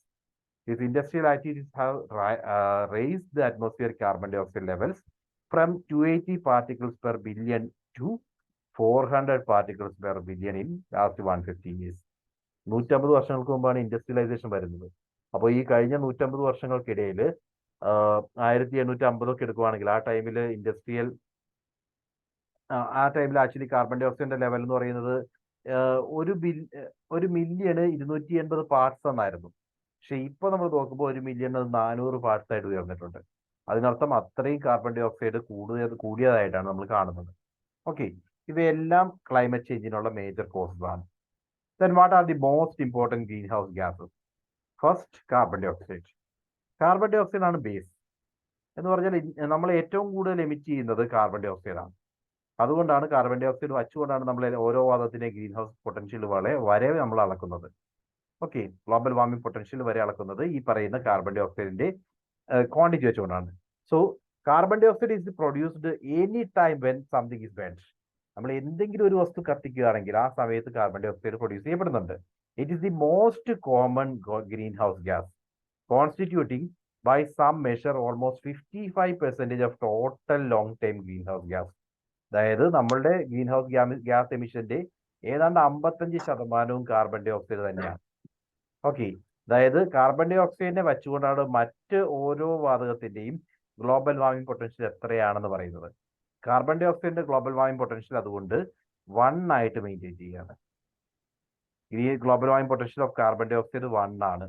അതായത് കാർബൺ ഡൈ ഓക്സൈഡ് എമിറ്റ് ചെയ്യുകയാണെങ്കിൽ ഇതിന് ഗ്ലോബൽ വാർമിംഗ് പൊട്ടൻഷ്യൽ വാം ചെയ്യാനുള്ള എബിലിറ്റി എന്ന് പറയുന്നത് 1 ആണ് എന്നുള്ളൊരു യൂണിറ്റ് ആയിട്ട് മെയിൻറ്റെയിൻ ചെയ്യുന്നു. അപ്പോൾ അതിനെ ബേസ് ചെയ്തുകൊണ്ട് എത്രമാത്രമാണ് മറ്റ് വാതകങ്ങൾക്ക് ഗ്ലോബൽ വാർമിംഗ് പൊട്ടൻഷ്യൽ ഉള്ളതെന്നും കാണാം. രണ്ടാമതായിട്ട് methane. Methane is produced in many combustion processes and also by anaerobic decomposition. For example, in flooded rice paddies, pig and cow stomachs and pig manure ponds. ഇവിടെയെല്ലാം ഇത്തരത്തിലുള്ള waste decompose ആവുന്ന സാഹചര്യങ്ങളിലൊക്കെ methane release ചെയ്യപ്പെടും. Methane breaks down in approximately 10 years. 10 വർഷങ്ങൾ എടുത്താൽ മാത്രമേ methane break down ആവൂ. ഇത് പിന്നീട് ഓസോൺ ആയിട്ട് മാറാനുള്ള ചാൻസ് ഉണ്ട്. അത്തരത്തില് മീഥെയിൻ എന്ന് പറയുന്നത് ഒരു പ്രോമിനന്റ് ആയിട്ടുള്ള ഗ്രീൻ ഹൗസ് ഗ്യാസ് തന്നെയാണ്. 10 വർഷങ്ങളോളം അറ്റ്മോസ്ഫിയറിൽ നിലനിൽക്കും. So itself it is an important green house gas. അത് ഓസോൺ ക്രിയേറ്റ് ചെയ്യാനുള്ള കാരണമായിട്ട് മാറുന്നത് മീഥെയിൻ ആണ്. മീഥെയിൻ കാരണം ഓസോൺ ക്രിയേറ്റ് ചെയ്യപ്പെടാം. മീഥെയിൻ തന്നെ ഒരു ഗ്രീൻ ഹൗസ് ഗ്യാസ് ആണ്. ഓസോൺ എന്ന് പറയുന്നതും മറ്റൊരു ഗ്രീൻ ഹൗസ് ഗ്യാസ് ആണ്. Okay, so you can C ഇതിന്റെ ഗ്ലോബൽ വാർമിംഗ് പൊട്ടൻഷ്യൽ എന്ന് പറയുന്നത് ഏതാണ്ട് 28 to 36 ആണ്. അതായത് കാർബൺ ഡൈ ഓക്സൈഡിനേക്കാൾ 28 മുതൽ 36 തവണ 36 ഇരട്ടിയാണ് മീഥെയിന്റെ ഗ്ലോബൽ വാർമിംഗ് പൊട്ടൻഷ്യൽ. അടുത്തത് നൈട്രസ് ഓക്സൈഡ്. നൈട്രസ് ഓക്സൈഡ് ആണ് പാരിയൺ, അതായത് ലാഫിംഗ് ഗ്യാസ് എന്ന് പറയും. So nitrous oxide or nitrogen dioxide or simply NOx, nitrous oxide, എല്ലാ നൈട്രജന്റെ ഓക്സൈഡ്സ് എന്നുള്ള രീതിയിൽ NOx എന്ന് പറയാം, is a byproduct of fertilizer production and use. Fertilisers produce ചെയ്യുന്നതും ഫെർട്ടിലൈസേഴ്സ് യൂസുമായി ബന്ധപ്പെട്ട് ക്രിയേറ്റ് ചെയ്യപ്പെടുന്ന ഒരു ബൈ പ്രോഡക്റ്റ് ആണ് ഈ പറയുന്ന നൈട്രസ് അല്ലെങ്കിൽ nitrogen oxides. Okay, so may be it can be മറ്റ് ഇൻഡസ്ട്രിയൽ പ്രോസസ്സുകൾ വഴിയും കമ്പഷൻ വഴിയും ഒക്കെ നൈട്രസ് ഓക്സൈഡ് റിലീസ് ചെയ്യപ്പെടാം. Nitrous oxide last a very long time in atmosphere, but about 100-year point of comparison to carbon dioxide. ഇതിന്റെ global warming potential എന്ന് പറയുന്നത് carbon ഡൈ ഓക്സൈഡിനേക്കാൾ ഏതാണ്ട് 265 മുതൽ 298 വരെ ഇരട്ടിയാണ്. Okay, so carbon dioxide global warming potential വളരെ കുറവാണ് കമ്പയർ ചെയ്യുമ്പോൾ, പക്ഷെ അതിന്റെ ക്വാണ്ടിറ്റി എന്ന് പറയുന്നത് വളരെ കൂടുതലാണ്. ഇന്ന് അറ്റ്മോസ്ഫിയറിൽ കാണുന്ന ഗ്രീൻ ഹൗസ് ഗ്യാസിൽ 55% കാർബൺ ഡൈ ഓക്സൈഡ് ആണെന്ന് നമ്മൾ പറഞ്ഞു കഴിഞ്ഞു. അത്രയും ക്വാണ്ടിറ്റി കാർബൺ ഡൈ ഓക്സൈഡിന്റെ ഉണ്ട്, പക്ഷെ അതിന്റെ ഗ്ലോബൽ വാർമിംഗ് പൊട്ടൻഷ്യൽ എന്ന് പറയുന്നത് കമ്പാരിറ്റീവ്ലി കുറവാണ്. ആ ക്വാണ്ടിറ്റി ഇത്രയും കൂടുതലായതുകൊണ്ടാണ് ഏറ്റവും പ്രശ്നം. മീഥെയിൻ എന്ന് പറയുന്നത് അതിന്റെ ഏതാണ്ട് 28 ഇരട്ടിയാണ് അതിന്റെ global warming potential. Nitrous oxide ആണെങ്കിൽ അതിൽ നിന്നും 265 മുതൽ 298 ഇരട്ടി വരെയാണ് അതിന്റെ ഗ്ലോബൽ വാർമിംഗ് പൊട്ടൻഷ്യൽ. ഇത് കൂടാതെ മറ്റ് ഗ്രീൻ ഹൗസ് ഗ്യാസ് പറയുകയാണെങ്കിൽ ഒന്ന് fluorinated gases were created as a replacement for ozone depleting refrigerants. അതായത് നമ്മൾ CFCs ഒക്കെ ഉപയോഗിച്ചിരുന്നു പറഞ്ഞു. മുമ്പ് കൂളന്റ് ആയിട്ട് ഫ്രിഡ്ജിലും എയർ കണ്ടീഷനിലും ഒക്കെ ഉപയോഗിച്ചിരുന്നത് ക്ലോറോഫ്ലൂറോ കാർബൺസ് ആയിരുന്നു. പക്ഷെ ക്ലോറോഫ്ലൂറോ കാർബൺസ് എന്ന് പറയുന്നത് അതിനൊരു പ്രശ്നമുണ്ട്. ഈ ക്ലോറോഫ്ലൂറോ കാർബൺസ് എന്ന് പറയുന്നത് ഓസോൺ ഡിപ്ലീറ്റിംഗ് സബ്സ്റ്റൻസസ് ആണ്. ഓസോൺ ഡിപ്ലീറ്റിംഗ് സബ്സ്റ്റൻസസ്, ODS എന്ന് പറയും. അതായത് ഓസോൺ ലെയറിനെ നശിപ്പിക്കുന്ന സബ്സ്റ്റൻസ് ആയിട്ട് ഇവ ആക്ട് ചെയ്തു. അതുകൊണ്ട് നമ്മളെല്ലാവരും കൂടി ഒരുമിച്ചൊരു തീരുമാനം എടുത്തു, ഈ ഒരു CFCസിന്റെ ഉപയോഗം ഇല്ലാതാക്കണം. CFCസിന് പകരം ഉപയോഗിച്ചത് ഫ്ലൂറിനേറ്റഡ് ഗ്യാസസ് ആണ്. ഓക്കെ, ഈ ഫ്ലൂറിനേറ്റഡ് ഗ്യാസസിന് ഓസോൺ ഡിപ്ലീറ്റിംഗ് കപ്പാസിറ്റി ഇല്ല, ഓസോണിനെ ഡിപ്ലീറ്റ് ചെയ്യുന്നില്ല. പക്ഷേ ഫ്ലൂറിനേറ്റഡ് ഗ്യാസസ് എന്ന് പറയുന്നത് ഒരു വലിയ ഗ്രീൻ ഹൗസ് ഗ്യാസ് ആണ്. Okay, but have proved to be both extremely long lasting and extremely warming global greenhouse gas. So they have no natural sources but are entirely man-made. Fluorinated gases പൂർണ്ണമായിട്ട് man-made sources ഇത് മാത്രമാണ് create ചെയ്യുന്നത്. And ഇതിന്റെ global warming potential എന്ന് പറയുന്നത് carbon ഡൈ ഓക്സൈഡിനേക്കാൾ ഏതാണ്ട് 1700 ഇരട്ടി മുതൽ 8000 ഇരട്ടി വരെയാണ്. ചില വേരിയൻസിൽ അത് 10000 ഇരട്ടി വരെ കാണാൻ സാധിക്കുന്നുണ്ട്. ഇനി സൾഫർ ഹെക്സാഫ്ലൂറൈഡ് SF6 എന്ന് പറയും. Is used for specialised medical procedures but primarily in what we are called dielectric materials, especially dielectric liquids. ചില മെഡിക്കൽ എക്യുപ്മെന്റുമായി മെഡിക്കൽ പ്രൊസീജിയേഴ്സുമായി ബന്ധപ്പെട്ട കാര്യങ്ങൾക്കൊക്കെയാണ് സൾഫർ ഹെക്സാഫ്ലൂറൈഡ് യൂസ് ചെയ്യുന്നത്. These are used in insulators in high voltage applications such as transformers and grid switching gear. ട്രാൻസ്ഫോമേഴ്സിലും grid switch apply ചെയ്യുന്ന സാഹചര്യം, ഇത്തരത്തിലുള്ള high voltage ആയിട്ടുള്ള ആപ്ലിക്കേഷൻസിൽ ഉപയോഗിക്കുന്നതാണ് സൾഫർ ഹെക്സാഫ്ലൂറൈഡ്. ഓക്കെ, ഇതിന് ആക്ച്വലി പ്രശ്നം എന്ന് വെച്ച് കഴിഞ്ഞാൽ it will last for thousands of years. അറ്റ്മോസ്ഫിയറിൽ ആയിരക്കണക്കിന് വർഷം ഇത് നിലനിൽക്കും. And it has a global warming potential of 22,800. Carbon ഡൈ ഓക്സൈഡിനേക്കാൾ 22,000 ഇരട്ടിയാണ് ഈ സൾഫർ ഹെക്സാഫ്ലൂറൈഡിന്റെ global warming potential. Okay, so these are the major greenhouse gases: carbon dioxide, methane, nitrous oxide, then fluorinated gases, sulfur hexafluoride. Now, effect of climate change. എന്ത് സംഭവിക്കും ഈ climate change കാരണം? അടുത്ത 2100 ആകുമ്പോൾ ഏതാണ്ട് 80 വർഷങ്ങൾക്ക് ശേഷമുള്ള സിറ്റുവേഷൻ ആണ്. See level will rice 1 to 4 feet by 2100. ഏതാണ്ട് 1 ഫീറ്റ് മുതൽ 4 ഫീറ്റ് വരെ സീ ലെവൽ ഉയരാൻ സാധ്യതയുണ്ട്.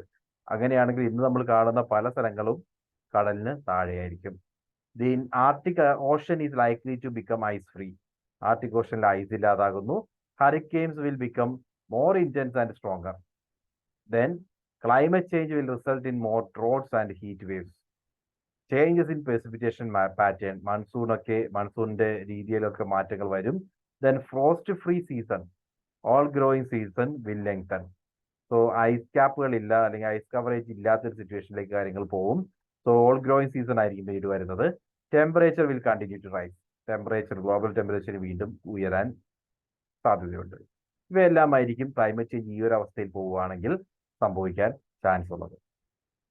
Okay, so identify the correct sequence of continents in decreasing order of their yearly carbon dioxide emission.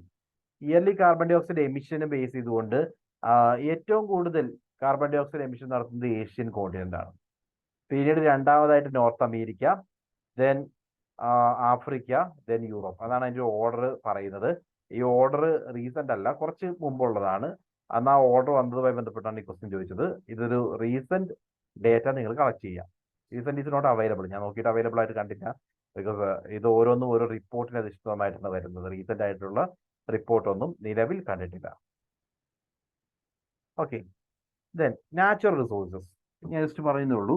Natural resources എന്ന് പറഞ്ഞു കഴിഞ്ഞാൽ it include air, water, forest, animal, fishes, marine life, biomass, fossil fuels like call, petroleum and natural gas, wild life, renewable energy resources like solar energy, wind energy, biomass energy, geothermal energy. ഇവയെല്ലാം ചേർന്നതാണ് natural resources. So ഒരു രാജ്യത്തിന്റെ prosperity എന്ന് പറയുന്നത് ആ രാജ്യത്തിൽ available ആയിട്ടുള്ള natural റിസോഴ്സസിനെ base ചെയ്തിട്ടാണ് ഡിഫൈൻ ചെയ്യുന്നത്. സോ ഒരു രാജ്യത്ത് സഫീഷ്യന്റ് ആയിട്ടുള്ള നാച്ചുറൽ റിസോഴ്സസ് ഉണ്ടെങ്കിൽ ആ രാജ്യം പ്രോസ്പെറസ് ആയിരിക്കും. ഓക്കെ, സോ നാച്ചുറൽ റിസോഴ്സസ് തന്നെ റിന്യൂവബിൾ റിസോഴ്സസും നോൺ റിന്യൂവബിൾ റിസോഴ്സസും ഉണ്ട്. Renewable energy is the energy which is generated from agricultural sources like sun, wind, rain, tides. അങ്ങനെയുള്ള സോഴ്സസിൽ നിന്നും, അഗ്രികൾച്ചർ സോഴ്സസിൽ നിന്നും ക്രിയേറ്റ് ചെയ്യപ്പെടുന്ന നാച്ചുറൽ സോഴ്സസിൽ നിന്ന് ക്രിയേറ്റ് ചെയ്യപ്പെടുന്ന എനർജി സോഴ്സസിനെയാണ് നമ്മൾ റിന്യൂവബിൾ എനർജി എന്ന് പറയുന്നത്. അത് നമുക്ക് വീണ്ടും വീണ്ടും ജനറേറ്റ് ചെയ്യാൻ സാധിക്കും. Example solar energy, wind energy, geothermal energy, hydro electricity, biomass energy, then tide energy. ഇവയൊക്കെ ഈ പറയുന്ന റിന്യൂവബിൾ എനർജി സോഴ്സസിന് എക്സാമ്പിൾ ആണ്. നോൺ റിന്യൂവബിൾ എനർജി എന്ന് പറയുമ്പോൾ വിച്ച് കനോട്ട് ബി റീഗ്രോൺ. നമ്മൾ ഉപയോഗിച്ച് തീർക്കുന്ന അതേ സ്കെയിലിൽ തന്നെ നമുക്കത് വീണ്ടും റീജനറേറ്റ് ചെയ്യാൻ സാധിക്കില്ല. അത്തരം എനർജി സോഴ്സസിനെയാണ് നോൺ റിന്യൂവബിൾ എനർജി സോഴ്സസ് എന്ന് പറയുന്നത്. So nuclear energy, oil, coal, gas ഇവയെല്ലാം നോൺ റിന്യൂവബിൾ എനർജി സോഴ്സസിന് എക്സാമ്പിൾ ആണ്. സോ നമ്മളുടെ ഇന്ത്യയിലെ യൂസേജ് വെച്ചിട്ട് ഏറ്റവും കൂടുതൽ ഡിപ്പെൻഡ് ചെയ്യുന്നത് കോൾ എനർജിയിലാണ്. ഏതാണ്ട് 59% നമ്മൾ ഡിപ്പെൻഡ് ചെയ്യുന്നത് കോൾ എനർജിയാണ്. ദെൻ കോൾ എനർജി എന്ന് പറയുന്നത് ഒരു നോൺ റിന്യൂവബിൾ എനർജി സോഴ്സ് ആണ്. അതിലാണ് നമ്മൾ കൂടുതലായിട്ട് ഡിപ്പെൻഡ് ചെയ്യുന്നത്. Okay, then clean and non clean. Clean എന്ന് പറഞ്ഞാൽ റിന്യൂവബിൾ എനർജി സോഴ്സസ് ഉപയോഗിക്കുകയാണ്. അതേപോലെ പൊല്യൂഷൻ കുറഞ്ഞ, കാർബൺ ഡൈ ഓക്സൈഡ് എമിഷൻ കുറഞ്ഞ എനർജി സോഴ്സുകളാണ് ഉപയോഗിക്കുന്നതെങ്കിൽ അവയെ ക്ലീൻ എനർജി എന്ന് പറയും. അതേസമയം കാർബൺ ഡൈ ഓക്സൈഡ് എമിഷൻ കൂടുതലും അതേപോലെ തന്നെ നോൺ റിന്യൂവബിൾ ആണെങ്കിൽ ആ സിറ്റുവേഷനിലാണ് നമ്മൾ നോൺ ക്ലീൻ എനർജി സോഴ്സ് എന്ന് പറയുന്നത്. So you can say diesel, nuclear energy എന്ന് പറയുന്നത് ഒരു പരിധി വരെ ക്ലീൻ ആണ്. Then gas energy, coal. India is depending upon coal energy. ആ കോൾ എന്ന് പറയുന്നത് ഒരു non renewable and non clean energy source ആണ്. So a source of renewable power which can be developed with minimum cost. Minimum കോസ്റ്റിൽ create ചെയ്യാവുന്ന ഒരു renewable power ഏതാണ്? Biomass power, tidal power, windmill, Jio thermal. ഏറ്റവും കുറഞ്ഞ cost എന്ന് പറഞ്ഞു കഴിഞ്ഞാൽ ദാറ്റ് ഇസ് ബയോമാസ്. കുറഞ്ഞ കോസ്റ്റിൽ നമുക്ക് ക്രിയേറ്റ് ചെയ്യാവുന്ന എനർജി സോഴ്സ് എന്ന് പറയുന്നത് എപ്പോഴും ബയോമാസ് ആണ്. So renewable and non renewable എനർജിയെ പറ്റി നമ്മൾ ഓൾറെഡി പറഞ്ഞു. Then zero carbon and low carbon energy. Zero carbon or low carbon എന്ന് പറഞ്ഞു കഴിഞ്ഞാൽ കാർബൺ ഡൈ ഓക്സൈഡ് എമിഷൻ കുറവാണെങ്കിൽ, എനർജി ക്രിയേഷനുമായി ബന്ധപ്പെട്ട് കാർബൺ ഡൈ ഓക്സൈഡ് എമിഷൻ കുറവാണെങ്കിൽ അവയെ ലോ കാർബൺ എനർജി എന്ന് പറയും. കാർബൺ ഡൈ ഓക്സൈഡ് എമിഷൻ നടക്കുന്നില്ലെങ്കിൽ, കാർബൺ ഡൈ ഓക്സൈഡ് എമിറ്റ് ചെയ്യുന്നില്ല എന്നാണെങ്കിൽ അവയെ സീറോ കാർബൺ എനർജി എന്നും പറയും. രണ്ടും ഒരേ കൺസെപ്റ്റ് ആണ്. കാർബൺ ഡൈ ഓക്സൈഡ് എമിഷനെ ബേസ് ചെയ്തുകൊണ്ടാണ് ഇത് ഡിഫൈൻ ചെയ്യുന്നത്. Then solar energy, wind energy, hydro electricity, geothermal, bioenergy ഇവയൊക്കെ നിങ്ങൾ ജസ്റ്റ് വായിച്ചാൽ മതി. ദെൻ നോൺ റിന്യൂവബിൾ എനർജി സോഴ്സസിനെ പറ്റി നമ്മൾ ഓൾറെഡി പറഞ്ഞു. അതിൽ തന്നെ ഫോസിൽ ഫ്യൂൽസിനെ നമുക്ക് മൂന്നായിട്ട് ക്ലാസിഫൈ ചെയ്യാം. ഫോസിൽ ഫ്യൂൽസ് എന്ന് പറയുമ്പോൾ natural gas, coal, oil. Natural gas എന്ന് പറയുന്നത് the process of decomposition is longer as it is conducted to high amount of pressure and heat. ഒരുപാട് കാലം ഈ ഒരു ഹീറ്റും പ്രഷറും ഒക്കെ കാരണമാണ് നാച്ചുറൽ ഗ്യാസ് ക്രിയേറ്റ് ചെയ്യുന്നത്. കോൾ എന്ന് പറഞ്ഞാൽ it is formed by decomposition of trees, plants, ferns and which are harden due to pressure and heat. ഇത് സെയിം കൺസെപ്റ്റ് തന്നെ. അതായത് പ്രഷറും ഹീറ്റും ഒക്കെ കാരണം ട്രീയും പ്ലാന്റും ഫേൺസും ഒക്കെ ഒരുപാട് കാലം മണ്ണിനടിയിൽ കിടന്നിട്ട് ആണ് കോള് ഫോം ചെയ്യുന്നത്.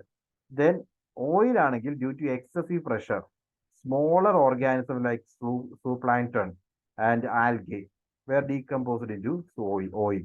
ഇത്തരത്തിലുള്ള ചെറിയ ഓർഗാനിസംസ് ആണ് ഓയിലായിട്ട് ഒരുപാട് കാലം കിടന്ന്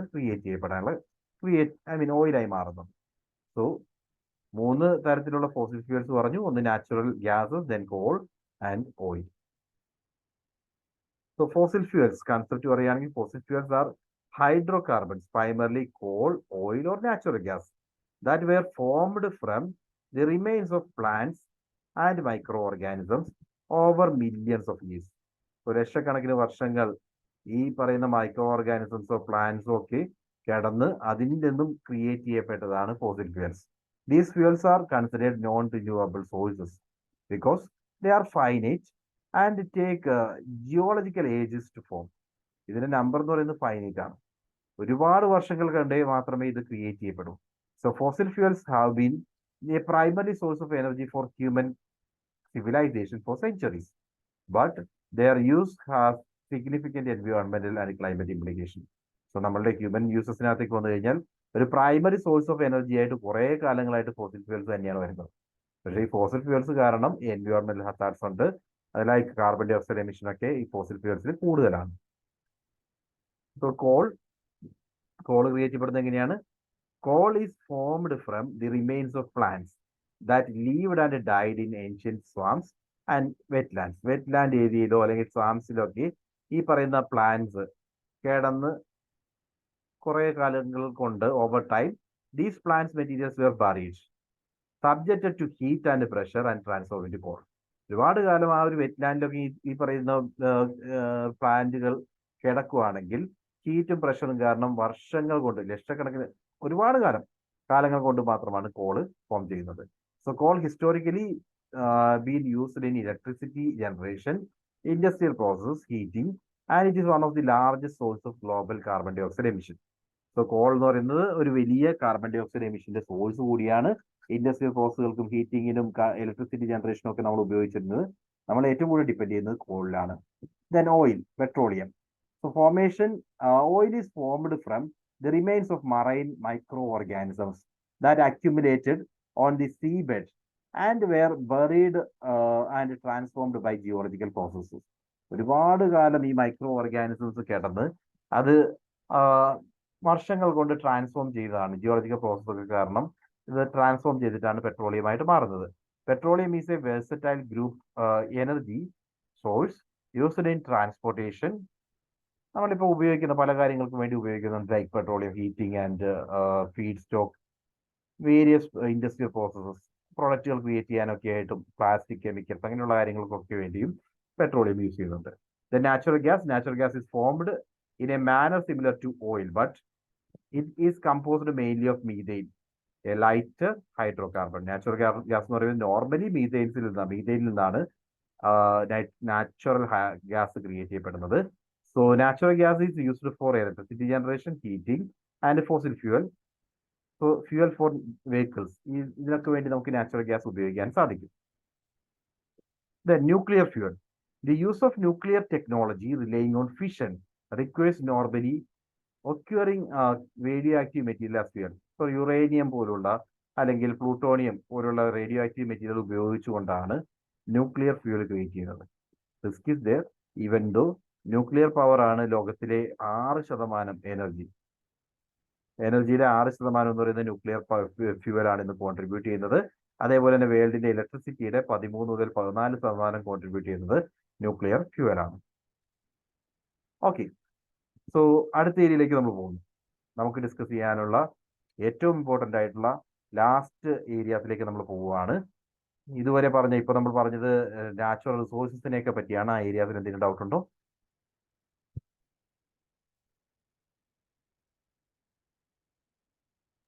No, sir. ഓക്കെ, ഇനി നമുക്ക് ഡിസ്കസ് ചെയ്യാനുള്ളത് national and international effort to preserve environment. Environment preserve ചെയ്യാനുള്ള national and international efforts.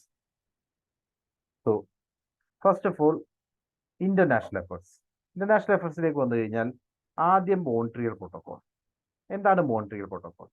The Montreal protocol on substances that deplete ozone layer is an international environment treaty design to protect earth ozone layer. അതായത് ozone ഡിപ്ലീഷന് കാരണമാകുന്ന സബ്സ്റ്റൻസുകൾ ഒഴിവാക്കുക, പ്രധാനമായിട്ടും CFCs, chlorofluorocarbon, അതിന്റെ usage ഒഴിവാക്കുക എന്ന ലക്ഷ്യത്തോടു കൂടിയാണ് മോൺട്രിയൽ പ്രോട്ടോകോൾ വന്നത്. So it is widely regarded as one of the most successful international environment agreements ever negotiated. The protocol was adopted on September 16, 1987 and entered into force on January 1, 1989. So 87-ലാണ് ഈ protocol negotiate ചെയ്തത്, enforce ചെയ്തത് 1989-ലാണ്. Objective പറയുകയാണെങ്കിൽ the primary objective of Montreal protocol is to phase out the production and consumption of ozone depleting substances. അതായത് ഓസോണിനെ നശിപ്പിക്കുന്ന സബ്സ്റ്റൻസുകൾ അവയുടെ usage ഇല്ലാതാക്കുക. ഇതിനു വേണ്ടിയാണ് ഈ ഒരു പ്രോട്ടോകോള് നടത്തിയിരിക്കുന്നത്. ഇത് ഓർത്തേക്കണം കേട്ടോ. മോൺട്രിയൽ പ്രോട്ടോകോൾ എന്തിനു വേണ്ടിയാണ്?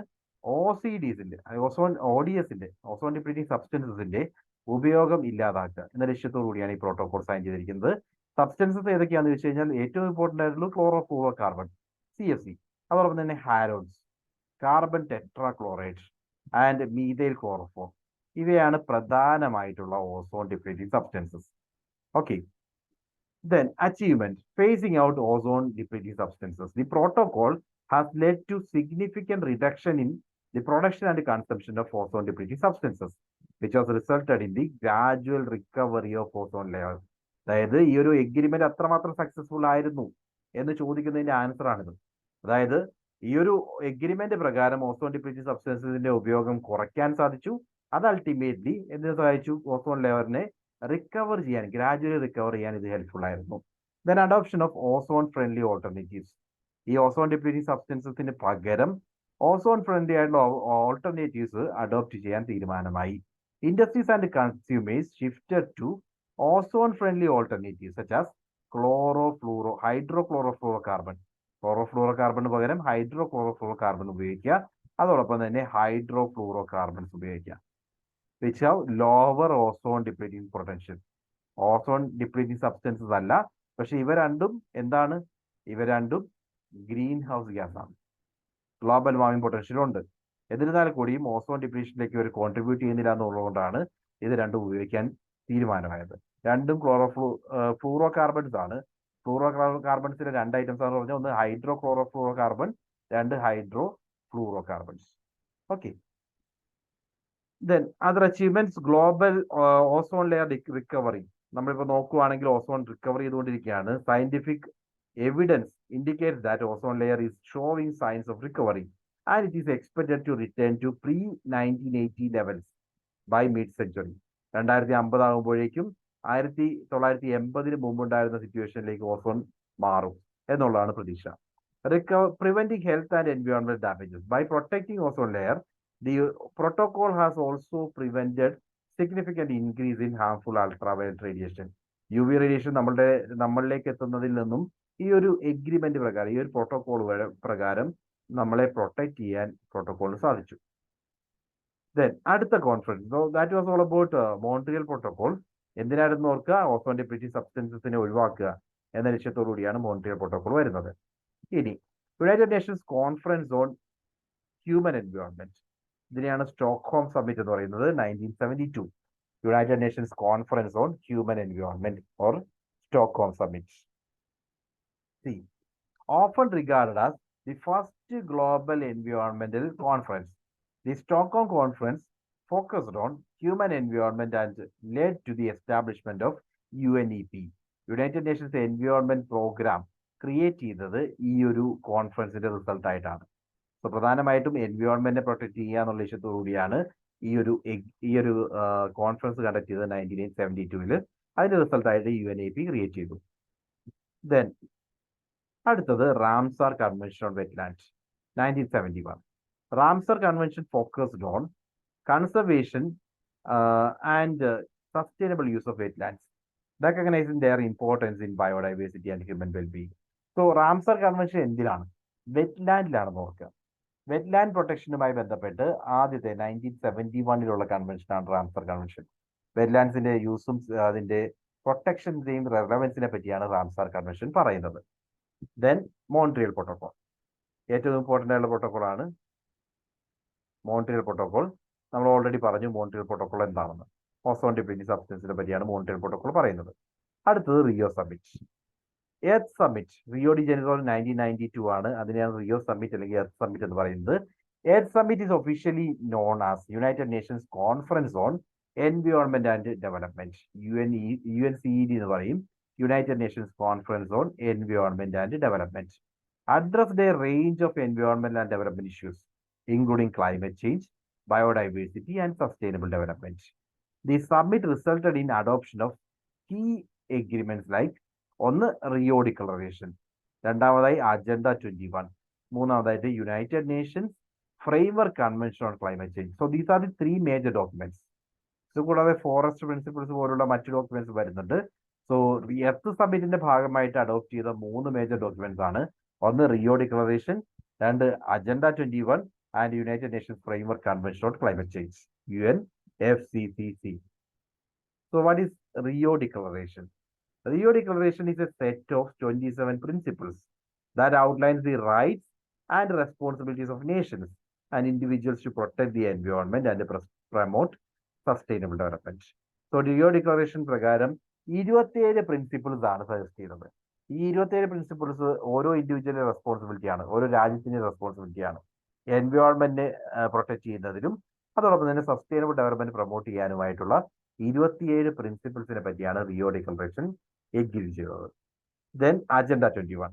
അജണ്ട 21 എന്ന് പറയുന്നത് it's A comprehensive action plan for sustainable development and that covers various sectors including agriculture, biodiversity, climate change and poverty reduction. ഈ എല്ലാ ഏരിയയും ഇൻക്ലൂഡ് ചെയ്യുന്ന ഒരു കോംപ്രിഹെൻസീവ് ആക്ഷൻ പ്ലാൻ ആണ് അജണ്ട 21. ദെൻ പിന്നെ വന്നത് UNFCCC ആണ്, United nations framework convention on climate change, UNFCCC. So the framework for addressing climate change with the ultimate outcome being the adoption of Kyoto Protocol and later the Paris Agreement. United Nations Framework Convention on Climate Change എന്ന് പറയുന്നത് climate ചേഞ്ചിനെ address ചെയ്യാനുള്ള framework.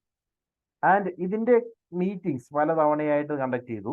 അതിന്റെ result ആയിട്ടാണ് Kyoto പ്രോട്ടോകോളും Paris എഗ്രിമെന്റും ഒക്കെ പിന്നീട് adopt ചെയ്യുന്നത്. Okay, so ഈ 3 document ആണ് എർത്ത് സമ്മിറ്റിന്റെ ഭാഗമായിട്ട് അക്സെപ്റ്റ് ചെയ്തിരുന്നത്. ഒന്ന് Rio declaration, then agenda 21 and UNFCCC, united nations framework convention on climate change.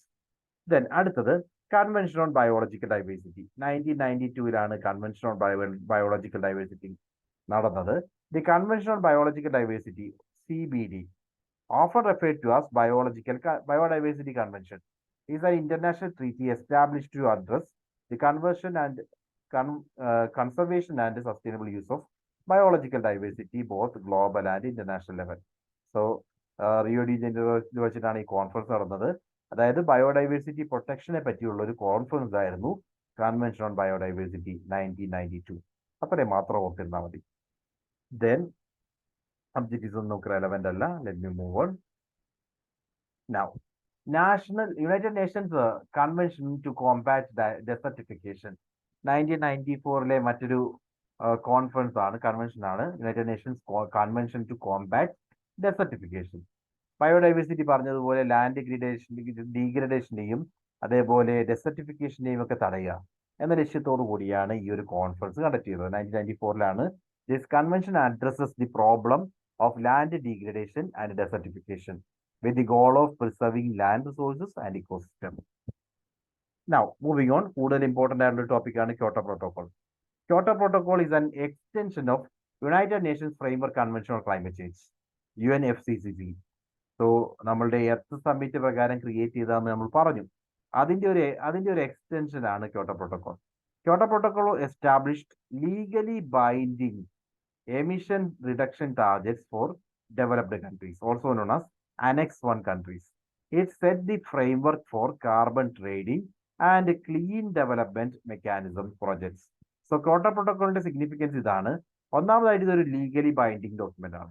Legally binding എന്ന് പറഞ്ഞാൽ മെമ്പർ കൺട്രീസ് എല്ലാം അത് ഫോളോ ചെയ്തിരിക്കണം. നിയമപരമായിട്ട് ബൈൻഡിങ് ആണ്, നിലനിൽക്കുന്നതാണ്. അങ്ങനെയുള്ളൊരു എഗ്രിമെന്റ്.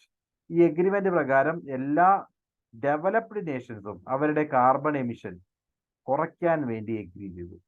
അത് ലീഗലി ബൈൻഡിങ് എന്ന് പറഞ്ഞാൽ കുറച്ചേ പറ്റൂ. ആ രീതിയിൽ അവർ എഗ്രി ചെയ്തിട്ടുള്ള ഒരു ഡോക്യുമെന്റ് ആണ്. ഇത് പ്രകാരം കാർബൺ ട്രേഡിംഗ് പോലുള്ള കൺസെപ്റ്റുകൾ കൊണ്ടുവരും. കാർബൺ ട്രേഡിംഗ് എന്ന് പറഞ്ഞാൽ എമിഷൻ ട്രേഡിംഗ് ആണ്. ഒരു രാജ്യത്തിന്റെ എമിഷൻ റൈറ്റ്സ് മറ്റൊരു രാജ്യത്തിന് വേണമെങ്കിൽ വിൽക്കാം, അങ്ങനെ ബെനിഫിറ്റ് നേടിയെടുക്കാം. അത്തരം എമിഷൻ ട്രേഡിംഗ് പോലുള്ള കൺസെപ്റ്റുകളൊക്കെ ക്യോട്ടോ പ്രോട്ടോക്കോളിന്റെ ഭാഗമായിട്ടാണ് വന്നത്. Kyoto Protocol is an international treaty aimed at addressing global climate change by reducing greenhouse gas emissions. Adopted on December 11, 1997, Kyoto, Japan. But protocol was entered into force on, അത് നിങ്ങൾ ഓർക്കണം, previous question ആണ്. Kyoto protocol enforce ചെയ്തിരിക്കുന്നത് February 16, 2005 1997 adopt ചെയ്തു. 2005 മാത്രം അത് enforce ചെയ്തു. എന്തുകൊണ്ടാ? അതിനുള്ള റീസൺ ആണ്, it is A legally binding document. Legally binding ആണെങ്കിൽ അതിനർത്ഥം ഈ പറയുന്ന എഗ്രിമെന്റ് ഓരോ കൺട്രിയും ഓരോ മെമ്പർ നേഷനും അവരുടെ പാർലമെന്റിൽ പാസ്സാക്കണം, റാറ്റിഫൈ ചെയ്യണം. റാറ്റിഫിക്കേഷൻ എന്ന് പറയും. അവരത് റാറ്റിഫൈ ചെയ്തിട്ട് എഗ്രി ചെയ്യണം. എല്ലാ നേഷൻസും എഗ്രി ചെയ്താൽ മാത്രമേ അത് ലീഗലി ബൈൻഡിങ് ആക്കാൻ സാധിക്കൂ. ആ റാറ്റിഫിക്കേഷന് വേണ്ടിയാണ് ഇത്രയും നാളെടുത്തത്. ആ റാറ്റിഫിക്കേഷന് ശേഷം അവസാനം 2005 ഈ ഒരു ക്യോട്ടോ പ്രോട്ടോകോൾ എൻഫോഴ്സ് ചെയ്തത്. ഈ ആസ്പെക്ട്സ് പറയുകയാണെങ്കിൽ, ഒന്ന് ഒബ്ജക്റ്റീവ്. ഈ പ്രൈമറി ഗോൾ എന്താണ്? ക്യോട്ടോ പ്രോട്ടോകോളിൽ ക്ലൈമറ്റ് ചേഞ്ചിന് കാരണമാകുന്ന എമിഷൻ കുറയ്ക്കുക എന്നുള്ളതാണ്, ഗ്രീൻ ഹൗസ് ഗ്യാസ് എമിഷൻ കുറയ്ക്കുക എന്നുള്ളതാണ് പ്രൈമറി ഗോൾ. ദെൻ എമിഷൻ ടാർഗറ്റുകൾ സെറ്റ് ചെയ്യുക, reduction target. So the Kyoto protocol established emission reduction target for industrialised countries for the first commitment period. അതായത് 2008 തൊട്ട് 2012 വരെയുള്ള ടാർഗറ്റ്. അത് 1990 ലെവലിലേക്ക് കുറച്ച് കൊണ്ടുവരണം എന്നുള്ളതാണ് ടാർഗറ്റ് ആയിട്ട് സെറ്റ് ചെയ്തിരുന്നത്. Then flexible mechanism, emission trading പോലുള്ള കൺസെപ്റ്റ്, ക്ലീൻ ഡെവലപ്മെന്റ് മെക്കാനിസം പോലുള്ള കൺസെപ്റ്റുകളൊക്കെ ഇൻട്രൊഡ്യൂസ് ചെയ്തു. അതൊക്കെ ജസ്റ്റ് വായിച്ചു നോക്കിയിരുന്നാൽ മതി, ഞാൻ അതിനകത്ത് കൂടുതൽ എക്സ്പ്ലെയിൻ ചെയ്യുന്നില്ല. സോ ജസ്റ്റ് നോക്കുക എന്താണ് ക്യോട്ടോ പ്രോട്ടോകോൾ എന്ന് മാത്രം കൺസെപ്റ്റിൽ നമ്മൾ പറഞ്ഞു. ക്യോട്ടോ പ്രോട്ടോകോൾ എന്ന് പറഞ്ഞു കഴിഞ്ഞാൽ ഓർക്കുക, പ്രധാനമായിട്ടും ഈ പറയുന്ന industrialised Nations or developed Nations അവരുടെ എമിഷൻസ് കുറയ്ക്കാം എന്ന് ലീഗലി ബൈൻഡിങ് ആയിട്ട് എഗ്രി ചെയ്തു. അത്തരം ഒരു ഡോക്യുമെന്റ് ആണ് Kyoto protocol. Then Paris agreement. Paris agreement is a landmark international treaty aimed at addressing climate change and its impact by reducing greenhouse gas emission and promoting global climate change resilience. So Paris agreement aim എന്താണ്? Again green house gas emission കുറയ്ക്കുക, അതോടൊപ്പം തന്നെ global climate change resilience promote ചെയ്യുക. ഈ രണ്ട് aim വെച്ചുകൊണ്ടാണ് Paris agreement sign ചെയ്തത്. Adopt ചെയ്തത് 2015 and at the 21st conference of parties, united നേഷൻസിന്റെ ഫ്രെയിംവർക്ക് കൺവെൻഷൻ ഓൺ ക്ലൈമറ്റ് ചേഞ്ചിന്റെ 21ാമത്തെ മീറ്റിംഗ്, അതിനെയാണ് COP21 എന്ന് പറയും, കോൺഫറൻസ് ഓഫ് പാർട്ടീസ് 21. അത് ഓരോ വർഷവും മീറ്റിംഗ് ഉണ്ട്. അവരുടെ 21ാമത്തെ മീറ്റിംഗിലാണ് ഈ ഒരു പാരീസ് അഗ്രിമെന്റ് അക്സെപ്റ്റ് ചെയ്തത്. ഓക്കെ, ദെൻ പാരീസ് അഗ്രിമെന്റിന്റെ പ്രൊവിഷൻസ് പറയുകയാണെങ്കിൽ limit global warming. So the central aim of Paris Agreement is to limit global warming well below 2 degrees Celsius above the pre-industrial levels. Industrialisation ലെവലിന്, അതായത് 1850s ലെവലിനുമായിട്ട് compare ചെയ്തിട്ട് അതിൽ 2% എന്നുള്ള രീതിയിൽ maintain ചെയ്യുക. 2% കൂടുതൽ, അതിൽ കൂടരുത്. ആ ഒരു രീതിയിൽ നമ്മൾ എങ്ങനെ ഗ്ലോബൽ വാർമിങ്ങിനെ കൺട്രോൾ ചെയ്യണം, അതായത് ആ ഗ്ലോബൽ ടെമ്പറേച്ചറിനെ ആ ഒരു നിലയിൽ നിലനിർത്തുക എന്നുള്ളതാണ് target. Aspirational goal of limiting the increase to 1.5 degree celsius. 2 degree സെൽഷ്യസിനുള്ളിലെങ്കിലും നിലനിർത്തണം. പക്ഷെ നമ്മുടെ ഗോൾ എന്ന് പറയുന്നത് 1.5 ഡിഗ്രി സെൽഷ്യസ് മാത്രം കൂടുതലാക്കി വയ്ക്കുക എന്നുള്ളതാണ്. 1.5 ഡിഗ്രി സെൽഷ്യസ് ഗ്ലോബൽ വാർമിംഗ് 150 വർഷം മുമ്പുള്ള സിറ്റുവേഷനിൽ നിന്നും എത്രമാത്രം കൂടിയിട്ടുണ്ടോ ആ ഗ്രോത്ത് എന്ന് പറയുന്നത് 1.5 ഡിഗ്രി സെൽഷ്യസ് ആയിട്ട് മെറ്റിഗേറ്റ് ചെയ്യുക, അത്രയിൽ നിലനിർത്തുക. This is consider as a crucial threshold for avoiding most severe impacts of climate change. This is a previous question as well. ഈ 1.5 ഡിഗ്രി സെൽഷ്യസ് ആയിട്ട് നിലനിർത്തുക, മാക്സിമം 2 ഡിഗ്രി സെൽഷ്യസിനുള്ളിലെങ്കിലും നിലനിർത്തുക എന്ന് പറയുന്നത് നമ്മളോട് പ്രീവിയസ് ക്വസ്റ്റ്യൻ ആയിട്ട് ചോദിച്ചതാണ്. അത് ഓർത്തേക്കുക. പാരീസ് അഗ്രിമെന്റ് പ്രകാരം പ്രീ ഇൻഡസ്ട്രിയൽ ഇൻഡസ്ട്രിയലൈസേഷൻ ലെവലിൽ നിന്നും കമ്പയർ ചെയ്യുമ്പോൾ 2 ഡിഗ്രി സെൽഷ്യസിൽ ഉയർച്ച കൂടുതൽ മാത്രമേ ഉണ്ടാകാൻ പാടുള്ളൂ. അത് നമ്മൾ എയിം ചെയ്യുന്നത് 1.5 നിലനിർത്തുക എന്നുള്ളതാണ്. അത് ഒരു പ്രീവിയസ് ക്വസ്റ്റ്യൻ ആയിട്ട് ചോദിച്ചതാണ്. Okay, mitigation. Parties to the agreement commit to reduce their greenhouse gas emission to contribute to the overall goal of limiting global warming.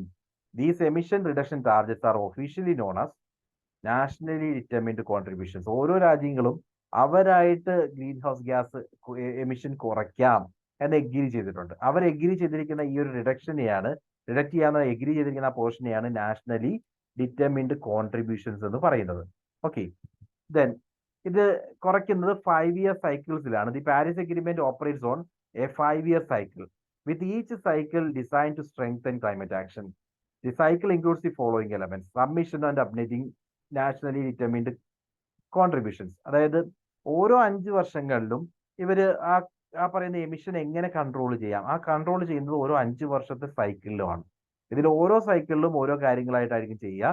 So first of all they will decide the submission targets. അതായത് എത്രയാണ് nationally determined contribution എന്ന് അവർ determine ചെയ്യും. ഓരോ 5 വർഷങ്ങളിലും അവർ കുറയ്ക്കാൻ ഉദ്ദേശിക്കുന്നത് എത്രമാത്രമാണെന്നുള്ളത് ഓരോ രാജ്യങ്ങളും സബ്മിറ്റ് ചെയ്യണം. Then global stock takes. So A global stock take occurs every 5 years to assess collective progress in achieving the agreement's goal. So എത്രമാത്രമാണ് ഓരോ 5 വർഷങ്ങളിലും എത്രമാത്രം ഇവർക്ക് ഈ ഒരു ഗോളിലേക്ക് എത്താൻ സാധിച്ചു അത് മനസ്സിലാക്കാൻ വേണ്ടി ഒരു ഗ്ലോബൽ സ്റ്റോക്ക് ടേക്ക് എല്ലാ 5 വർഷങ്ങളിലും കണ്ടക്ട് ചെയ്യും. സോ ഓരോ 5 വർഷത്തെ സൈക്കിൾ എന്നുള്ള രീതിയിലാണ് ഈ പാരീസ് അഗ്രിമെന്റിന്റെ ഇംപ്ലിമെന്റേഷൻ നടക്കുന്നത്. Achievements. Paris agreement is considered a significant achievement in global efforts to combat climate change. Because ഓരോ രാജ്യങ്ങളും അവരുടെ കോൺട്രിബ്യൂഷൻ ഐഡന്റിഫൈ ചെയ്യും, അവർ എഗ്രി ചെയ്യുകയാണ് ചെയ്യുന്നത്. അത് പ്രകാരം 1.5 ഡിഗ്രി സെൽഷ്യസ് യൂണിറ്റിൽ ടെമ്പറേച്ചർ നിലനിർത്താൻ വേണ്ടി ലോകരാജ്യങ്ങൾ ഏറ്റെടുത്ത് ചെയ്യുവാണ്. അതൊരു വലിയ അച്ചീവ്മെന്റ് ആയിട്ട് തന്നെ നമുക്ക് പറയാം. Paris agreement represent A major step forward in the ongoing effort to reduce greenhouse gas emission, adapt to climate change, and achieve sustainable and climate resilient future. It became a cornerstone of global climate action and cooperation. നമ്മൾ പറയുമ്പോൾ ഈ 5 വർഷത്തെ ടാർഗറ്റുകൾ വെച്ച് മുന്നോട്ട് പോകുന്ന ഈ climate ചേഞ്ചിന്റെ Paris agreement green house gas എമിഷനുമായി ബന്ധപ്പെട്ട ഒരു മേജർ ഡോക്യുമെന്റ് ആണ്, മേജർ ട്രീറ്റി ആണെന്ന് തന്നെ പറയാം. ബിക്കോസ് കൺട്രീസ് എഗ്രി ചെയ്യുകയാണ് അവരുടെ നാഷണലി ഡിറ്റർമിൻഡ് കോൺട്രിബ്യൂഷൻസ് വെച്ചുകൊണ്ട് ഓരോ രാജ്യങ്ങളും അവരുടെ എമിഷൻ കുറയ്ക്കാനുള്ള സമ്മതമാണ് അറിയിക്കുന്നത്. So this is A major achievement. Now next initiative is International Solar Alliance. International Solar Alliance is an international organization established to promote solar energy adoption and cooperation among solar rich nations. ഇപ്പൊ India പോലുള്ള solar rich ആയിട്ടുള്ള നേഷൻസിനിടയിൽ solar energy promotion നടത്തുക, അല്ലെങ്കിൽ solar rich countries തമ്മിലുള്ള ഒരു what to say, ഈ കൺട്രികൾ ഒരുമിച്ച് നിന്നുകൊണ്ട് സോളാർ എനർജി പ്രൊമോഷൻ ആക്ടിവിറ്റീസ് നടത്തുക എന്നുള്ളതാണ് ഇന്റർനാഷണൽ സോളാർ അലയൻസ് കൊണ്ട് ഉദ്ദേശിക്കുന്നത്. അതായത് 2 ട്രോപ്പിക്സിന് ഇടയിലുള്ള രാജ്യങ്ങൾ, ട്രോപ്പിക് ഓഫ് ക്യാൻസറിനും ട്രോപ്പിക് ഓഫ് കാപ്രിക്കോണിനും ഇടയിലുള്ള, അതായത് ഇപ്പോൾ ഭൂമധ്യരേഖ എടുക്കുകയാണെങ്കിൽ ഭൂമധ്യരേഖയിൽ നിന്നും 23 ഡിഗ്രി, ഭൂമധ്യരേഖയിൽ നിന്നും 23.5 ഡിഗ്രി നോർത്തും 23.5 ഡിഗ്രി സൗത്തും, ഇത് രണ്ടിനും ഇടയിലുള്ള രാജ്യങ്ങളിലാണ് ഏറ്റവും കൂടുതൽ സൺഷൈൻ കിട്ടുന്നത്. സൂര്യപ്രകാശം ഏറ്റവും കൂടുതൽ അടിക്കുന്ന രാജ്യങ്ങൾ ഇവയാണ്. സോ ഈ രാജ്യങ്ങൾ തമ്മിലുള്ള, ഈ രാജ്യങ്ങളെ സൺഷൈൻ കൺട്രീസ് എന്ന് കൂടി വിളിക്കും. സോ ഈ രാജ്യങ്ങൾ തമ്മിലുള്ള ഒരു എഗ്രിമെന്റ് ആണ്. രാജ്യങ്ങളെല്ലാം ഒരുമിച്ച് നിന്നുകൊണ്ട് ഒരു അലയൻസ് ക്രിയേറ്റ് ചെയ്യുന്നു. അതിനെയാണ് ഇന്റർനാഷണൽ സോളാർ അലയൻസ് എന്ന് പറയുന്നത്. So the international solar alliance is A joint initiative jointly launched by India and France during the 21st Conference of Parties to the United Nations Framework Convention on Climate Change in Paris in 2015. 2015 ഇന്ത്യയും ഫ്രാൻസും ഒരുമിച്ച് നിന്നുകൊണ്ടാണ് international solar alliance launch ചെയ്തത്. The primary objective of International Solar Alliance is to address energy security and promote sustainable development by harnessing the abundant solar energy available in the solar belt countries. Because നമ്മളുടെ രാജ്യങ്ങൾ എന്ന് പറഞ്ഞു കഴിഞ്ഞാൽ solar belt കൺട്രിയാണ്, sunshine Nations ആണ്. So ഈ രാജ്യങ്ങളിൽ sufficient ആയിട്ടുള്ള solar energy available ആണ്. അത് യൂസ് ചെയ്യുക, അതുവഴി എനർജി സെക്യൂരിറ്റി നേടിയെടുക്കുക, അതോടൊപ്പം തന്നെ ഫോസിൽ ഫ്യൂൽസിന്റെ ഡിപ്പെൻഡൻസ് കുറയ്ക്കുക. ഇവയൊക്കെയാണ് ഇന്റർനാഷണൽ സോളാർ അലയൻസ് എയിം ചെയ്യുന്നത്. സോ എനർജി പ്രൊമോഷൻ ആണ് ഒരു major area. Then investment, energy promotion ആക്ടിവിറ്റീസുമായി ബന്ധപ്പെട്ട് ഇൻവെസ്റ്റ്മെന്റ് കണ്ടെത്തുക. ഇതൊക്കെയാണ് കീ ഇനീഷ്യേറ്റീവ്സ് ആയിട്ട് പറയാവുന്നത്. ദെൻ സോളാർ ടെക്നോളജി കൊളാബറേഷൻ, ഈ രാജ്യങ്ങൾ തമ്മിൽ സോളാർ ടെക്നോളജി ഷെയറിംഗ് ഹാപ്പൻ ചെയ്യണം, റിസർച്ച് ആൻഡ് ഡെവലപ്മെന്റിനെ സപ്പോർട്ട് ചെയ്യണം. ആ രീതിയിൽ സോളാർ ടെക്നോളജി കൊളാബറേഷൻസ് എൻഷുർ ചെയ്യുക. Then scaling up solar access, solar energy access എല്ലാവരിലേക്കും എത്തിക്കുക. അണ്ടർ സർവ്ഡ് ആയിട്ടുള്ള റീജിയൻസിലേക്കും ഈ സോളാർ എനർജി എത്തിക്കുക എന്നുള്ളതും ഇതിന്റെ ഭാഗമായിട്ട് തന്നെ പറയാം. Then training and capacity building, മെമ്പറായുള്ള രാജ്യങ്ങൾക്ക് ഇത്തരം സോളാർ എനർജിയുമായി ബന്ധപ്പെട്ട ട്രെയിനിങ് പ്രൊവൈഡ് ചെയ്യുക, അവർക്ക് വേണ്ട ടെക്നോളജിക്കൽ സപ്പോർട്ട് പ്രൊവൈഡ് ചെയ്യുക തുടങ്ങിയ ആക്ടിവിറ്റീസും ഈ ഒരു സോളാർ അലയൻസിന്റെ ഭാഗമാണ്. അതോടൊപ്പം promoting solar projects, solar based ആയിട്ടുള്ള പ്രൊജക്റ്റുകൾക്ക് വേണ്ട സപ്പോർട്ട് കൊടുക്കുക. ഇത്രയും കാര്യങ്ങളാണ് പ്രധാനമായിട്ട് ഇന്റർനാഷണൽ സോളാർ അലയൻസിൽ വരുന്നത്. മെമ്പർഷിപ്പ് പറയുകയാണെങ്കിൽ the international solar alliance is open to all countries located between tropics of cancer and Capricorn. കാപ്രിക്കോണും ക്യാൻസറും, 2 ട്രോപ്പിക്കിനിടയിലുള്ള എല്ലാ രാജ്യങ്ങൾക്കും ഈ പറയുന്ന മെമ്പർഷിപ്പ് ഉണ്ട്. മെമ്പർഷിപ്പ് ഓപ്പൺ ആണ്. As of January 2002, over 120 countries have signed International Solar Alliance Framework and over 75 countries have ratified it. അവരുടെ പാർലമെന്റിൽ പാസ്സാക്കുക എന്ന് പറയും, അതിനാണ് റാറ്റിഫിക്കേഷൻ എന്ന് പറയുന്നത്. സോ 75 കൺട്രീസ് അത് റാറ്റിഫൈ ചെയ്തിട്ടുണ്ട്, 120 കൺട്രീസ് എഗ്രി ചെയ്തിട്ടുണ്ട്. ഫൗണ്ടേഴ്സ് പറയുകയാണെങ്കിൽ ഇന്ത്യയും ഫ്രാൻസും ഒരുമിച്ചാണ് ഈ ഒരു initiative international solar alliance launch ചെയ്തത്. And it was led by member countries and secretariat is based on Gurugram. ഇന്ത്യയിലെ ഗുരുഗ്രാമിലാണ് ഇന്റർനാഷണൽ സോളാർ അലയൻസിന്റെ സെക്രട്ടേറിയറ്റ് വരുന്നത്. സോ ബേസിക് അച്ചീവ്മെന്റ് എന്ന് പറഞ്ഞാൽ സോളാർ പൊട്ടൻഷ്യൽ വളർത്തിയെടുക്കാൻ വേണ്ടി പ്രോമിനന്റ് റോൾ ഇവർ പ്ലേ ചെയ്തിട്ടുണ്ട്. സോ ഇത്രയുമാണ് ഇന്റർനാഷണൽ എഫേർട്സ് ആയിട്ട് പറയാനുള്ളത്. ഇനി നമുക്ക് പറയാനുള്ളത് നാഷണൽ എഫേർട്സ് ആണ്. അപ്പോൾ ഇന്ത്യക്ക് അകത്ത് എന്തൊക്കെ ഇനീഷ്യേറ്റീവ് ആണ് ഈ ഒരു ഏരിയയുമായി ബന്ധപ്പെട്ട്, അതായത് ക്ലൈമറ്റ് പ്രൊട്ടക്ഷനും അല്ലെങ്കിൽ ക്ലൈമറ്റ് ചേഞ്ചിനെ ടാക്കിൾ ചെയ്യുക, അതേപോലെ ഗ്ലോബൽ വാർമിംഗിനെ ടാക്കിൾ ചെയ്യുക, അങ്ങനെയുള്ള കാര്യങ്ങളുമായി ബന്ധപ്പെട്ട് എന്തൊക്കെ എഫേർട്സ് ആണ് ഇന്ത്യക്ക് അകത്ത് നടന്നിട്ടുള്ളത്. അതിൽ ആദ്യത്തെയാണ് ഈ environment protection act 1986. So Environment Protection Act 1986 is a significant environment law in India that provides a framework for protection and improvement of environment and preservation of hazard to human health and ecosystem. Environment പ്രൊട്ടക്ഷനുമായി ബന്ധപ്പെട്ട് ഇന്ത്യയിൽ പാസ്സാക്കിയ ആദ്യത്തെ major act അതാണ് 1986 environment protection act.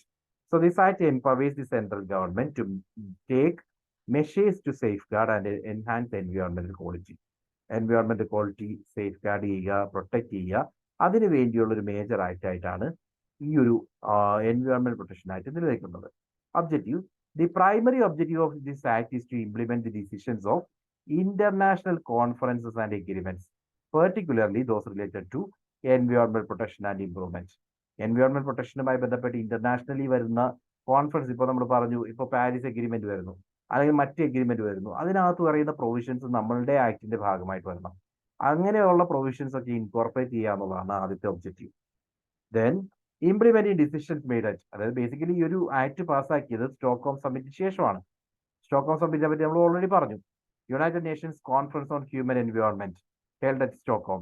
ആ ഒരു Stockholm summit പ്രകാരം ഓരോ രാജ്യങ്ങളും അവരവരുടെ രാജ്യത്തിൽ ഈ എൻവയോൺമെന്റ് പ്രൊട്ടക്ഷന് വേണ്ടിയുള്ള മെഷേഴ്സ് എടുക്കണമെന്ന് പറഞ്ഞു. അതിന്റെ റിസൾട്ട് ആയിട്ടാണ് ഇന്ത്യയിൽ എൻവയോൺമെന്റ് പ്രൊട്ടക്ഷൻ ആക്ട് പാസ്സാക്കുന്നത്. സോ ബേസിക് ഒബ്ജക്റ്റീവ് എന്ന് പറയുന്നത്, അല്ലെങ്കിൽ ഒരു പർപ്പസ് എന്ന് പറയുന്നത്, സ്റ്റോക്ക്ഹോം സമ്മിറ്റ് പ്രകാരമുള്ള ഡിസിഷൻസ് നടപ്പിലാക്കുക എന്നുള്ളത് കൂടിയാണ്. Then creation of a government authority to regulate industry that can issue direct orders including closure order. So ഇൻഡസ്ട്രിയെ റെഗുലേറ്റ് ചെയ്യാവുന്ന ഒരു അതോറിറ്റി എന്നുള്ള രീതിയിൽ കൂടി ഈ ഒരു ബോഡി ആക്ട് ചെയ്യും. ക്ലോഷർ ഓർഡർ കൊടുക്കാനുള്ള അതോറിറ്റി കൂടി ഈ പറയുന്ന ആക്ട് പ്രകാരം ക്രിയേറ്റ് ചെയ്യപ്പെടുവാണ്. So coordinating activities of different agencies that are operating under existing laws. നിലവിലുള്ള നിയമങ്ങൾ പ്രകാരം ഓപ്പറേറ്റ് ചെയ്യുന്ന there are many agencies. ഈ ഏജൻസീസിനെ എല്ലാം ഒരു പ്ലാറ്റ്ഫോമിൽ കൊണ്ടുവരാം. നിലവിൽ ഇന്ത്യയിൽ ഓപ്പറേറ്റ് ചെയ്യുന്ന എൻവയോൺമെന്റുമായി റിലേറ്റ് ചെയ്ത് ഓപ്പറേറ്റ് ചെയ്യുന്ന ഡിഫറെന്റ് ഏജൻസീസ് ആണ്. ഇവയെല്ലാം ഈ ഒരു എൻവയോൺമെന്റൽ പ്രൊട്ടക്ഷൻ ആക്ടിന്റെ ഭാഗമായിട്ട് കൊണ്ടുവരാം. ഒരു അംബ്രല്ല ആക്ട് ആയിട്ട് ആക്ട് ചെയ്യുക എന്നുള്ളതും എൻവയോൺമെന്റ് പ്രൊട്ടക്ഷൻ ആക്ടിന്റെ എയിമാണ്. Then enacting regular laws for environment protection, imposing punishment and penalties. ആരെങ്കിലും എൻവയോൺമെന്റിനെ ഹസാർഡ് ചെയ്യുവാണ്, ഡാമേജ് വരുത്തുകയാണെങ്കിൽ അവർക്ക് പണിഷ്മെന്റും പെനാൽറ്റീസും ഒക്കെ കൊണ്ടുവരിക. Engaging in sustainable development of environment, sustainable development promote ചെയ്യുക. And attaining protection of right to life under article 21. Indian constitution article 21 പറയുന്നത് right to life and personal ലിബർട്ടിയാണ്, ജീവിക്കാനുള്ള അവകാശം. അതോടൊപ്പം വെറുതെ ജീവിക്കുക എന്നുള്ളതല്ല, ലിബർട്ടിയോടുകൂടി, സ്വാതന്ത്ര്യത്തോടുകൂടി ജീവിക്കാനുള്ള അവകാശമാണ്. നമ്മുടെ തീരുമാനങ്ങളെടുത്ത് ജീവിക്കാനുള്ള അവകാശമാണ്. ആ റൈറ്റ് ടു ലൈഫിന്റെ ഭാഗമായിട്ട് കുറെ അവകാശങ്ങളെ പറ്റി പറയുന്നുണ്ട്. അതിലൊന്നാണ് റൈറ്റ് ടു എൻവയോൺമെന്റ്. അപ്പോൾ ആ റൈറ്റ് ടു എൻവയോൺമെന്റ് എന്ന് പറയുന്നത് പ്രോപ്പർ ആയിട്ടുള്ള എൻവയോൺമെന്റ് കിട്ടണം, അതിനുള്ള അവകാശം നമുക്കുണ്ട്. ആ പ്രൊവിഷൻസ് സാറ്റിസ്ഫൈ ചെയ്യാവുന്ന ലക്ഷ്യവും ഈ എൻവയോൺമെന്റ് ആക്ട് പ്രകാരമുണ്ട്. ഓക്കെ. ദെൻ മറ്റൊരു മേജർ ഇനീഷ്യേറ്റീവ് ആണ് national action plan on climate change. National action plan on climate change എന്ന് പറയുന്നത് NAPCC ആണ്. National action plan on climate change എന്ന് പറയുന്നത് is a comprehensive strategy developed by government of India to address challenges of climate change and promote sustainable development. 2008 national action plan on climate change launch ചെയ്തത്. ഈ NAPCC എന്ന് പറയും, national action plan on climate change. ഇതൊരു sustainable act ആണ്. Climate ചേഞ്ചുമായി ബന്ധപ്പെട്ട് different missions ഉപയോഗിച്ചുകൊണ്ട് climate ചേഞ്ചിനെ ടാക്കിൾ ചെയ്യുക. അത്തരത്തിലെ 8 മിഷനുകളാണ് national action plan on climate ചേഞ്ചിന്റെ ഭാഗമായിട്ടുള്ളത്. ഒന്ന് നാഷണൽ സോളാർ മിഷൻ എന്ന് പറയും. Previously it was known as Jawaharlal Nehru national solar mission. National solar mission എന്നാണ് ഇപ്പോൾ പറയുന്നത്. To promote the development and use of solar energy in India. Solar energy പ്രൊമോഷന് വേണ്ടിയുള്ള ഒരു ബോഡി എന്നുള്ള രീതിയിലാണ് നാഷണൽ സോളാർ മിഷൻ നിൽക്കുന്നത്. The mission aims to increase solar energy capacity and reduce the cost of solar power generation. Solar energy capacity നേടിയെടുക്കുക, അതോടൊപ്പം തന്നെ solar power ജനറേഷനുമായി ബന്ധപ്പെട്ട കോസ്റ്റ് റെഡ്യൂസ് ചെയ്യുക. ഇവയൊക്കെയാണ് നാഷണൽ സോളാർ മിഷൻ ടാർഗറ്റ് ചെയ്യുന്നത്. ഈ initiative solar energy generation, solar thermal power projects, then roof top solar installation, അങ്ങനെ solar power എല്ലായിടത്തേക്കും എത്തിക്കുക എന്നുള്ളതാണ് നാഷണൽ സോളാർ മിഷൻ എയിം ചെയ്യുന്നത്. രണ്ടാമതായിട്ട് national mission on enhanced energy efficiency. So to improve energy efficiency across various sectors of economy, including industries, transportation, agriculture, and reduce greenhouse gas emissions. So energy efficiency improve ചെയ്യുക. അഗ്രികൾച്ചറിലായാലും അതേപോലെ ഇൻഡസ്ട്രിയിലായാലും ഇക്കോണമിയിലായാലും ഇക്കോണമിയിലെ എല്ലാ സെക്ടേഴ്സിലും energy യൂസേജിനകത്ത് നമ്മൾ quality ensure ചെയ്യുക, അതായത് wastage ഇല്ല എന്ന് ഉറപ്പാക്കുക. അതിനുവേണ്ടിയാണ് national mission on enhanced energy efficiency work ചെയ്യുന്നത്. പ്രധാനമായിട്ടും അവരുടെ initiatives perform, achieve and trade, PAT scheme എന്ന് പറയും. അതോടൊപ്പം തന്നെ standard and labelling programme, energy efficient appliances, ഇവയൊക്കെ national mission on enhanced energy എഫിഷ്യൻസിയുടെ ഇനീഷ്യേറ്റീവ്സ് ആണ്. ഓക്കെ, ദെൻ അടുത്തത് national water mission to promote sustainable water management, increase water use efficiency and ensure integrated water resource management. So നമ്മുടെ water റിസോഴ്സസിന്റെ യൂസും അതിന്റെ സസ്റ്റൈനബിലിറ്റിയും അതേപോലെ വാട്ടർ റിസോഴ്സ് മാനേജ്മെന്റും ഒക്കെ പ്രോപ്പർ ആണ് എന്ന് എൻഷുർ ചെയ്യാൻ വേണ്ടിയാണ് നാഷണൽ വാട്ടർ മിഷൻ ക്രിയേറ്റ് ചെയ്തത്. സോ റെയിൻ വാട്ടർ ഹാർവെസ്റ്റിംഗ് പോലുള്ള സ്കീമുകൾ, വാട്ടർ കൺസർവേഷൻ പോലുള്ള ഇനിഷ്യേറ്റീവ്സ്, അതോടൊപ്പം തന്നെ എഫിഷ്യന്റ് അഗ്രികൾച്ചർ പ്രാക്ടീസസ്, ഇവയൊക്കെ നാഷണൽ വാട്ടർ മിഷൻ പ്രൊമോട്ട് ചെയ്യുന്ന കീ ഏരിയാസ് ആണ്. ദെൻ അടുത്തത് നാലാമതായി national mission on sustainable agriculture. National mission on for sustainable agriculture എന്ന് പറഞ്ഞാൽ to promote climate resilient sustainable agriculture practices. Like നമ്മളിപ്പോ ജനറ്റിക്കലി മോഡിഫൈഡ് ആയിട്ടുള്ള crop varieties create ചെയ്യുന്നു. അതേപോലെ തന്നെ നമ്മളുടെ ക്ലൈമറ്റിനനുസരിച്ചുള്ള അല്ലെങ്കിൽ ക്ലൈമറ്റ് ചേഞ്ച് കാരണം നശിച്ചു പോകാത്ത രീതിയിലുള്ള ക്രോപ്പ് വെറൈറ്റീസ് ക്രിയേറ്റ് ചെയ്യുന്നതൊക്കെ ഈ നാഷണൽ മിഷൻ ഓൺ സസ്റ്റൈനബിൾ അഗ്രികൾച്ചറിന്റെ ഭാഗമായിട്ടാണ്. So to promote climate resilient and sustainable agriculture practices, improve soil health, and ensure food security in the face of challenging climate patterns. Climate patterns മാറി വരുവാണ്, അതിനനുസരിച്ചുള്ള crop varieties create ചെയ്യണം, farming systems create ചെയ്യണം, soil health ensure ചെയ്യണം. അങ്ങനെയുള്ള കാര്യങ്ങളൊക്കെയാണ് national mission for sustainable agriculture ചെയ്യുന്നത്. So integrated farming systems, soil health card scheme, national mission on oil seeds and oil palm, ഇവയൊക്കെ ഈ ഒരു നാഷണൽ മിഷൻ ഓൺ സസ്റ്റൈനബിൾ അഗ്രികൾച്ചറിന്റെ different initiatives ആണ്. അഞ്ചാമതായി national mission on sustaining the Himalayan ecosystem to address the എൻവയോൺമെന്റൽ and ecological challenges in the Himalayan region, including impacts of climate change. Climate change കാരണം Himalayan ഇക്കോസിസ്റ്റത്തിന് ഉണ്ടാകുന്ന പ്രശ്നങ്ങൾ, അതിനെ പരിഹരിക്കാവുന്ന ലക്ഷ്യത്തോടു കൂടിയാണ് national mission on sustaining the Himalayan ecosystem create ചെയ്തത്.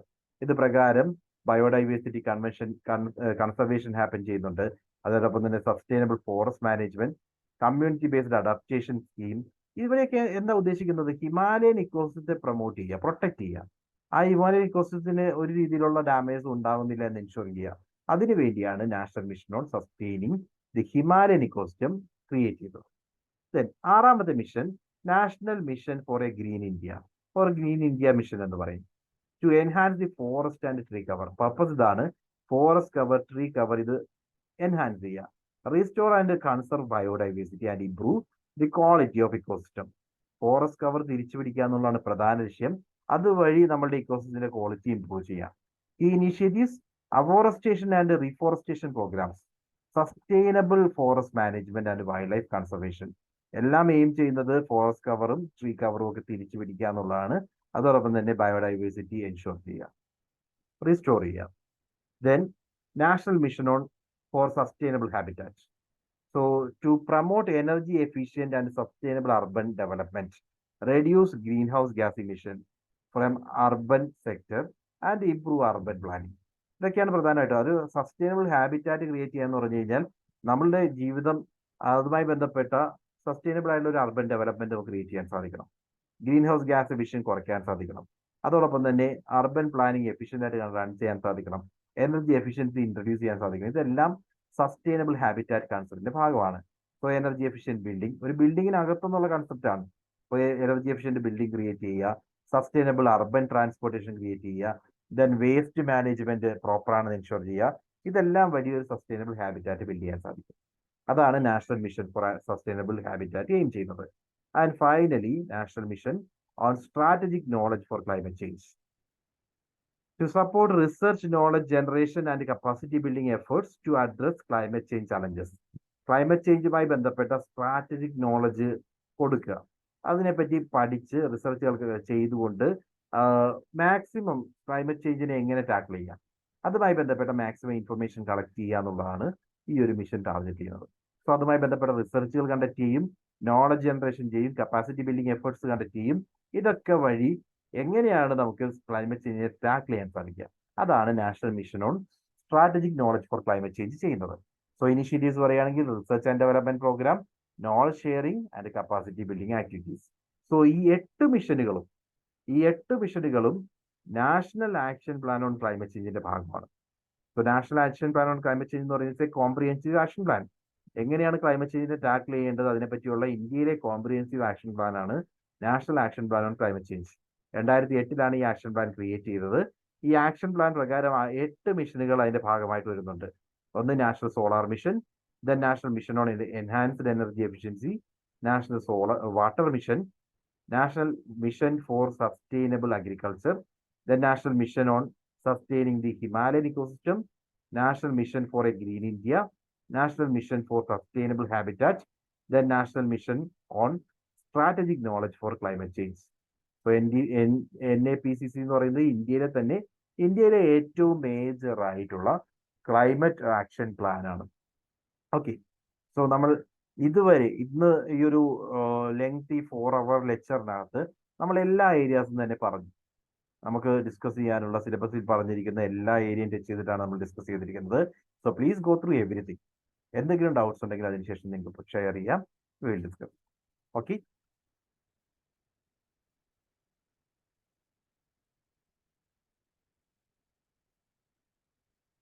Clear അല്ലേ എല്ലാവർക്കും? Yes, sir. Okay, will continue. നമ്മളുടെ ലാസ്റ്റ് മാരത്തോൺ ലെക്ചർ വരുന്നത് നാളെയാണ്. നാളെ നമ്മൾ മാത്തമാറ്റിക്കൽ റീസണിങ്ങിനെ പറ്റിയാണ് ഡിസ്കസ് ചെയ്യുന്നത്. അതോടൊപ്പം തന്നെ അതുമായി ബന്ധപ്പെട്ട് അഡീഷണലി എന്തെങ്കിലും നിങ്ങൾക്ക് സപ്പോർട്ട് ആവശ്യമുണ്ടെങ്കിൽ ഇന്നും നാളെയായിട്ട് നിങ്ങൾ പറയാം. Okay, thank you. വീണ്ടും നമുക്ക് നാളെ കാണാം. ബൈ. Okay, sir.